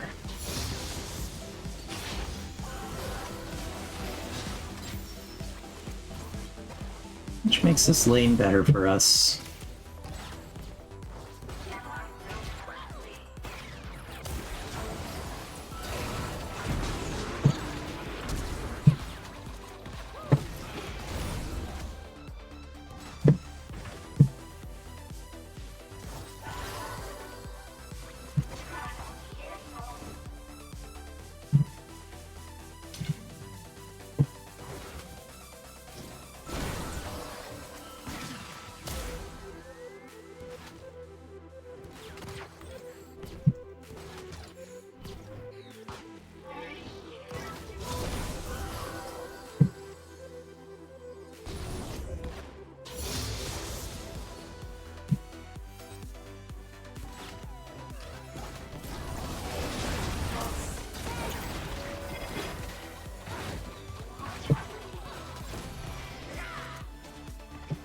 First blood. He should maybe be able to hold... Oh god, the jungler's here.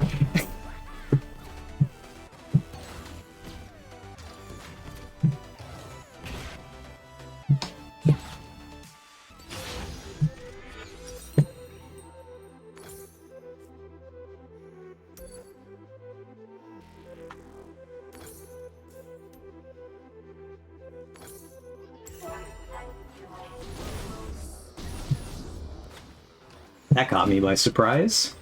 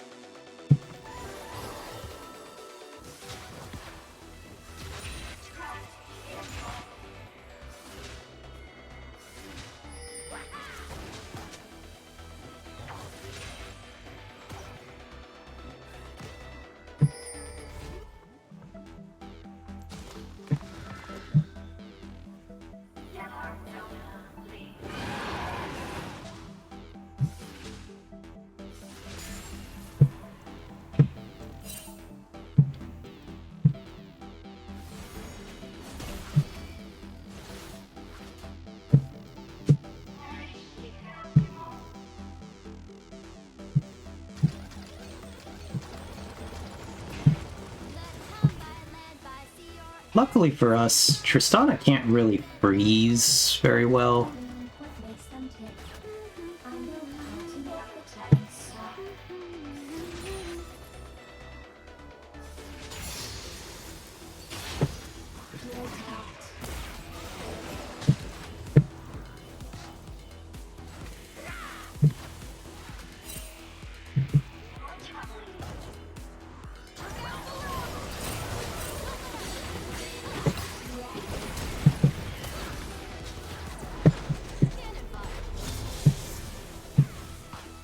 Oh, that sucked for me. We're gonna buy this so we're a little bit faster next time.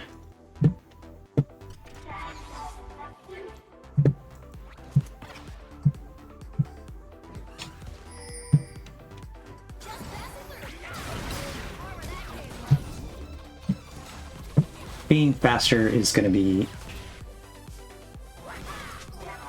good for us here.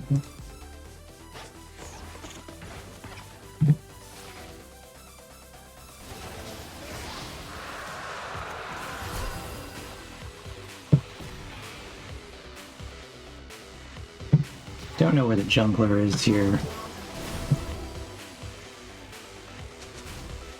Okay, we know he's gone now. Ziggs is pretty low.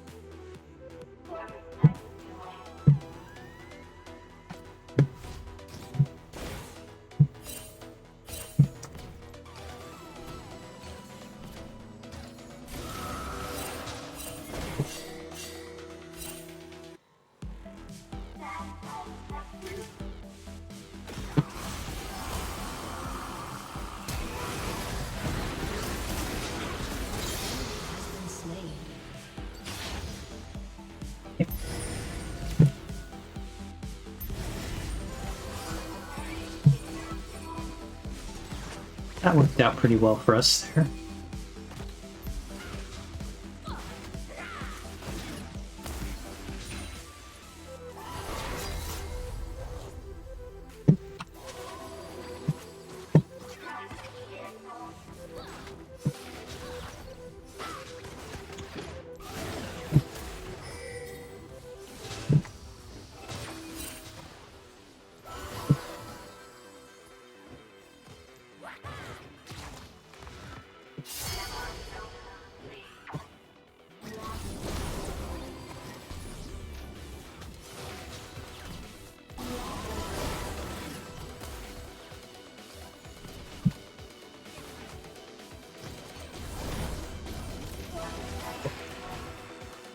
I gotta get used to looking at the mini-map again, which is not a thing you have to do in ARAM.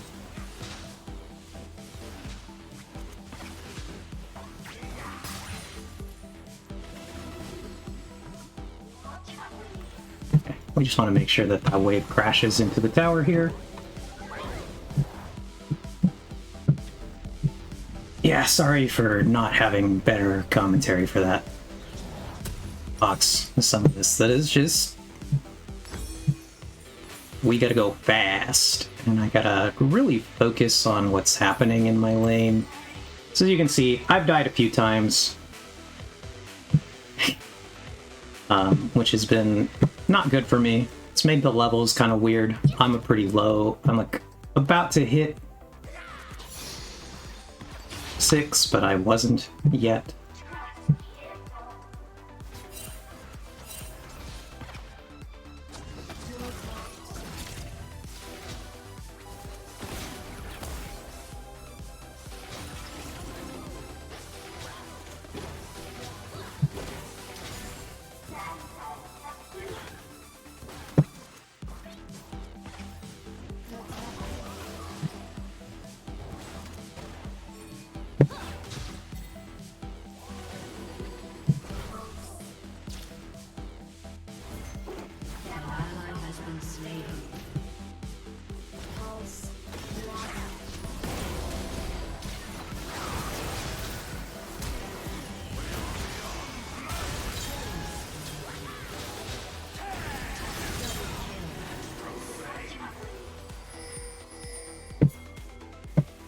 I think we can catch this guy in a good way. Oh, he's making a bad choice here, though.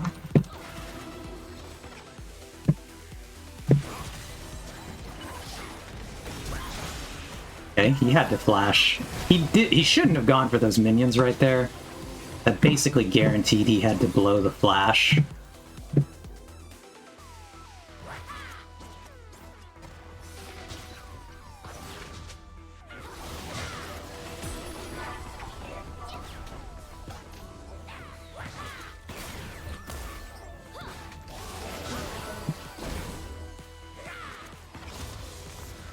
this is where we've now crossed this nice threshold for us where I have sustain and this guy doesn't.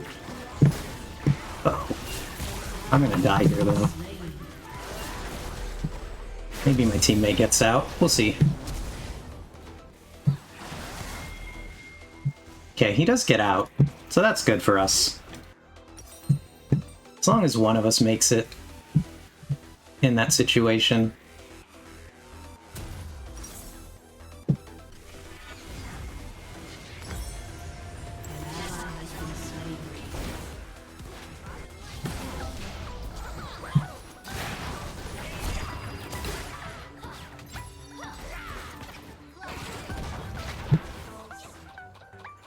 As this guy lives through that explosion, we'd be able to help him out. An ally has been slain.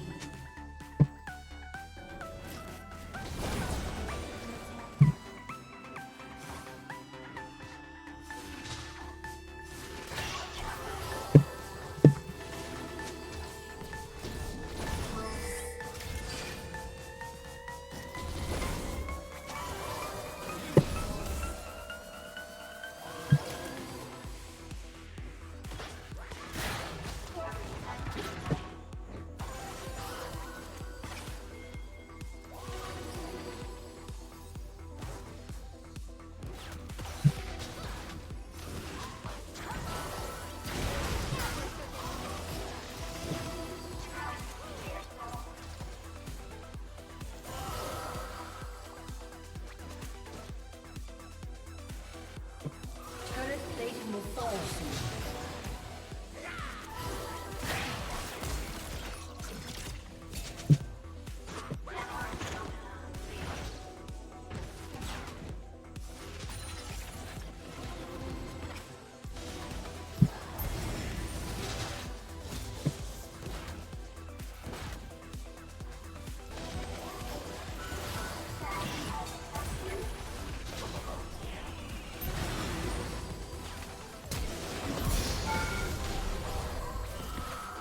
Oh god, that was a dive on my part there.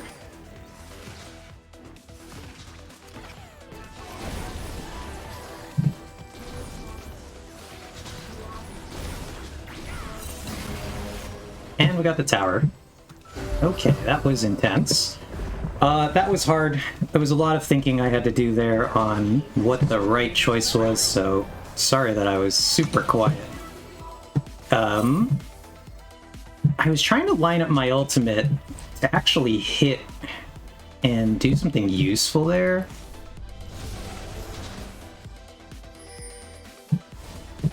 Which was difficult for me.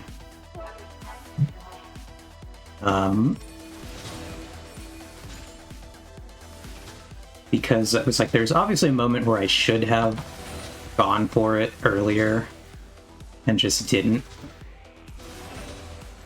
And then I had to end up blowing my flash to go in for that play, which slowed me down on getting out on the map here. So I couldn't help the top. And so there's like a lot of trickle-on effects of the fact that I didn't make that play correctly. My teammates lost some stuff because of it.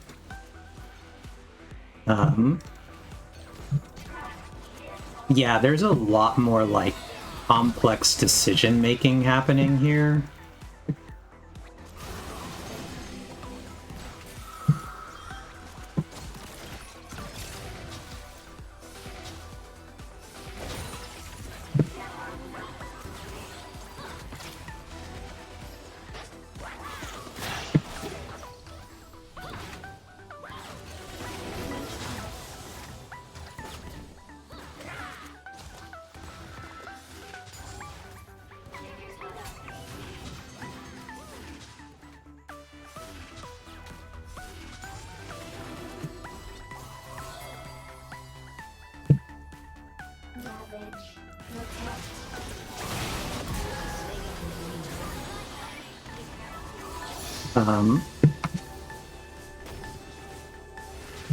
I Like right there, we see the guy, we have to plot with our teammate who's coming in to see if we can get the kill.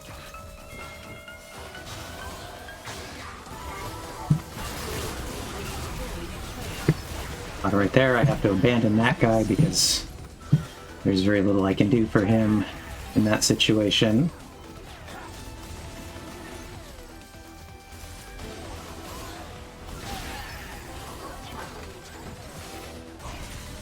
I actually got the attack there off on that guy. Here, I'm gonna poke around, see if I can find that guy. Whoop, I didn't get him. I found him too late, but I knew he would maybe be around there. We're going to try to assist with this. It'll require me to get there as quick as I can. This is actually pretty over.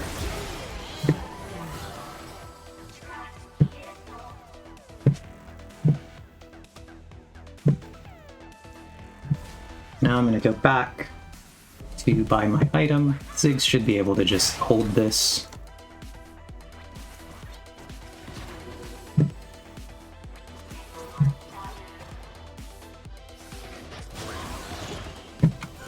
I wasn't sure. There's somebody here, so I wanted to just come up to really assist that guy, make sure. The Tristana went so far forward that I thought that maybe something was happening there. And I wanted to go help out. So now we've got our support items coming along.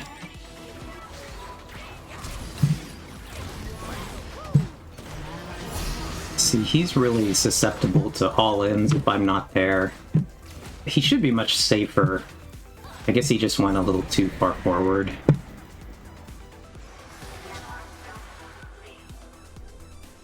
Just unfortunate. An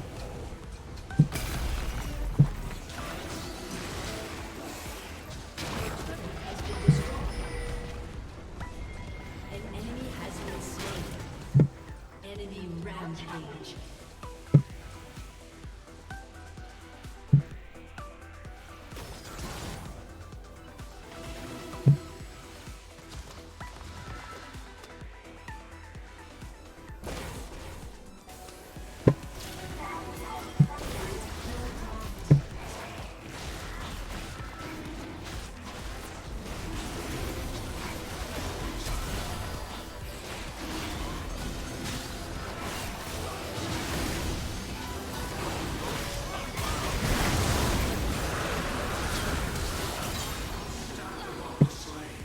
Was nasty. Shut down. Didn't see if we got Dragon. Been slain.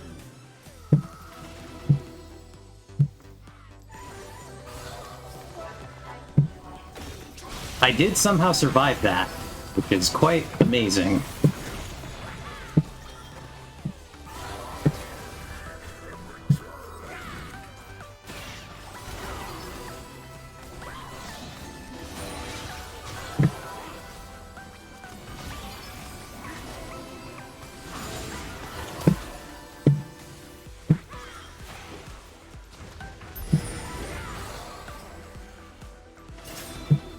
Your team has destroyed a turret.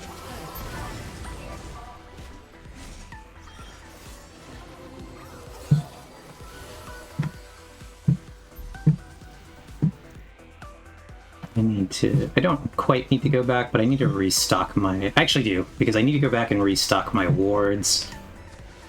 Hmm? Oh, we did. We stole the dragon. Very nice for us.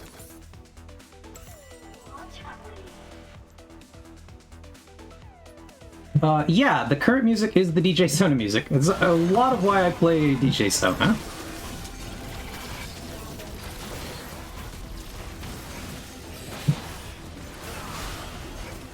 I gotta get here fast. I think they're gonna force this, Zotic on reset there.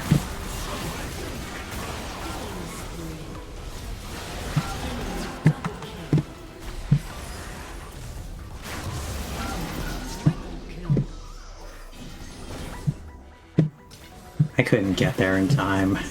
Her teammates will get scaling on the other side. Gotcha, yeah. So DJ Sona changes the background music. I have 3 different songs I can pick from. I like that one the most, so it's the one I play.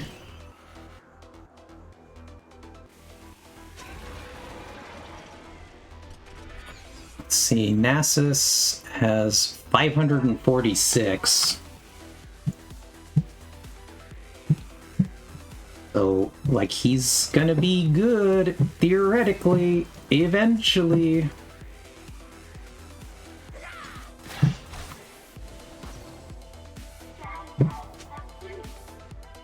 Your turret has been destroyed.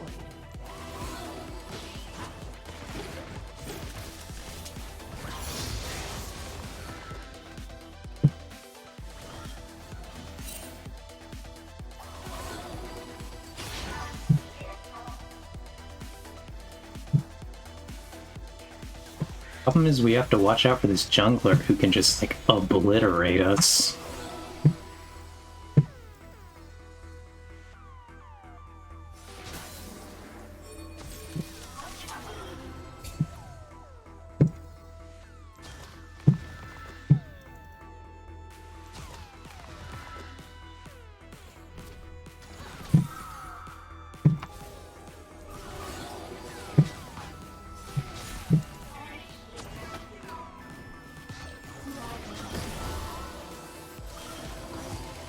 Okay, that's kind of good for us, actually. That guy going for that ultimate right there, I think basically gives us this dragon.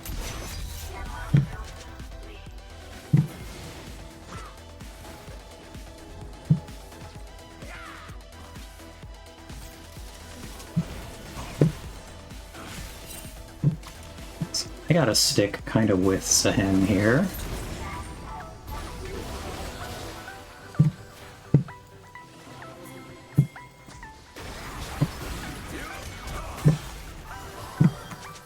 Yeah. That, I think, definitely gives us the dragon.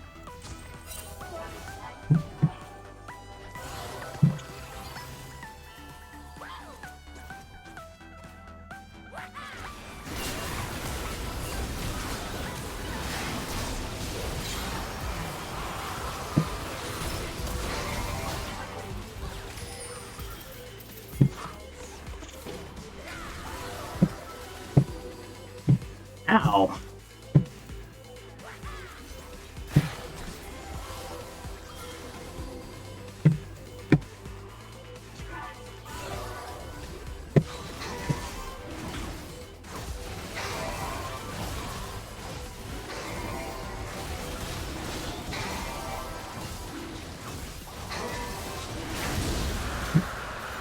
So, we're scaling, we're stacking our dragons. That's going to be a good bit of our win condition here. These are going to give us a lot of damage when we get the soul. Should help us really win a lot of these fights before they turn into, like, longer extended fights. Our Nasus is scaling really well. Our Ziggs' score is not great, but Ziggs' score doesn't really need to be great. We're going to try to turn up here to help get this guy. We want this kill.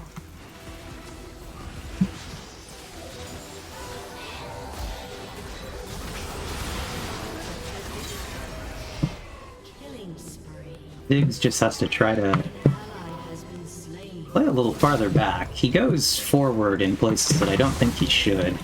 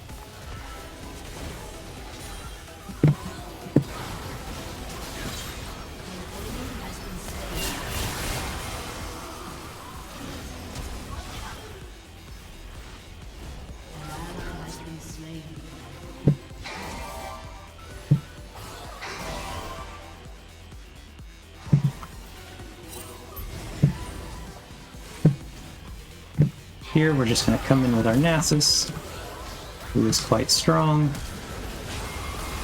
Oh, we're going to get deleted, but...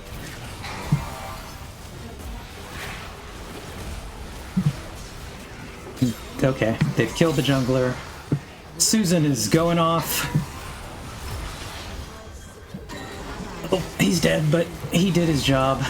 He stalled long enough there. We're going to buy this item.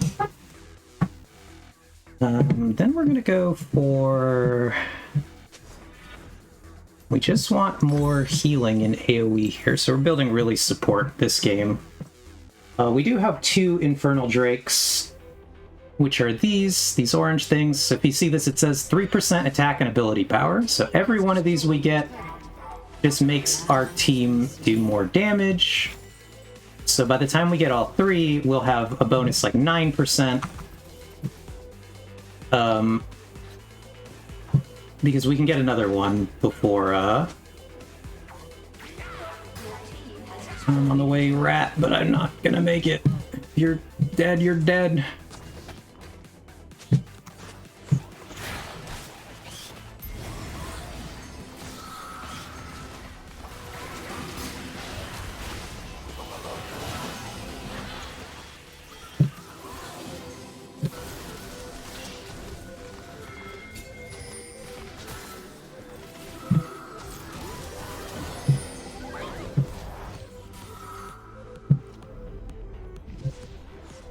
That was nasty.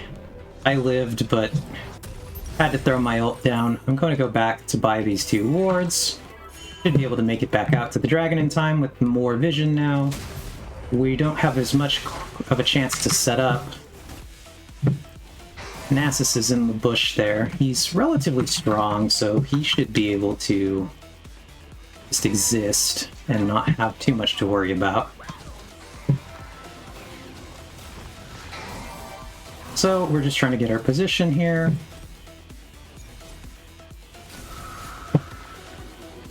Sehen might get this guy.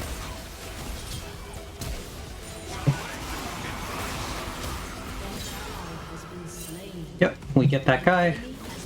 So now we can come back here to prepare for the dragon. Or they're going to try to get Baron, so we're going to run over there.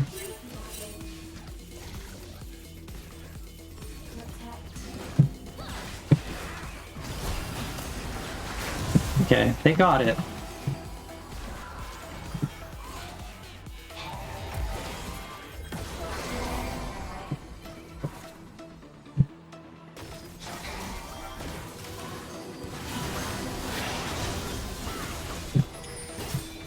Now we just rotate over to the dragon.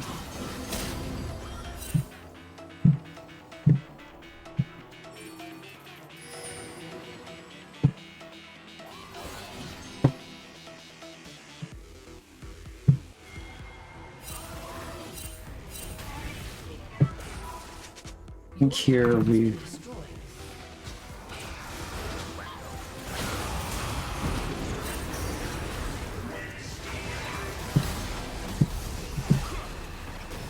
just been really out-rotated, but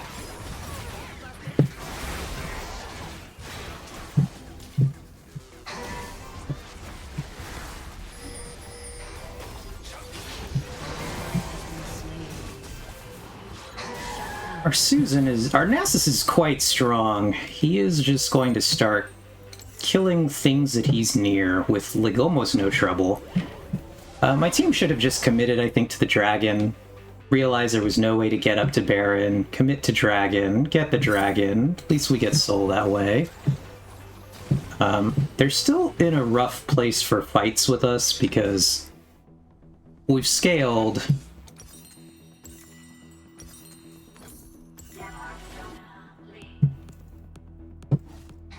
So it's going to be really hard for them to deal with Nasus now. He's going to be so strong.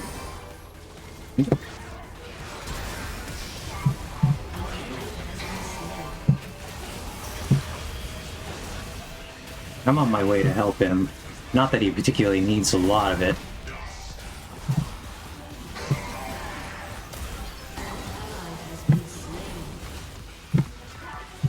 I was trying to get there in time, but Your team has destroyed a turret. this is just like truly a goofy ass game. It's a mess. Macro is terrible. A lot of bad plays overall. If we win, we're gonna win off of the strength of our guy scaling.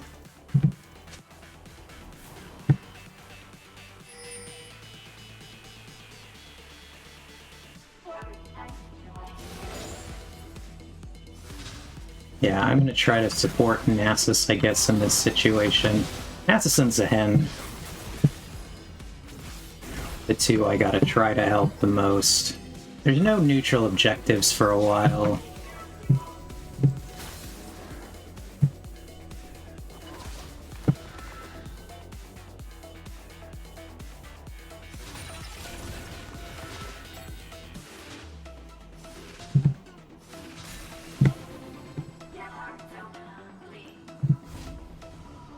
So I'm just gonna try to recall here. Get back to base and help defend over there. Back my Ziggs. He's probably shouldn't be out that far.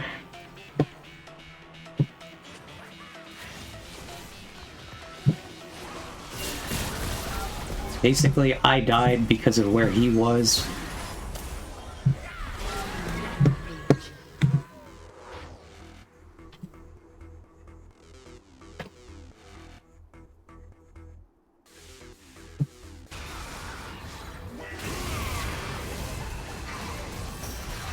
This is probably just an easy... maybe not easy Nasus win. The Vlad's scaled pretty well. Zehen wins that one. Unstoppable.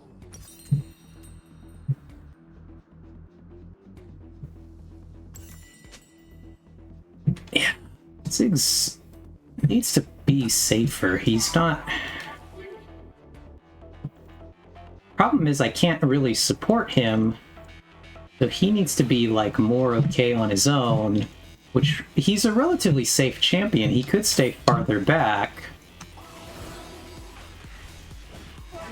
but he just doesn't play very safe. It's really causing us a lot of problems.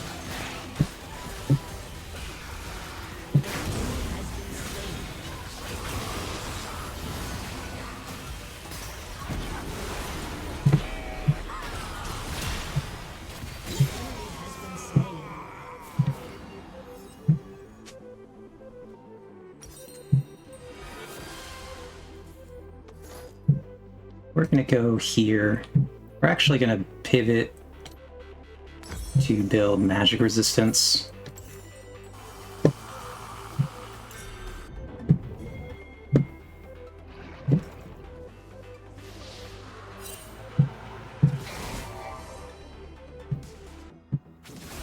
Ally has been slain.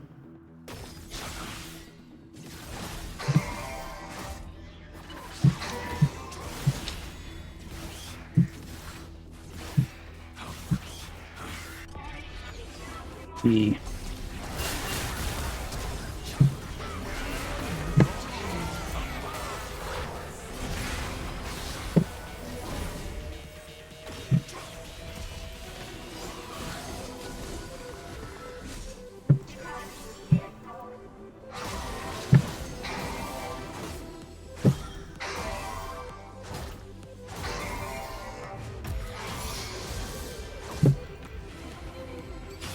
yeah, but we can't push this.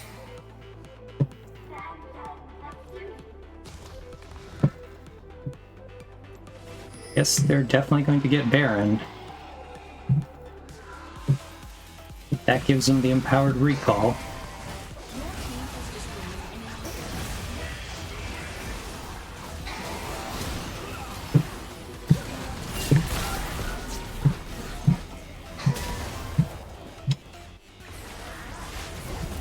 See, like, a lot of this is just my teammates are making bad choices.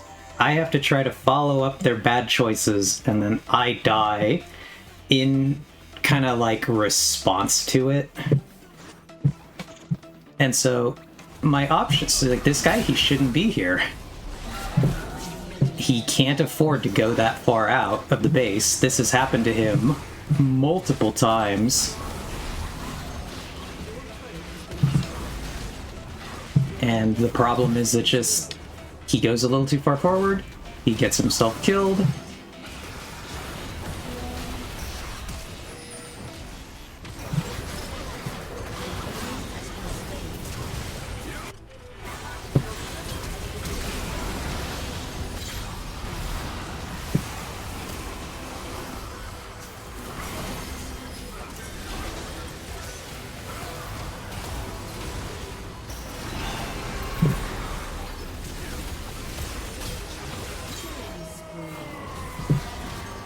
At least they've over-committed there. That guy shouldn't have flashed. He should have just accepted he was dead. Shut down. Double kill. This is maybe a push down middle for us. They're dead for a long time. Turret has been destroyed. And we'll come back pretty soon. I'll be able to catch my team. I don't think we managed to get anything useful off that push. Because I can't get there before Kha'Zix.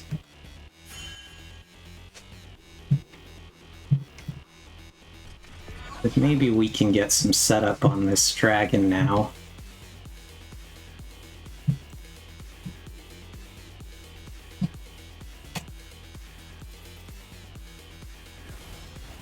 Hoping I can get there.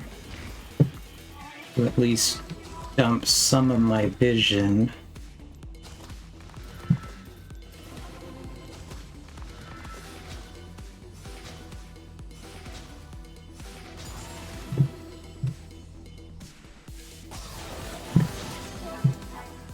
Okay, now I need to back to reset my wards again. But I think this is bad. I think these guys are a little too far forward again. I'm going to back. Now I'm going to run for dragon as fast as I can.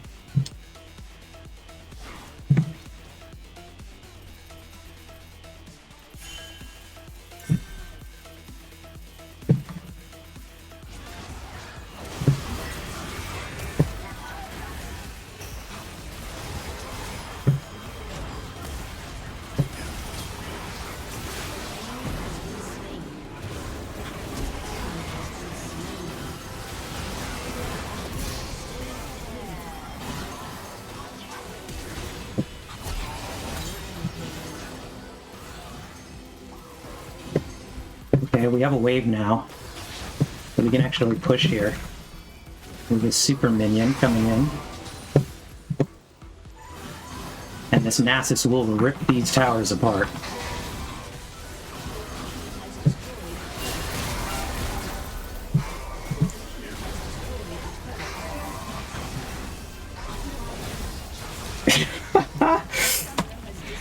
That's how games go. What a wacky game. They made such a dramatic comeback only to lose against the dragon setup. They took a fight that was bad.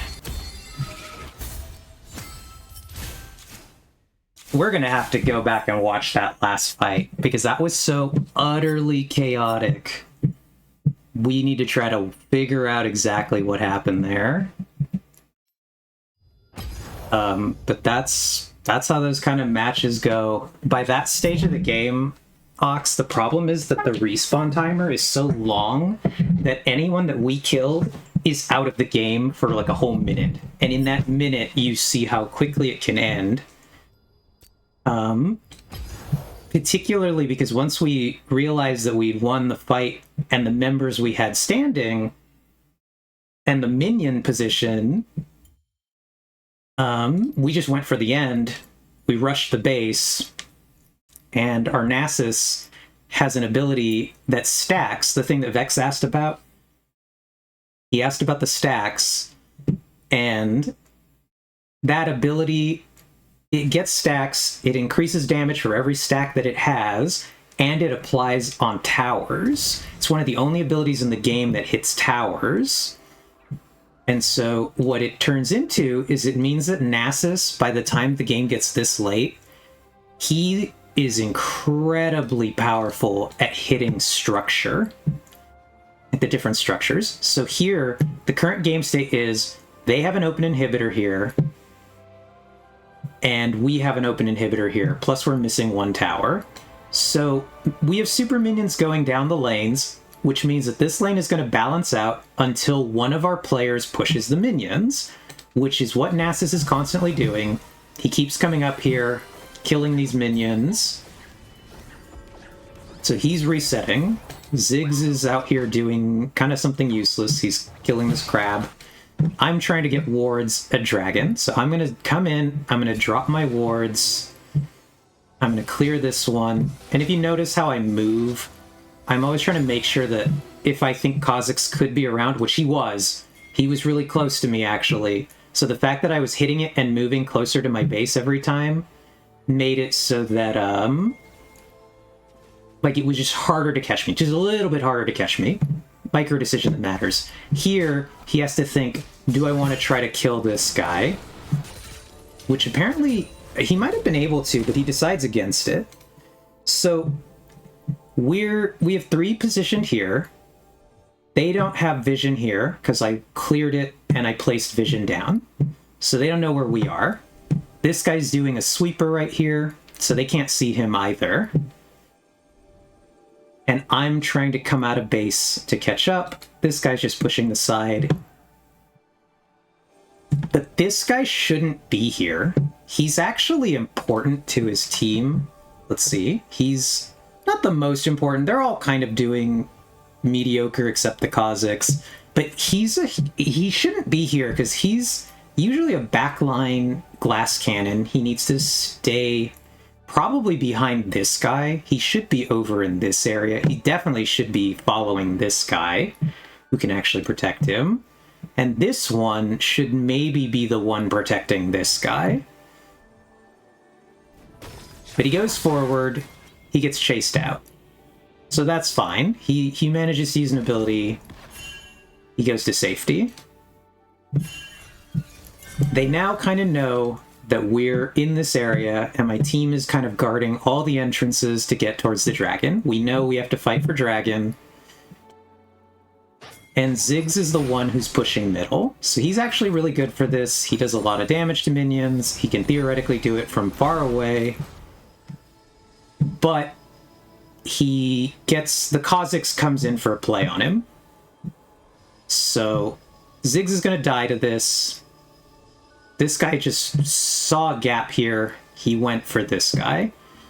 These guys have started a fight on the bottom side. They've caught this guy. They've caught Vladimir. I want to say this is down here. The Malzahar is trying to ult the Cho'Gath, but he's not going to be able to kill this guy. This guy wants to help him try to fight this off. We're going to jump back, actually, to see precisely how this bottom play starts here. Because I missed it while I was trying to watch Ziggs clear. So, it happens just that the Nasus walks into the Vlad. Actually, the Vlad rushes forward to try to trade onto the Nasus. And gets his ultimate off. Starts that fight. Cho'Gath is coming up to assist. Malzahar has to use his ultimate here to stop Cho'Gath from killing him. This fight is kind of ongoing. The Vladimir is really almost going to kill this guy. What's his name? Zahend. And our Ziggs is trying to run from the jungler, who is now tunneled really hard on trying to get him. Down here, these two have managed to kill the Malzahar, who's now dead for 62 seconds. Here, I finally have arrived, and I've gotten to Zehen, and I'm gonna like spend all my resources just trying to heal Zehen, keep him alive for this. Which I miss my ultimate, but I'm just here healing now. And we get the Vladimir. Now, Zehen... So now there are two on behind us, but they're on vision, so we can see that they're there. Cho'Gath is running because he's really low, and we're going to chase forward because we know Tristana was that way. Zehen really wants this. He knows it's important. He flashes forward, and he catches her. So now, we consider for a second going back to the dragon that's going to spawn, but our Zehen realizes we have a minion here. We have our wave is here. This is actually because the Ziggs, he pushed this wave when he died. The fact that he pushed the wave is what actually got these minions to be right here. So it did work out for us in the end. So Zehen is going forward. We catch up with him to try to help. So now we know that it's going to be the three of us picking this fight. Cho'Gath is still pretty much out of it. He doesn't have a Warmog, so he's not going to heal. But he decides because we're pushing down, he's going to push the bottom in case we don't succeed his play here. Because, like, he has teleport available. He should go back. His actual correct play should be to teleport back to base, heal himself, and then teleport to the minions when we get here. But he chooses to try to push instead. And that's kind of fine. So we're now in a 3v2 because this Cho'Gath's not going to matter. He's out of the fight. We're in a 3v2 and Nasus destroys these towers. So he hits it one time immediately and does like half of its health. So we get this first tower before his Q cooldown, which is the one that works on towers. It does 1,321 physical damage to the tower, and the tower only has 3,000 total HP. So as soon as he hits it, he's going to do a ton. The Kha'Zix knows that I'm the person he can kill in this group. So he goes on to me. There's basically nothing I can do about this happening. But Nasus clears the next tower. And then Nasus, I think, makes a goofy decision. He tries to kill the Orianna. He should just focus the Nexus, because they can't kill him faster than he can kill the base. But they don't even try. They actually try to go on Zehen. And Nasus clears up the Nexus. So it was just this, like, because of that weird fight they took right before the dragon, because they had to walk into us, a couple of them died. The game rapidly spun out of control for them from there. And just was over. That was it. But yeah, so I hope that that was at least kind of entertaining to watch Ox, because like ranked, it does really require a lot more of like my brain power, micro decisions, and it's so much harder for me to really do a lot of commentary when things start to get intense, because it's just like my brain is like, oh god, we gotta try to figure this out. Oh no, we're paying attention to things. And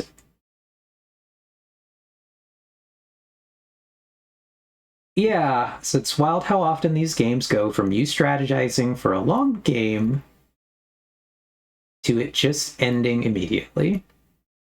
Like, at no point can I reliably determine how much time is left in the game. Yeah, so if we go back to this game,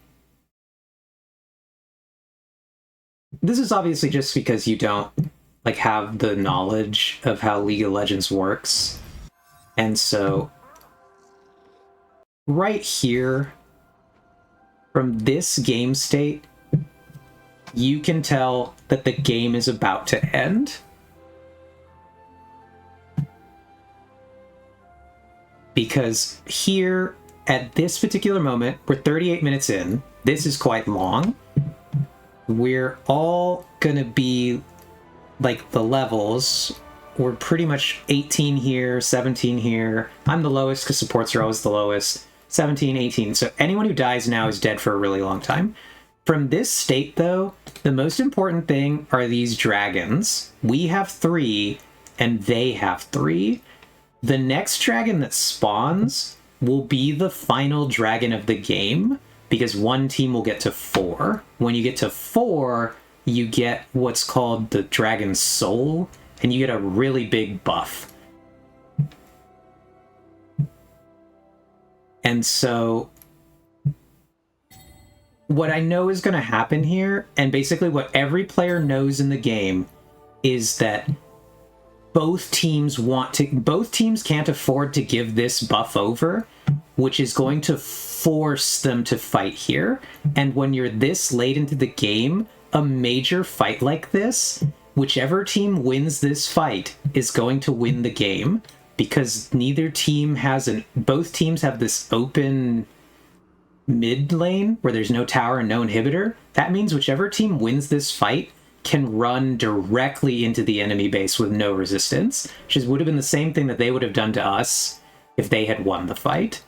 So here, that's why I know how important it is for me to just spam out my vision and try to place something down, and why I want to reset immediately to get more, because I know how critical this fight is.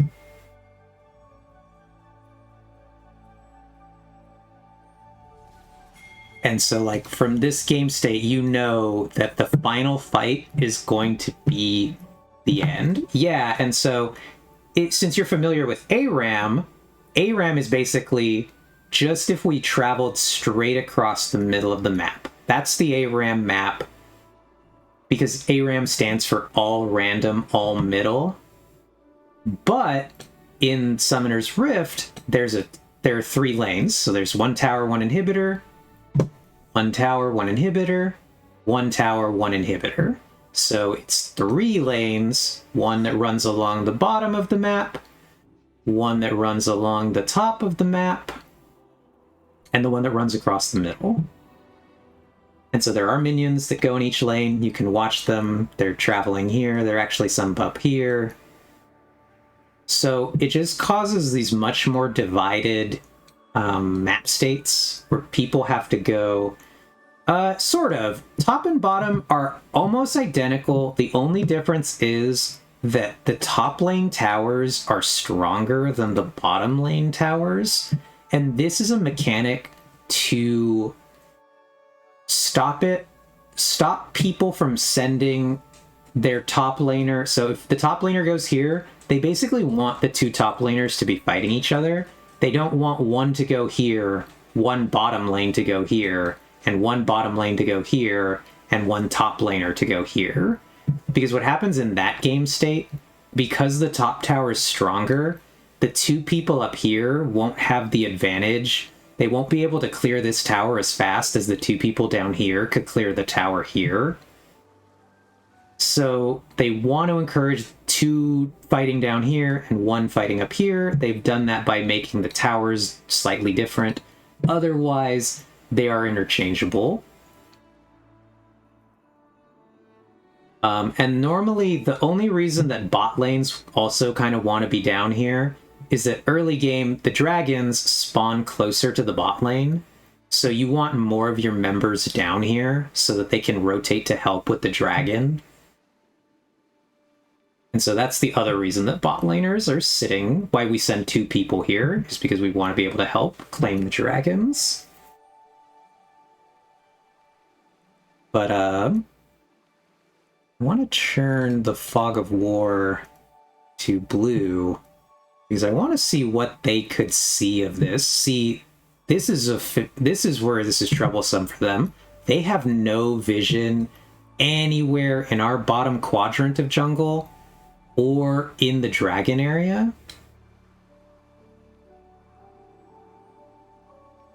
So what happens if you decide to surprise the other team and just put all your players in one lane, overwhelm the enemy, and immediately win? So early game, it's so hard to kill towers that you just wouldn't be able, you'd lose resources compared to the other people.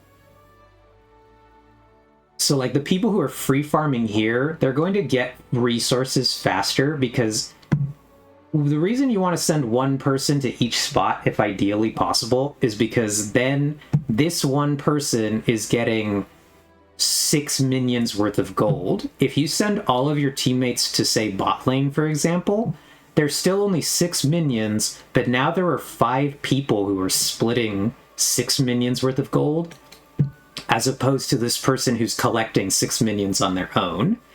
And so within a couple minutes, these people will just be so much stronger that then if they came to match you here, they would just be better than you are. Even though you did this group thing early, you would get outscaled rather rapidly by the people getting solo experience. So that's why you don't do that at the beginning of the game. But later in the game, that's actually entirely a valid strategy, is to just send all your members, ambush somebody, and then just push down with now an advantage number to try to win the game that way. It's totally a thing that people do later in the game. But so like here, I'm surprised this guy doesn't go for the attack here. But I guess because he just doesn't know where most of us are. This is a thing where, because they don't have vision and they don't know where most of us are, he plays it really safe and he stays back. And see, they're still having trouble finding out exactly where we are here.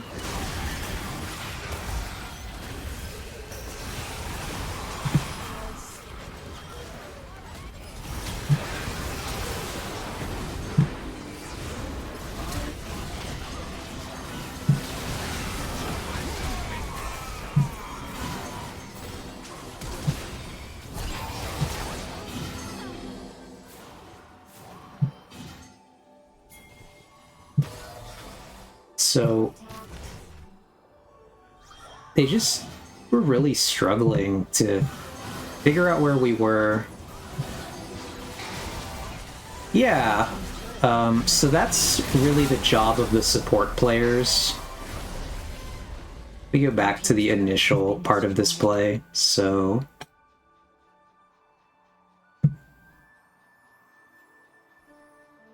here we can see that, see how their map looks? So like all of this is really dark. All of this is completely dark. They do have one vision ward up here, and they have one in here. And then if I toggle the vision to red, look at our vision. So I have placed 3 wards here, so we can see this entire area. But my teammates have also placed 3 vision items up here. They have 2 forward wards, and they've taken this neutral objective here in the middle. So actually what we're able to do because of that, and we also even have defensive vision here to make sure they can't see us in this area. So we know there's nobody over here. There's nobody over here in this area. So we know that they have to be either here, they're probably in this area, or they're in their base. But we can now narrow down the locations that they're in to this part of the map, which allows us the safety to occupy this area because we know that we're not getting surrounded by them.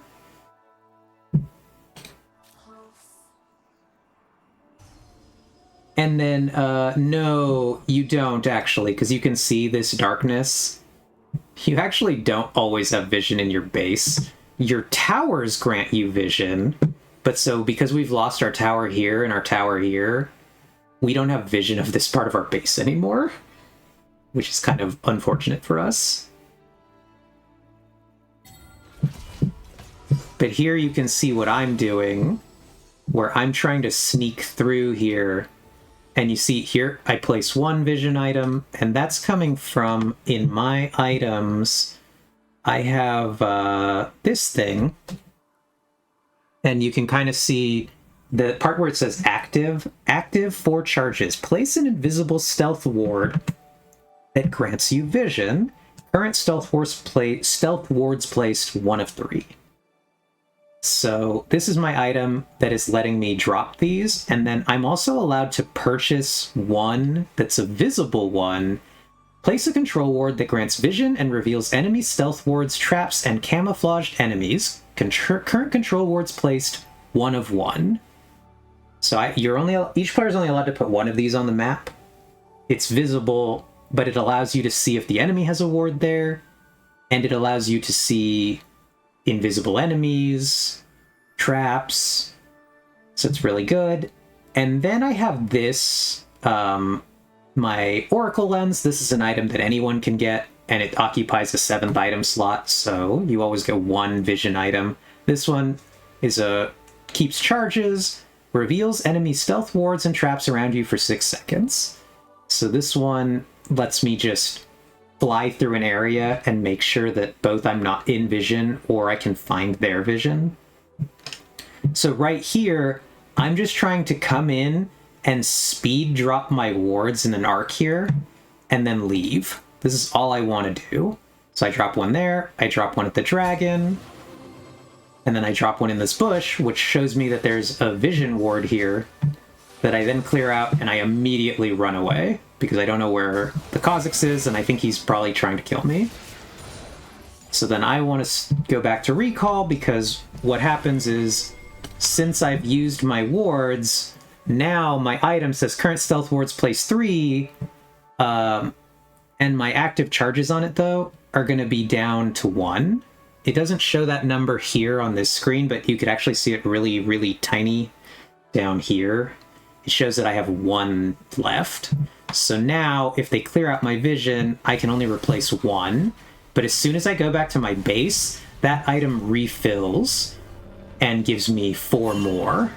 So I want to go back, I come back here, now the number is 4 again, and I buy 2 more vision wards. And this is all just so that I can, like, secure an area if I need to keep constantly dropping more and more vision on it.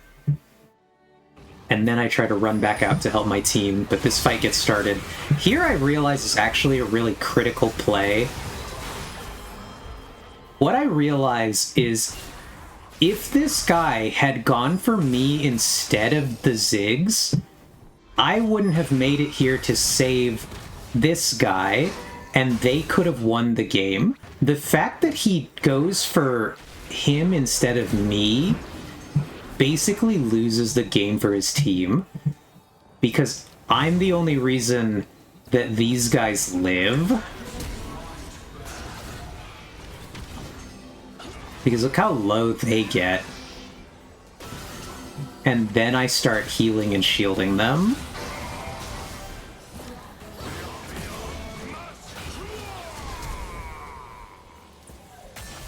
And so, like, this guy heals a little bit off of his ultimate, but I'm the thing that's starting to keep these two really in this fight. And so if he had gone for me instead of my teammate who does damage, this guy wouldn't have lived. And I think they would have ultimately won the game. But it's just that moment where he saw that guy and he thought, I gotta kill the guy who does some damage. And sometimes the correct choice is actually just pick out the support.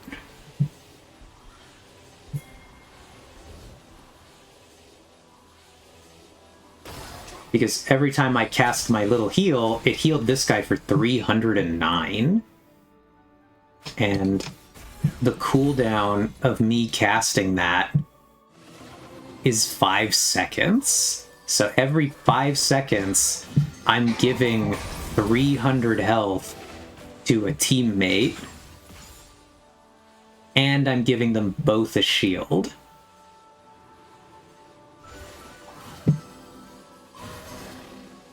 So on this guy, it's 200 because this one has an item that increases the amount of healing he receives.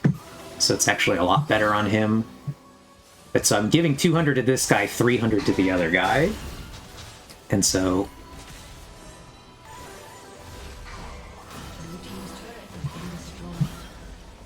it just becomes really a problem for them.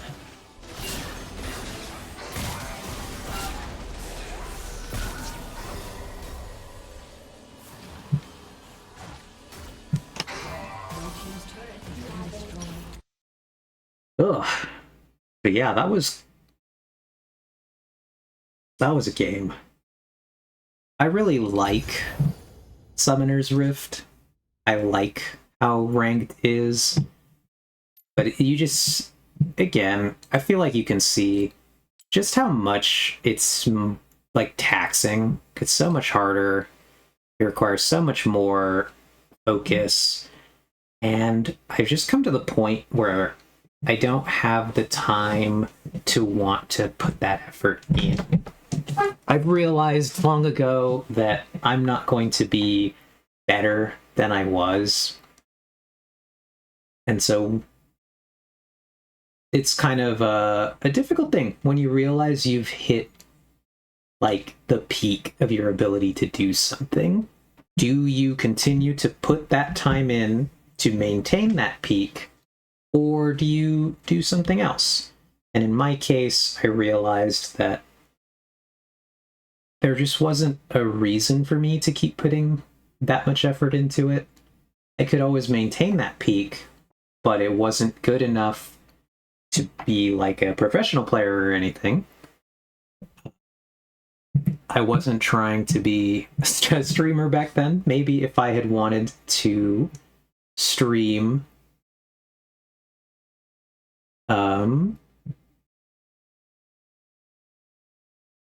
yeah.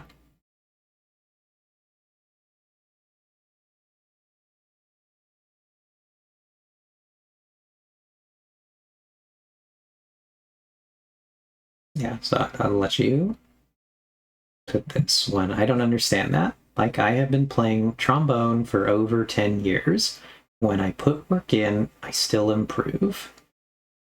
I don't know. Are you gonna say more, or is that the whole thought there? You stay silent. I assume it's because you're typing something else.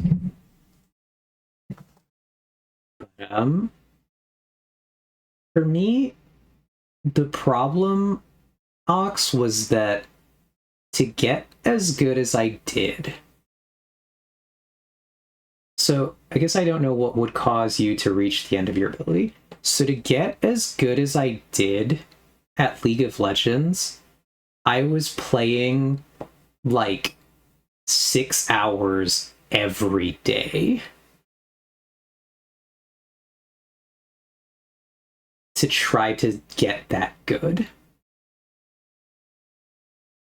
And so it was just such a massive time commitment to maintain that skill. And like, League is definitely, I don't know if it's like this with trombone, but if you stop playing trombone for a while, do you really see like an obvious skill decay in your ability to like pick it back up at that level? Or is it just maybe the skill? I don't know how the skill decay works. Obviously, I think if you stop doing something for a long time, you do like, get worse at it. But so with League, I was putting in like 6 hours a day, and the only way to get better would have been to put more time. It would have been to put more time to practice, to have more time to challenge myself, to try to put in more hours, to try to build up the skill to get better. And there's some level to which I didn't know at the time, because this was before I got my diagnosis for autism. I didn't know that I was neurodivergent. And what I've realized really is that that I just don't have quite the same hand coordination that other people have. I'm really good at the like thinking and decision making parts of the game, but I'm not really good at the mechanical parts of the game. Like the part of telling my brain telling me to do exactly the thing. And I think this would apply if, say, I were to pick up music. So I say, because I've always like vaguely considered trying to learn an instrument, and it would probably be the cello if I did. And so I think that I could be good at like a lot of the theory and a lot of the like choices that you might make in how you play music. But I think that I would also run into this exact problem where I'm just not coordinated enough, steady-handed enough to really reach an elite level of play. And I just wouldn't be able to reach that because I can kind of perceive just a natural ability barrier that I'm having where once I'm having to do so much of this choice making, it makes me noticeably worse at coordination. And so the more complex decisions League of Legends throws at me, I notice the worse that my ability to micro play the game becomes. And which is a little bit of why I play ARAM instead, is because in ARAM, it takes away a lot of the micro, like it takes a lot of the macro choices you have to make away, and it lets you focus on very specifically the team fight coordinating. So by like removing the mini map and removing the vision and removing the objective timers, it frees up those decision making processes to focus simply on the team and paying attention to your teammates. And this allows me to play mechanically better because I'm not having to make as many decisions at the same time. So I got the high rank that I did in League by being so good at the decision-making part and understanding the theory of the game that I could overcome the difficulty I was having with the mechanical part of the game, of not being able to click the buttons fast enough, of not being able to perfectly throw my abilities, of not being able to specifically click always on the target that I want to attack. It's part of why the other thing that I do is I play champions that really help me in this regard. I play Sona specifically as my main champion because Sona's abilities are almost all untargeted. These first three abilities of mine, I don't have to target their auras or their proximity ranges. So I just have to make sure I'm close enough to the target, and these three abilities will always do something. And this is the only one that I can miss. So I'm playing a character on purpose that also helps me like help with this struggle that I have. It allows me to not have to worry about aiming these abilities, which gives me more like a bit like basically just brain processing power to make choices and to understand like the coaching aspect of the game. And I think you've brought this up one time of if I thought I could do better at coaching, and I genuinely do, just because it's the thing that my brain is better at doing. And so like I was doing a lot of this stuff. I was making a lot of choices and a lot of decisions about what I played to compensate for my like obvious weakness that I had, and it got me really far. But it just could only get me so far. There comes a point when you get high enough ranked that the thing you need, no matter how good your decision making is, you need mechanics. And so I think to build those mechanics, I would have needed to spend a lot more time really practicing them until they became second nature. And I just wasn't confident that I could ever achieve that, because I was just, like I said, I realized so much that I was struggling just mentally with it, that my friends would always ask me like, oh, when we play team games together, how about you like make the decisions and tell people where they should be because you're really good at that stuff.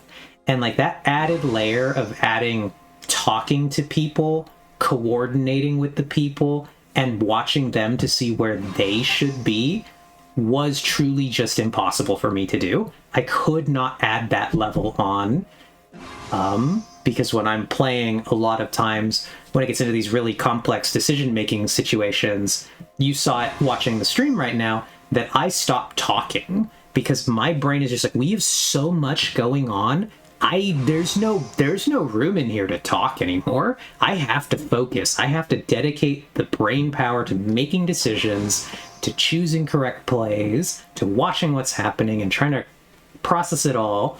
And my brain is just like, the vocal part, throw it out, get it out of here. We can't do that right now. We just have to focus on calculating the correct thing to be doing right now. So it was really just that. I do think that yeah, Vex. Oh, so you're saying that you can't also micromanage everyone else on your team while you're playing yourself? Smacking my head. Yeah. I just realized I always knew that I couldn't do that. I knew I couldn't be the team leader player. But so there's just some level of I now recognize that the other aspect was I didn't have the self-confidence to think I could learn that I could overcome those difficulties. I perceived my own skill limit, and I basically, maybe the skill limit was real, but by believing it was real, I made it real. And about the time that I stopped, like, let's actually go to the desktop. We will go to my browser here. We will open up a tab for this. I'll bring it over here.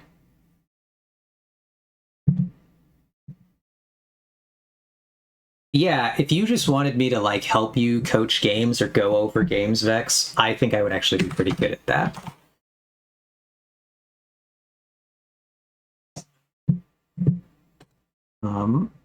But let's look here. View all seasons. So these are the seasons where I was playing as much as I could.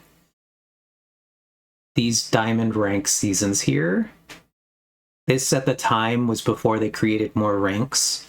And so this was like the ones where I hit like Diamond 4, this was like the top 2% of all players on the ladder were at Diamond 4 or above. And so you can see this would have been 2019, 18, 16, 17, 18, and 19. So I played for 4 years as much as I could, and I was stuck at these levels. 4 years of not actually being able to climb any higher than Diamond 4 or Diamond 5. And so, like, I really gave it as much time as I could, the best try that I could. And so this just made me think that I had hit the maximum level I could with the amount of time I could invest the game. And so I don't know if you've ever done something, Ox, where you do something for 4 years, giving it all your effort, and you basically are treading water in the same place. Yeah, we don't think about it, Vex. I think they did. They've added more AI garbage. And so what really happened here, I'm curious where this is going. No. Because unlike you,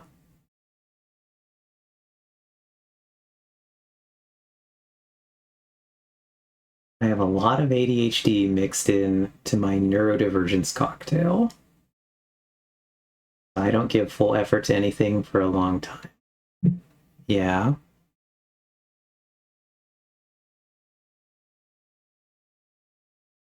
It's just all of these years I dedicated so much effort. The fact that I was climbing before, and this, we can't even see all the seasons. We can only see from season 4 onward. I started in season 2. So you'll see from season 2, I start in gold. Season 3, I probably make it to platinum. Seasons 4 and 5, I'm climbing through platinum. Season 6, I make it to diamond. So within the first 4 years, I climbed from brand new to the game to just outside the top 2%. And then in the next 4 years, I didn't progress any farther. And that, yeah, this is another thing that Vex he's bringing up here that is actually really important. I think it's important to note that there's always skill inflation in League of Legends. Being stuck in Diamond doesn't mean that you're stagnating in growth, just that you're not improving faster than the other Diamond players. And this has always been a difficult thing to explain about League of Legends, is that a gold player now in 2025, a gold player can do things that pro players couldn't do in season 2. The like most middle of the road average people are doing plays that pros couldn't even dream up when the game was new. There's a play by this character Lee Sin that literally was named after the pro player who invented it, which was called the Insec. And it was this thing where he placed a ward, he used one of his abilities to dash to the ward behind you, and then he kicked you to his team. And it was like revolutionary when he did it originally. It was like mind-blowing. People couldn't believe it. They were like, that's the most amazing play. They literally named the play after him. And I've seen bronze players do it now. And it's just like, yeah, it's just so goofy. Players have gotten so much better at League of Legends that if you are maintaining your rank, you are actually improving. Every year that you maintain, you're getting better, but you're just not getting better faster than everyone else is. You're getting better at the same rate that everyone is. And so it doesn't look like you're growing, but by maintaining your rank for a long time, that's really what it tells you. And so you can see that my rank hasn't declined a ton. I was platinum before, I maintain platinum now. What this doesn't tell you is they created, between these two ranks, they created a whole nother division called Emerald, which is theoretically what this would have been more representative of. So I have declined by staying platinum in these years. It was me not really trying to do ranked anymore. But these 4 years of playing like that and getting to diamond, I burnt out so hard after this. These years, I was like, I got to the point where I hated playing. I was like, this was the point where I reached I'm like addicted to the game, but I'm not having fun. I'm just miserable. And so, like, I was uninstalling the game a lot. I'd take breaks, but then I'd eventually, within a couple weeks, I'd come back because I just didn't know what else to do. And so I was miserable, though, here. I hated the game. But I just kept playing anyway. And Beck says, I truly understand how you feel. I had this same issue when I was grinding rhythm games. Yeah, you put your heart and your soul into something, and you can't do that forever. You can't play so serious unless it really is the thing you're passionate about. And I think also that you're able to see noticeable growth, that you're able to reach your like continue to see peaks and valleys, because obviously you'll increase skill, then you'll stagnate a bit, then you'll increase skill again, stagnate. Yeah, 60% win rate is, yeah, it is really good, actually. You would be very good. I hit top 1000 US Osumania without much difficulty, but the high-ranked players are truly just stupidly crazy. They aren't just already incredible, but they get better at an incredible rate. Yeah. And so you see that. You watch the people. It does not help that the high difficulty maps in VSRGs are quite degenerate. Gotcha.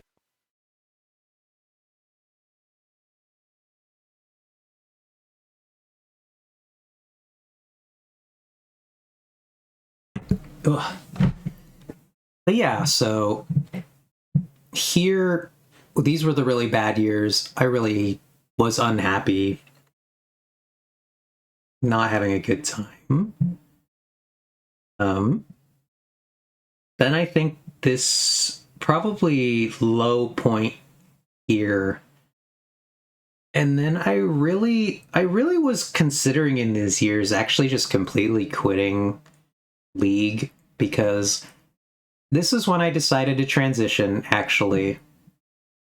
And I didn't know if I wanted League of Legends to be a big part of my continued identity.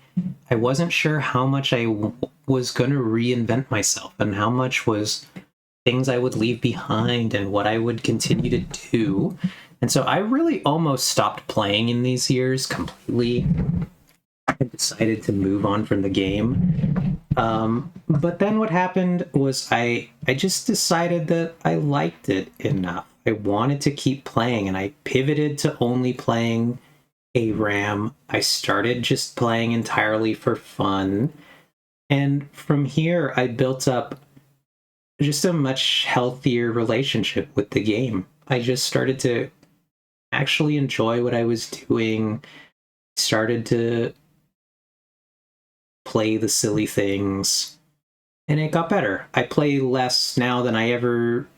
No, maybe not that I ever did. I think in these years I played less. I play more now than I did then, but I don't play anything compared to these years.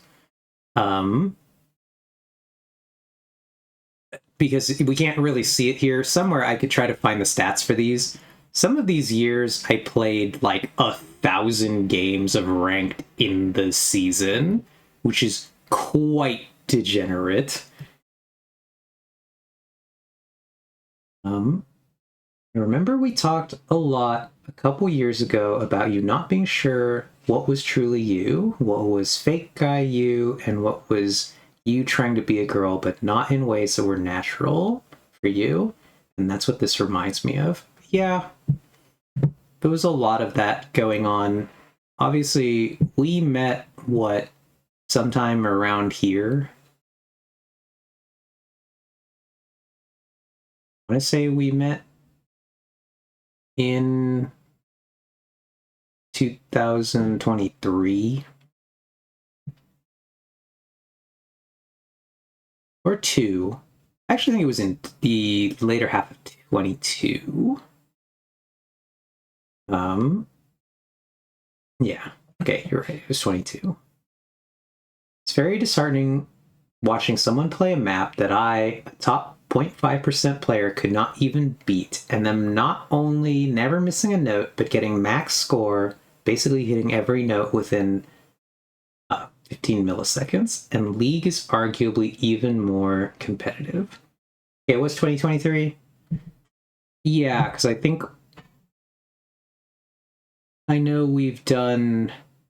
basically, like, my brain keeps track of it. by the number of Thanksgivings we have done like something for. And so my brain is like, it's 3 Thanksgivings. So we've known each other for 3 years. But this is just because 2025 is currently ongoing, so it's not on this. There's not a 2025 at the top here. So yeah, so that was really it. That's been the story of me playing League of Legends and how I almost stopped. I almost kind of just wanted to get rid of it, but then I decided it was enough of an important thing to me that I still wanted it to be part of my personality once I had transitioned and once I was more a person that I was happy with. Casually playing League of Legends is still something that brings me a lot of joy and I still want to do. And so I'm not going to be, I guess if we compared it to playing trombone, it's me deciding that I still, no matter what, would want to play trombone for fun. Even if I wasn't going to be doing performances and competitions, to just decide that this is enough of a thing for me that I don't even care if I'm good at it. I just want to play. I just enjoy playing it. And so it was a weird time. Weird time. We came out to a much better place, and now I think I actually just have a healthy relationship with a pastime I enjoy doing for fun, but we'll never. I always think like somewhere in the back of my head, I'm like, I could put this effort in again and become this good again if I wanted to. And then I just weigh that option and I'm like, it's not what I want to do. I'll never hit that point again where I think the good idea is to spend that time. And so I will, for the rest of my time playing League of Legends, always be a casual player, and I'll always just be trying to enjoy it and have fun. Because I've realized for me that that competition is not what gives me joy about it. It's not the thing that I think is, yeah, it is quite late. We got on a topic that was important.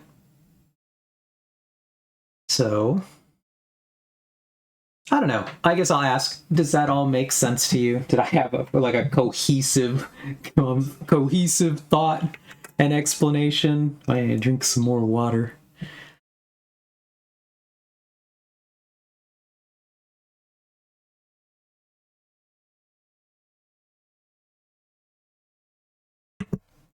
I've actually finished the water. So, congratulations to me. Drank my whole water today.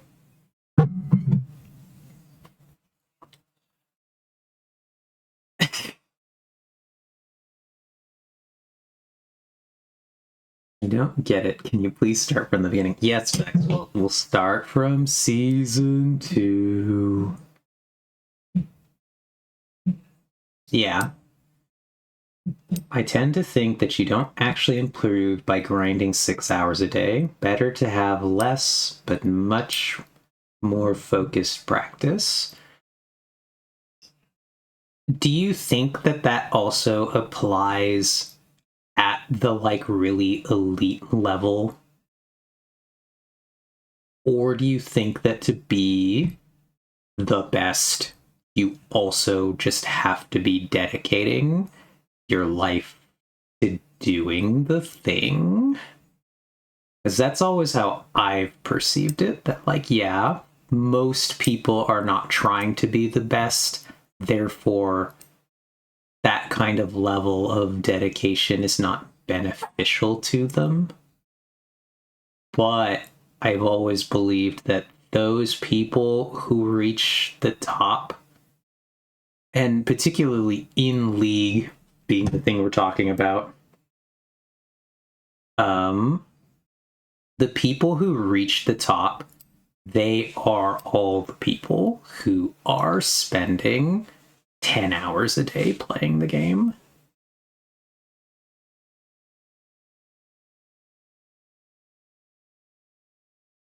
Yeah, especially when your struggles are with the mechanics. Pro boxers spend a lot of time on punching bags. Pro musicians spend a lot of time on scales. You got to drill the specific things you want to improve on. You're just grinding ranked all the time. You're not going to have targeted improvement. Yeah. I probably agree with that. I think one of the League of Legends problems is that there was simply no other way to practice the game. Like, to practice the thing you want to get better at, the only thing you could do is play ranked League of Legends, and within the game, try to practice the thing you want to do. There's not a way... so the game doesn't exist unless you're in the mode where you're competing with people. The problem is, so trombone, the trombone always exists. Boxing, the punching bag exists outside of the ring. This would be like if boxers could only learn to box by being in boxing matches. And that's how learning League of Legends is. The problem is that there's no other thing to do to try to practice but play the ranked games.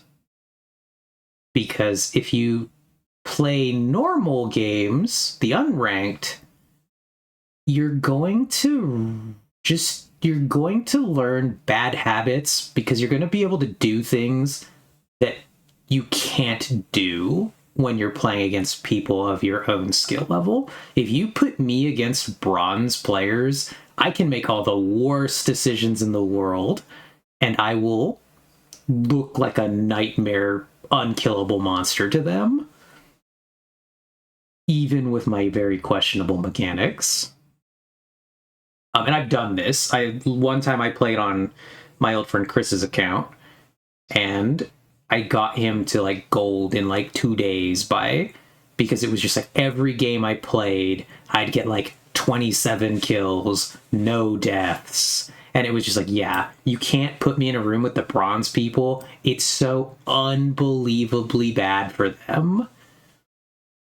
And they're games that I don't learn anything from because I'm just I just rolled straight over you. Everything I know already allows me to just so thoroughly steamroll you.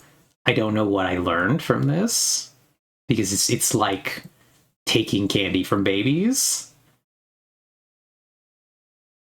And so that's the only thing that I think is difficult about the way video games work, and the way specifically about trying to get better at multiplayer video games works, is that I just don't know how you practice. With shooters, for example, I think you can get some good practice from a lot of other things. Shooters have stuff like aim labs and things, because the primary skill of a shooting game is, say I gotta click here because this is where my enemy is. And so the primary skill you have to learn is just being able to move your cursor here as fast as possible and not overshoot it and get it right on target. And so this is a thing you can actually practice. And so in that regard, I see a lot of professional League of Legends players. One of the things that they did at the time was they played the game that Vex mentioned, Osu, which was a rhythm game. And Osu is a game where you have to click on... I don't know, Vex, are you still here? Do you have a good Osu song recommendation to watch what Osu looks like?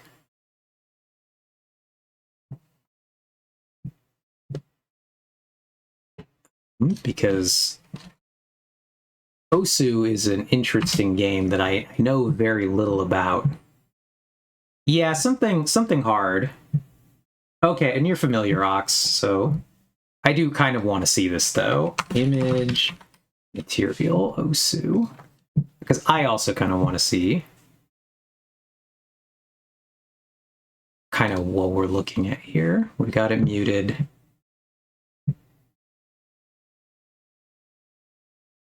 And I just want to see what these start to look like as you get into Osu.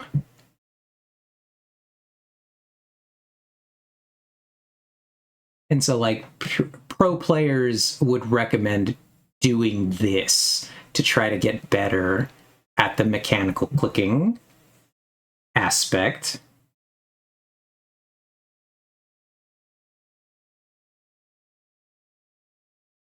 Of it. And, like, this is a way you can practice always clicking on the right thing.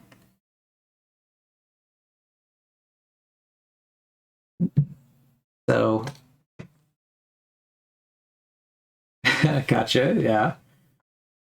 It says, also, League is truly like that. I have 2,600 hours. Eve's playing half asleep at her most casual and would absolutely ring my best, most locked-in try-hard play. I truly have no chance. Also, this was a hard song from like 8 years ago. It's probably not considered that hard today, but it used to be considered hard. Yeah. Same thing. The skill inflation.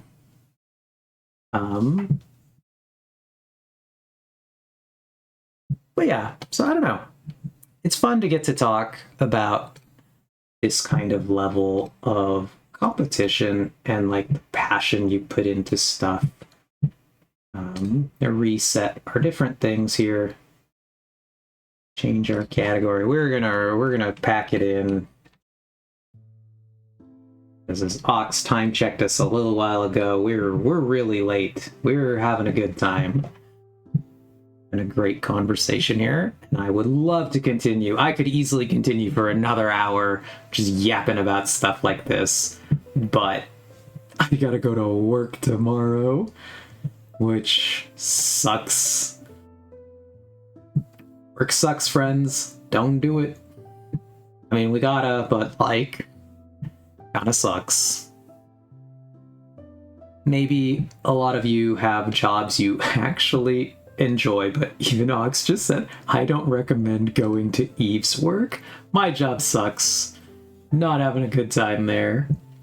But, yeah. So, we're going to wrap up.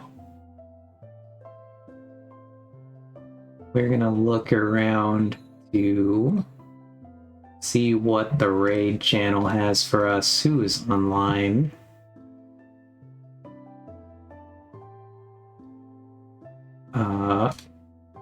This is going to be just a funny one. I know where we're going.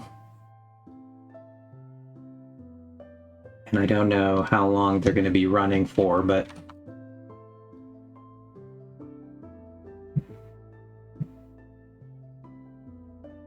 and extra funny, because they're, yeah, extra funny. But we're going to go say hello to our good friend Griffin. Hopefully he's not gonna possibly end before we are, so we'll get over there right now. Thank you all for coming by. I had a great time. I really appreciate everyone who stops by to watch and to listen. Yeah, he got you. We're gonna go quick before he could possibly end. We're gonna go over there. So, have a good night, everybody. Thank you again for being here. We'll be back on Wednesday. We will, at least for some of Wednesday, be playing Uma Musume, which will be funny. So, let's look forward to that. We're going to the horse dimension. And yeah, so thanks everybody. I will see you on Wednesday. Have a great night. Take care of yourself. And have a great week. At least until Wednesday. Then I can ruin your time with Uma Musume. So yeah, good night.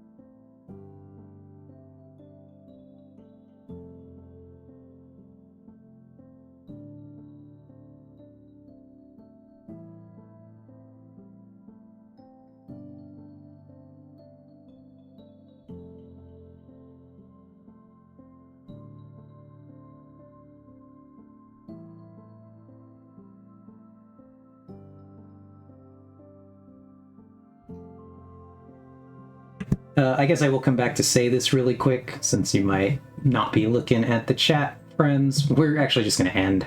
It will not let me raid Griffin. He might have just closed raids because he's going to be ending soon. Unclear. I don't really have it in me to try to find anybody else, so we are going to just go ahead and send you off for the evening. Thanks again, and I will see you all later.